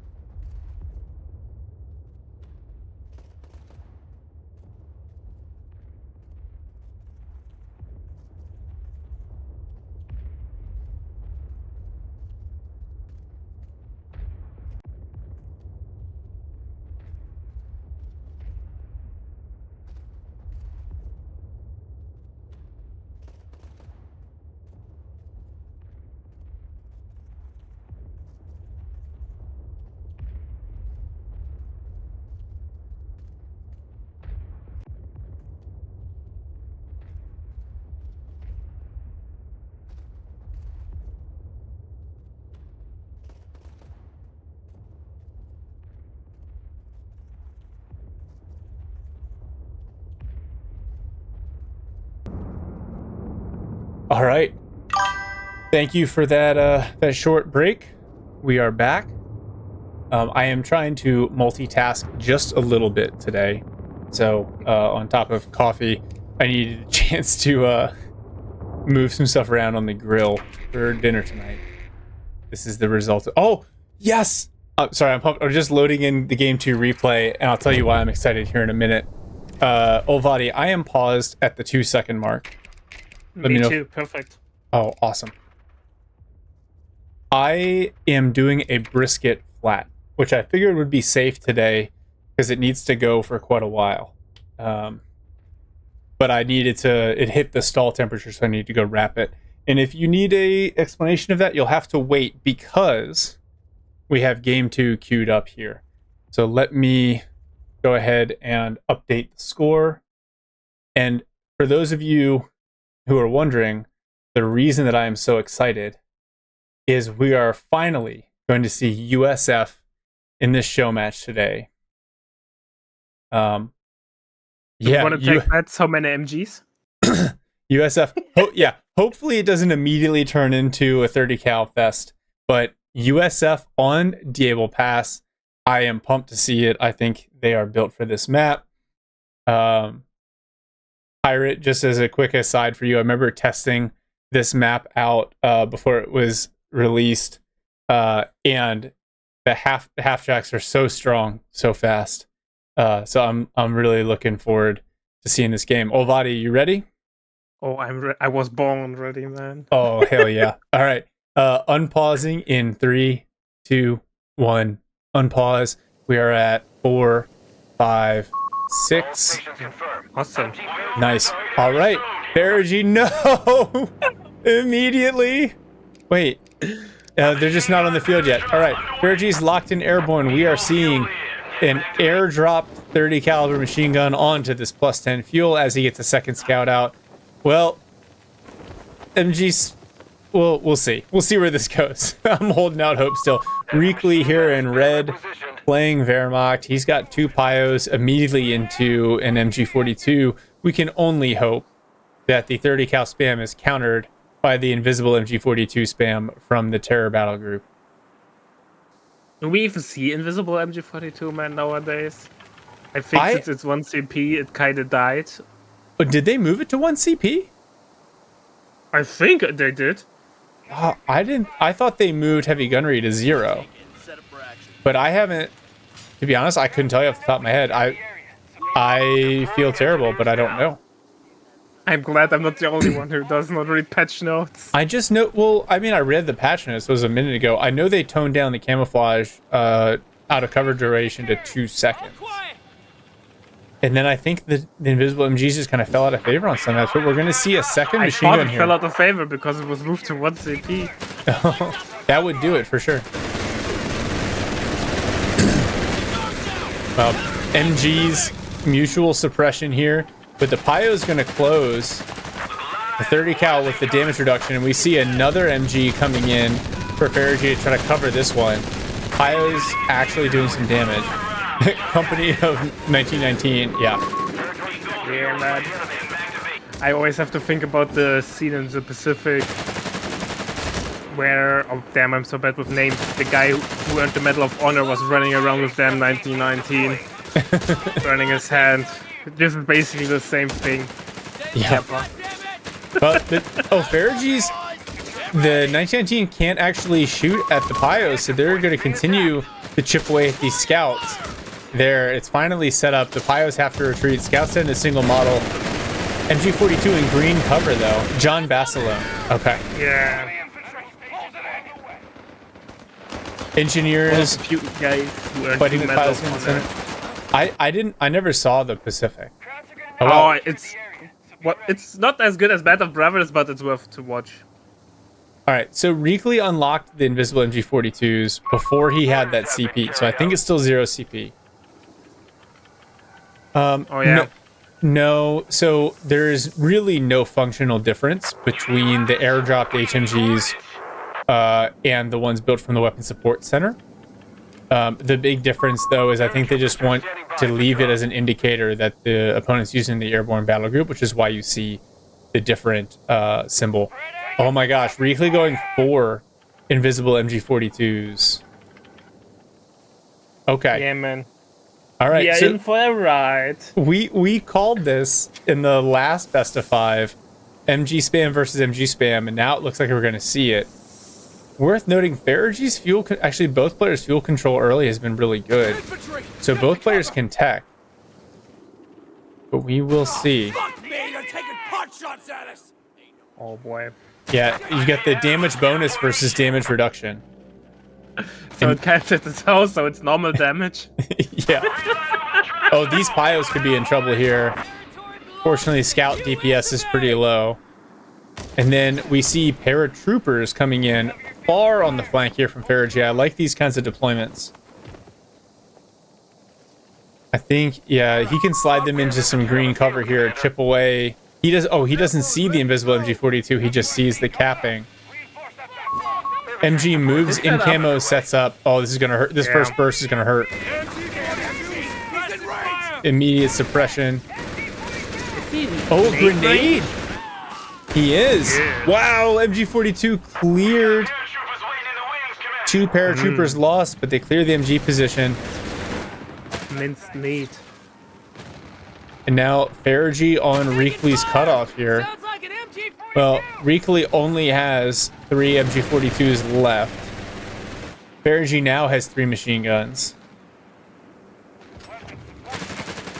The Pioneers shooting their pellet guns at the American infantry. Now we see Ferig going infantry support center and then weapons support center.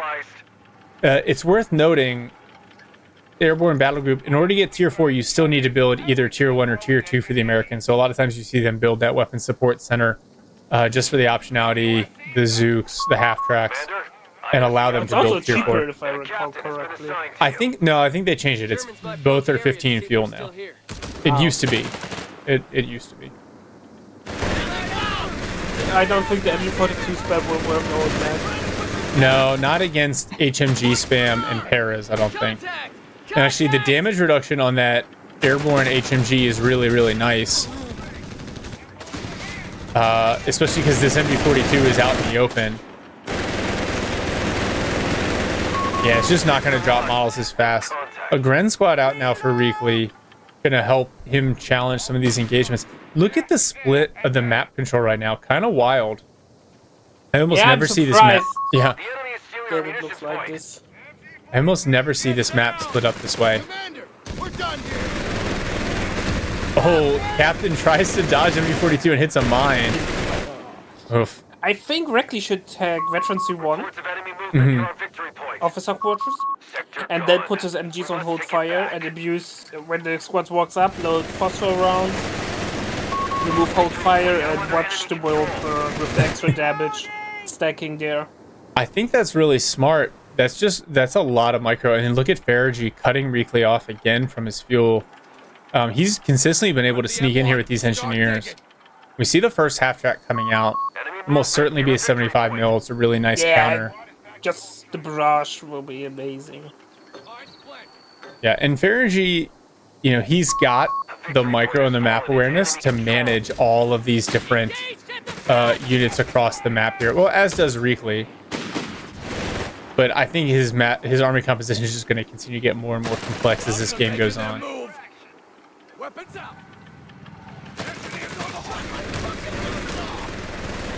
Oh, the stolen MG42 suppressing grenadiers. Feels bad, man. Yeah, man. Get a taste of your own medicine there, old man. Uptrack is on the field, and 2-1 will hit the field as well soon. Yeah, no upgrades selected for the half track. Maybe He will use probably the pintle until he feels forced to do something. It's smart. They've buffed the pencil's damage. Oh wow, the half track's down almost half health already from one long burst from that MG42. Yeah. And the 221 already going for the Panzerbuchse. We see double 2-1. That will be interesting. Yeah, I think Reakly's afraid of these half tracks. Maybe not. Maybe afraid's a strong word. He's concerned about. Oh, Wow, nice bait from Oh, Ferig. nice mine. There's But the 2-1 crushed that. Yeah, ambient virus got slowed. yeah. I don't think the yeah, there's nothing to capitalize on this. But these paras of it now, you don't want to waste Zooks on paras at this point. Wait, I think you should do enough damage on the side to kill it. Not They with should the penetrate. second one hitting the field. Time to dust off. Yeah, that's... Fuel point is Oh, it hits the second one immediately hits a mine. Now the paras are pushing. eyes on the drop zone. No turning back now. He has so many MGs, but not... Ah, the other one. Yeah, the MGs exchanging bursts on the far side. Oh, paras dropped behind him. I love this super wide employment of the paratroopers by Ferig. Oh wow. Reakly loses one of his MG42s to an MG42 in cover, and now Para is on the flank. He might be able to clean up both of these, and Ferig might be able to get another free MG42. Here comes the grenade. It's on retreat, down to a single model. My feel right. I think, oh, can't tell if he's going to go down or not. It looks like it's going to get away here. Alright, listen to me. Reakly is losing all these MGs on purpose to clog Ferig's popcat there, and then get the counter on the field and win the game. It's a bold strategy, Cotton. Let's see how it works out for him. Oh my gosh, all these mines. One of Ferig's MGs almost goes down to a mine strike on retreat. 221 may pick up one of these stolen. Oh no, Zooks on the Paras. 221 kills MG42. Reakly's going to try to sneak away here. He's outside of sight range. chance. Oh, but the Zooks. But you can hear it. Oh. Misses, but no, this shitbox comes in. A victory point is under Now Reakly coming to challenge the half track. Oh, but immediately blinding Gets shot. blinded. At least he backs it out. And now Ferig on double fuel in this 221 is going to try to find this other half track. Reakly hasn't chosen an upgrade for it just yet. Gren's try to Faust. They need to get out of there. They could go down just to that pintle. Oh, the Panzerbooks is stuttering and not shooting. Oh no. Oh! Oh, Relic, please fix. No, it would never happen. Maybe in 2 years. Oh, both the half track and the 221 on just a pixel. Reakly's playing a dangerous game there. With the scouts. Yeah. But it worked out in the end. He needs that fuel if he's going to survive this. Ferig already has enough to tech tier 4.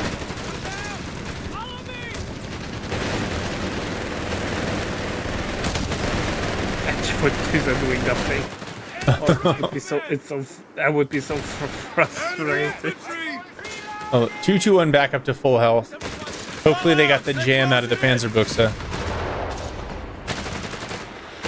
I love that the pressurized vehicle still does not work on the 221. It's not everything. Oh, grenade from Ferig. Oh, the Pyos could go down. Very low health on retreat. For sure. Oh, but they get around the sight blocker and get saved. Stolen MG42 doing work to the other Pioneers. They also just down to Skosh health. Worth noting, Reakly has gone for the base healing, but not the bunker. Yeah, but I think he's saving ammo. He has not the best income, and he's now getting its first strike, and he definitely needs it. Yeah. Even though I don't think the Jaegers will have much fun with so many MGs on the field. Yeah, now without the smoke. Yeah, the Shrek pops, but the Jaegers are pinned, so they won't be able to shoot. Now, 2 75mm half tracks for Ferig. Wow, somehow that MG42 crew does not lose a model. Yeah, but a lot of HP loss, but this does not matter. He will get healed up in the base. And now Ferig is going to apply the triple cap here. He's got a slight VP advantage, got a significant KD advantage. He has such a huge pop cap lead. Yes. 30 more pop cap. Let's see what else he's tech. No real tech choices for him.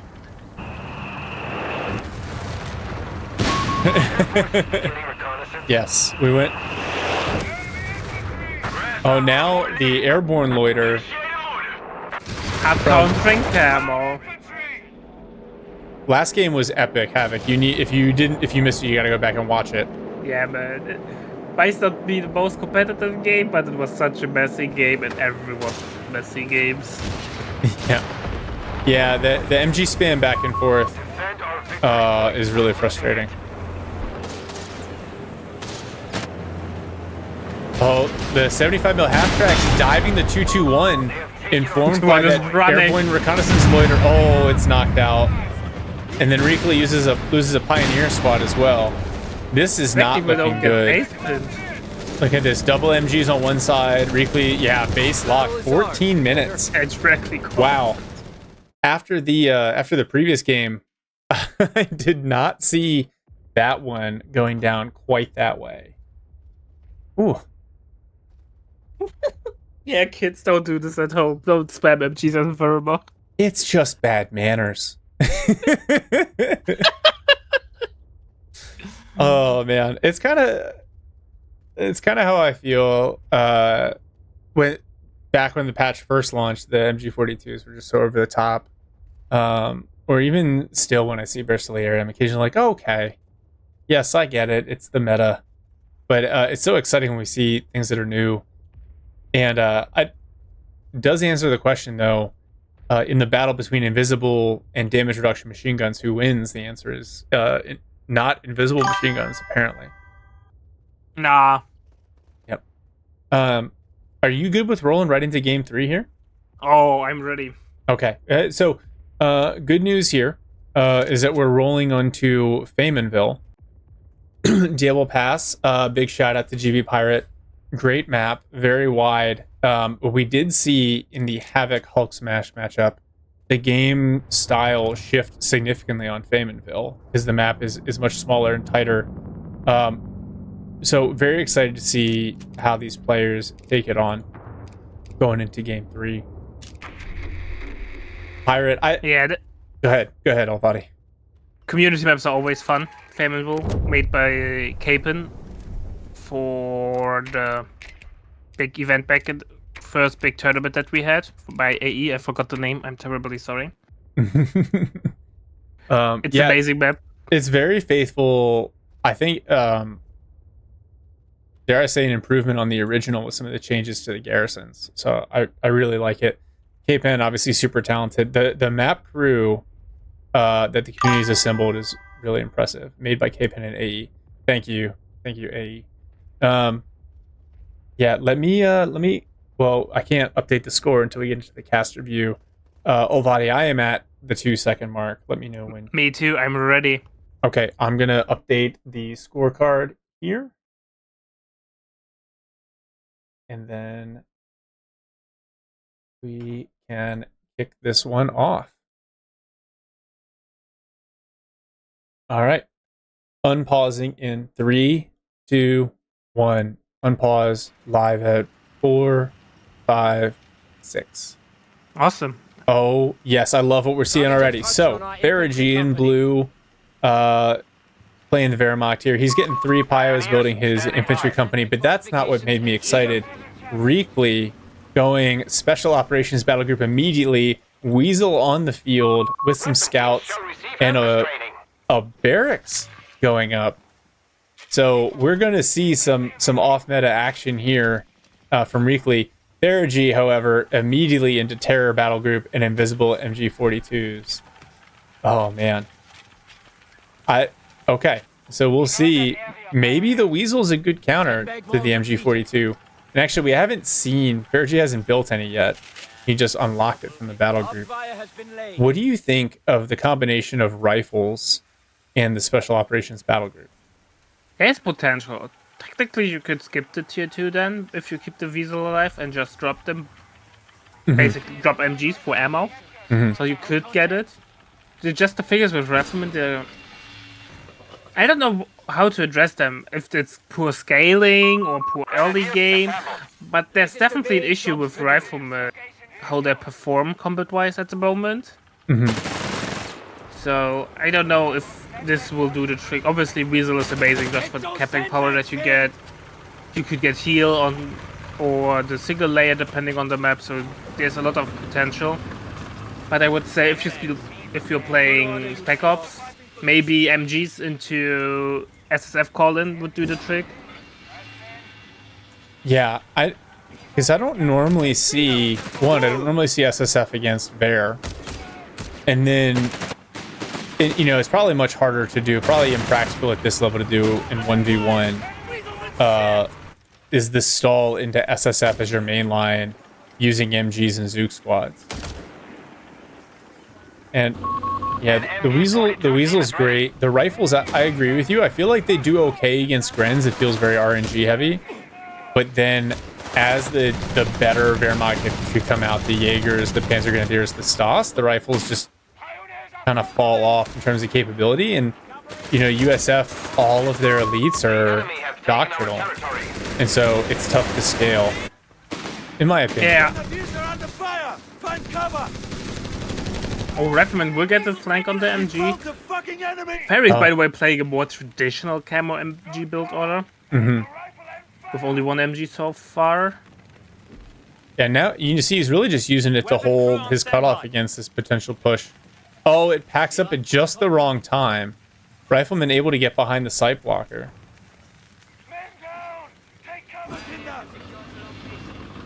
AE, that's an impressive amount of detail, and you kind of see it in the way the sight blockers work.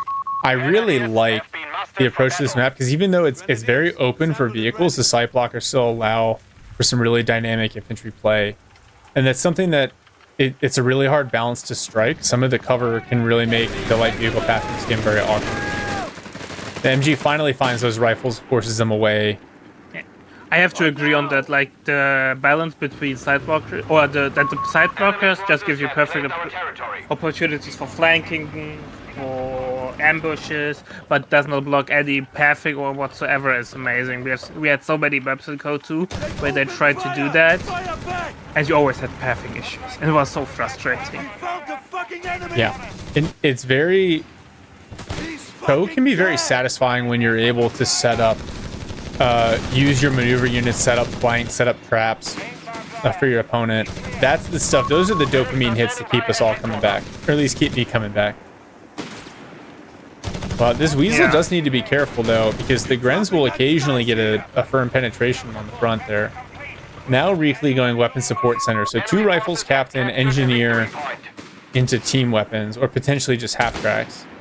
And he is floating some manpower. Actually, the KD is nuts. 8-1 at the moment. So Reakly has done a really good job managing the early game. The enemy has cut us off. We have territory out of supply. Yeah. Overall, Weasel doing a lot of damage. I think the main damage on the Rifleman or on the Grens were from the Weasel. Oh, the scout squad just barely gets away. Reakly merges with the Pyos. Are about to get a flamethrower. That forces Reakly's rifleman away on the opposite side. Yeah, we see that quite a bit. Go ahead. First half track is on the way. So, even though with the buff of tier 3 or with the Greyhound timing, still nobody builds up a Greyhound. Like, in theory, I really like rifles into motor pool to counter Wehrmacht. But it can be so frustrating, and I think like the Greyhound for me tends to be very RNG heavy because most of the other vehicles at its tier are either using machine guns like the 221 or an autocannon like the Humber or the 8-Rod. And so that 37mm cannon with the slower fire rate does really inconsistent damage. Yeah. So Ferig going tier 2, 221. I like this that he's only got the one camo MG. It does get flanked by the half track here, but it's doing a lot of damage to the scout. Might lose it. Late reaction there. I would be shocked if this half track picks up the MG on retreat. Well, I say that and then immediately drops the model. Who knows? Yeah, but there should be no follow-up to get it, so it should be fine. Yeah, he gets away. Reakly's not breathing. Reakly's engineers find a nice mine there. And pick it up before it does any real damage. Looks like Reakly's able now to sweep mines, unlike the first game where he decided to trigger all of them. Oh my god, there were so many mines. First MG all the way from Reakly, he's not dropping himself. MGs with the Weasel. With the Weasel. It looks like he's saving the munitions for mines. You see one going down there on the center VP. Now, Ferig going flak 30, so tier 2 build is going to be the order of the day. I wonder if we'll see another... now, it wasn't tier 2 into King Tiger. I think it was tier 3 into King Tiger, but... Oh, Pioneers pull out their sweeper just in time to find Reakly's mine. Looks like nobody will sweep mines in the bed today. Well, Reakly has a nice setup in terms of fuel. He's got 3 of the +10s. Rifles end up on the flank of this MG42. Black 30 thinks about setting up. This is a nice push from Reakly. Yeah, but he has not enough firepower to capitalize on it. And no text evasion merge comes into clutch. Yeah. Prolongs the MG42 to stay on the field. And look at the Weasel harassment on the other +10 fuel. Reakly's applying a lot of pressure. This will go on forever. The Weasel on the flanks is so annoying. And you have to invest so many resources to get rid of it. Usually my Weasel dies to a mine. Oh, Reakly loses engineer squad to the flak 30 in cover. Completely avoidable loss there. Well, it's funny, he had a sniper in the build, and then when he lost engineer, he rebuilt that instead. No private jacks now, it looks like it for us today. Oh, this Weasel could pick up this Pioneer with the flamethrower. Told you, man. You have to Oh no, the flak 30 sets up right on it. Oh, that's just unfortunate. I think if he drove to the left or to the right, he would behind the side blocker. It would have disappeared there, but I'm not 100% sure. Yeah, just unfortunate because it just pops out of the building there and you have no warning. And as soon as it sets up, it's over. And actually, this Ferig must have... No, without liftoff officer quarters, that flak 30 is already at Vet 1 just from killing the Weasel. That's a big flip right there for Ferig. Getting a couple of pickups, the engineer squad wipe, Weasel knocked out. Reakly is... It is good. Looks like we're going to see a sniper here from Reakly. Looks like the Private Jackson is back on the menu. Oh, this flak 30 chipping away at the half track as well. Merch! Oh no! Merch!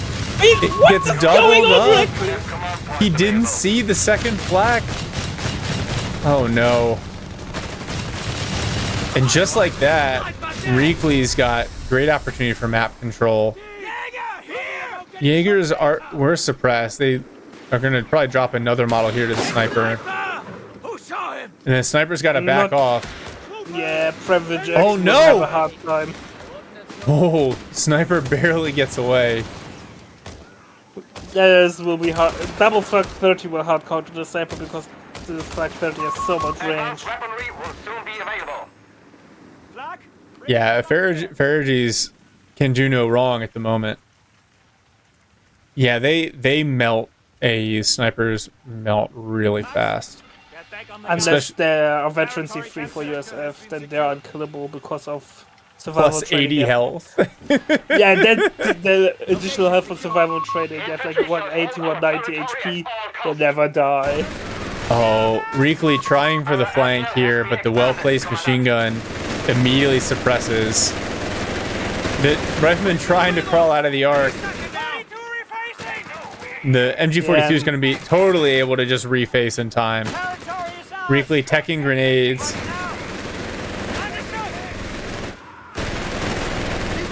Oh man, these rifles just bleeding to the MG42. On the opposite side, sniper goes to work. The Jaegers merged, but the sniper chips away slowly. Rifles eventually retreat. That's a lot of dead rifles to that MG42 position. Yeah, that's the problem that I see will now get bigger and bigger for Reakly. He has no anti-infantry firepower. Yeah, Wirbelwind on the way.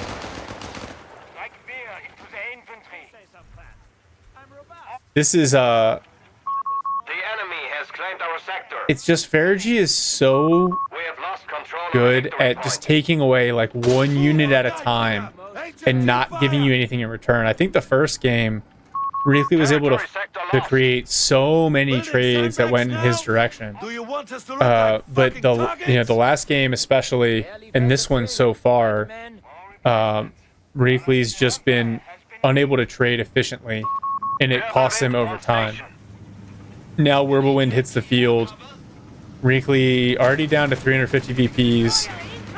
No hard AT. He sees it or hears it. He's got a Zook squad coming. The death of that half track. Yeah, but Zook squad will have to do some overtime there. Yeah. Skill planks on the way. Oh, the anti-infantry strafe. The Wirbelwind ignoring it. Oh, and the sniper goes down to a combination of the Flak 30 and the Grens. That is a... Yeah. Oh, that hurts.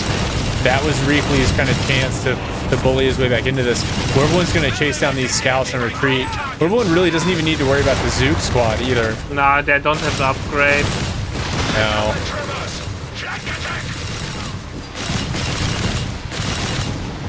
Oh. Wow. The Zook squad run down. There's nothing here. And Reakly gonna surrender. Oh my goodness. So after an insane first game, the best of 5 goes down in 3 games. Ferig gets the sweep. Oof. Yeah, Ferig once again proves why he's currently the best player that we have. Yeah. Yeah, and I mean to the points in the chat, you go back, how many players can really challenge Ferig? I know, like, I've seen some player, like, you can give him a run, but in a best of 5. The Havoc and Hulksmash games were really, really good. I felt like that was really well balanced, and even, like I said, the first game that could have gone Reakly's favor, and he, but you could almost feel, I feel like there's a little bit of fatigue on Reakly's part as well. You could feel like getting into the later games, and he was losing units in situations where he doesn't normally lose units. Yeah, AE, to your point, there are lots of phenomenal players, but I think at the very top, there are still just a handful of guys. Ray obviously is phenomenal. It's what I liked about this though. Yeah, what I liked about this series though, especially the Havoc Hulksmash, we really saw some creative plays and some creative builds. Yeah, Olvati, what do you think? I think Reakly is a little bit rusty. He's not playing much. At least he's not streaming. And I think he always streamed while he was playing. Yeah. So he's a little bit rusty there. Obviously, Ferig being the best player that we currently have, or the second best, depending on who you ask. And how you rank the tournament performances in the past. It's overall Ferig though. They're the better player, but still. It felt Reakly was not playing up to his best. Mm-hmm. But like I said, he's probably rusty. Yeah. I in terms of aggression, I agree. I think Orange Pest is traditionally very not overly aggressive, but he is really active. But I know, he's been kind of off the net for a little bit. He joined us earlier in the stream, but I know he's got some stuff going on in the real world. It can be hard in this, I think in COH3 to be hyper aggressive. I think just because of some of the timings and some of the light vehicle play. Like if you lose a light vehicle early, like I was actually kind of shocked Reakly losing the double Humber so early in that first game, and then kind of coming back. It was really, really impressive to battle back from that. But so many of these games you see, like the early losses just mount up too high, and so that aggressive play can be really dangerous. I don't think it's as like LMG already heavy as COH3, at least not in 1v1s, but it is very difficult to be hyper aggressive, and Reakly is probably one of the better aggressive players at it. I think COH3 is overall more aggressive than COH2, because COH2 on its last days was really like MG AT gun heavy. You couldn't do anything else. It's just the current meta with the MGs that kind of broke this apart. Keep in mind, you also are less punished on retreat due to the retreat modifier. Then you don't see that or you don't see AT gun stalled that often.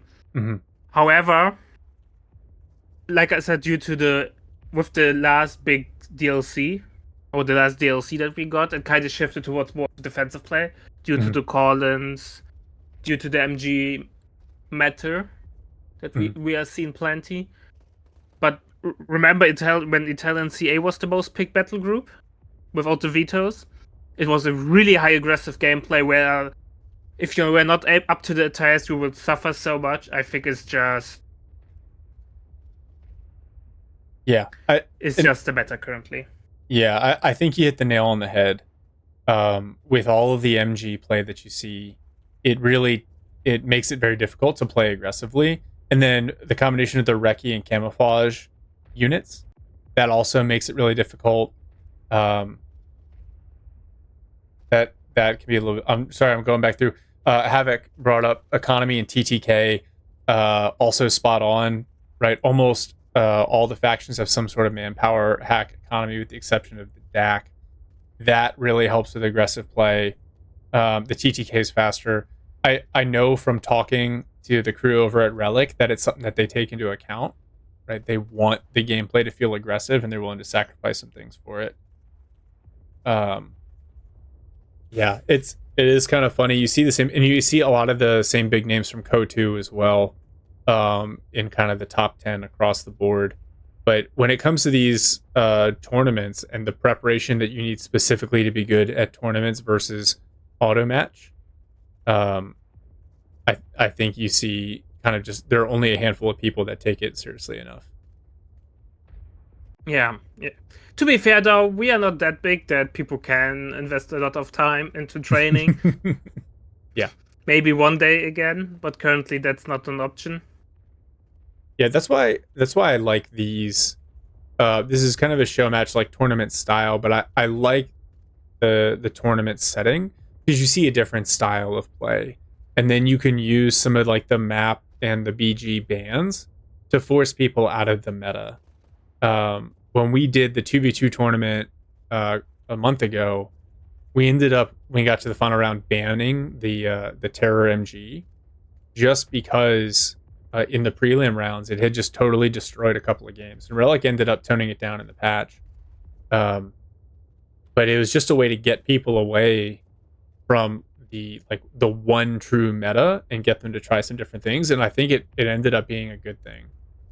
We saw a lot of really interesting takes, especially, and I think you see that more in 2v2 as well. Yes. Yeah, it's the camo MG. At the time, it had 4 seconds of camo. So it was basically the same as a commando squad. Like, you could run around out of cover like a sniper and then get the ambush bonus. We tried. In the prelim rounds, we tried to leave it as live, and then it broke.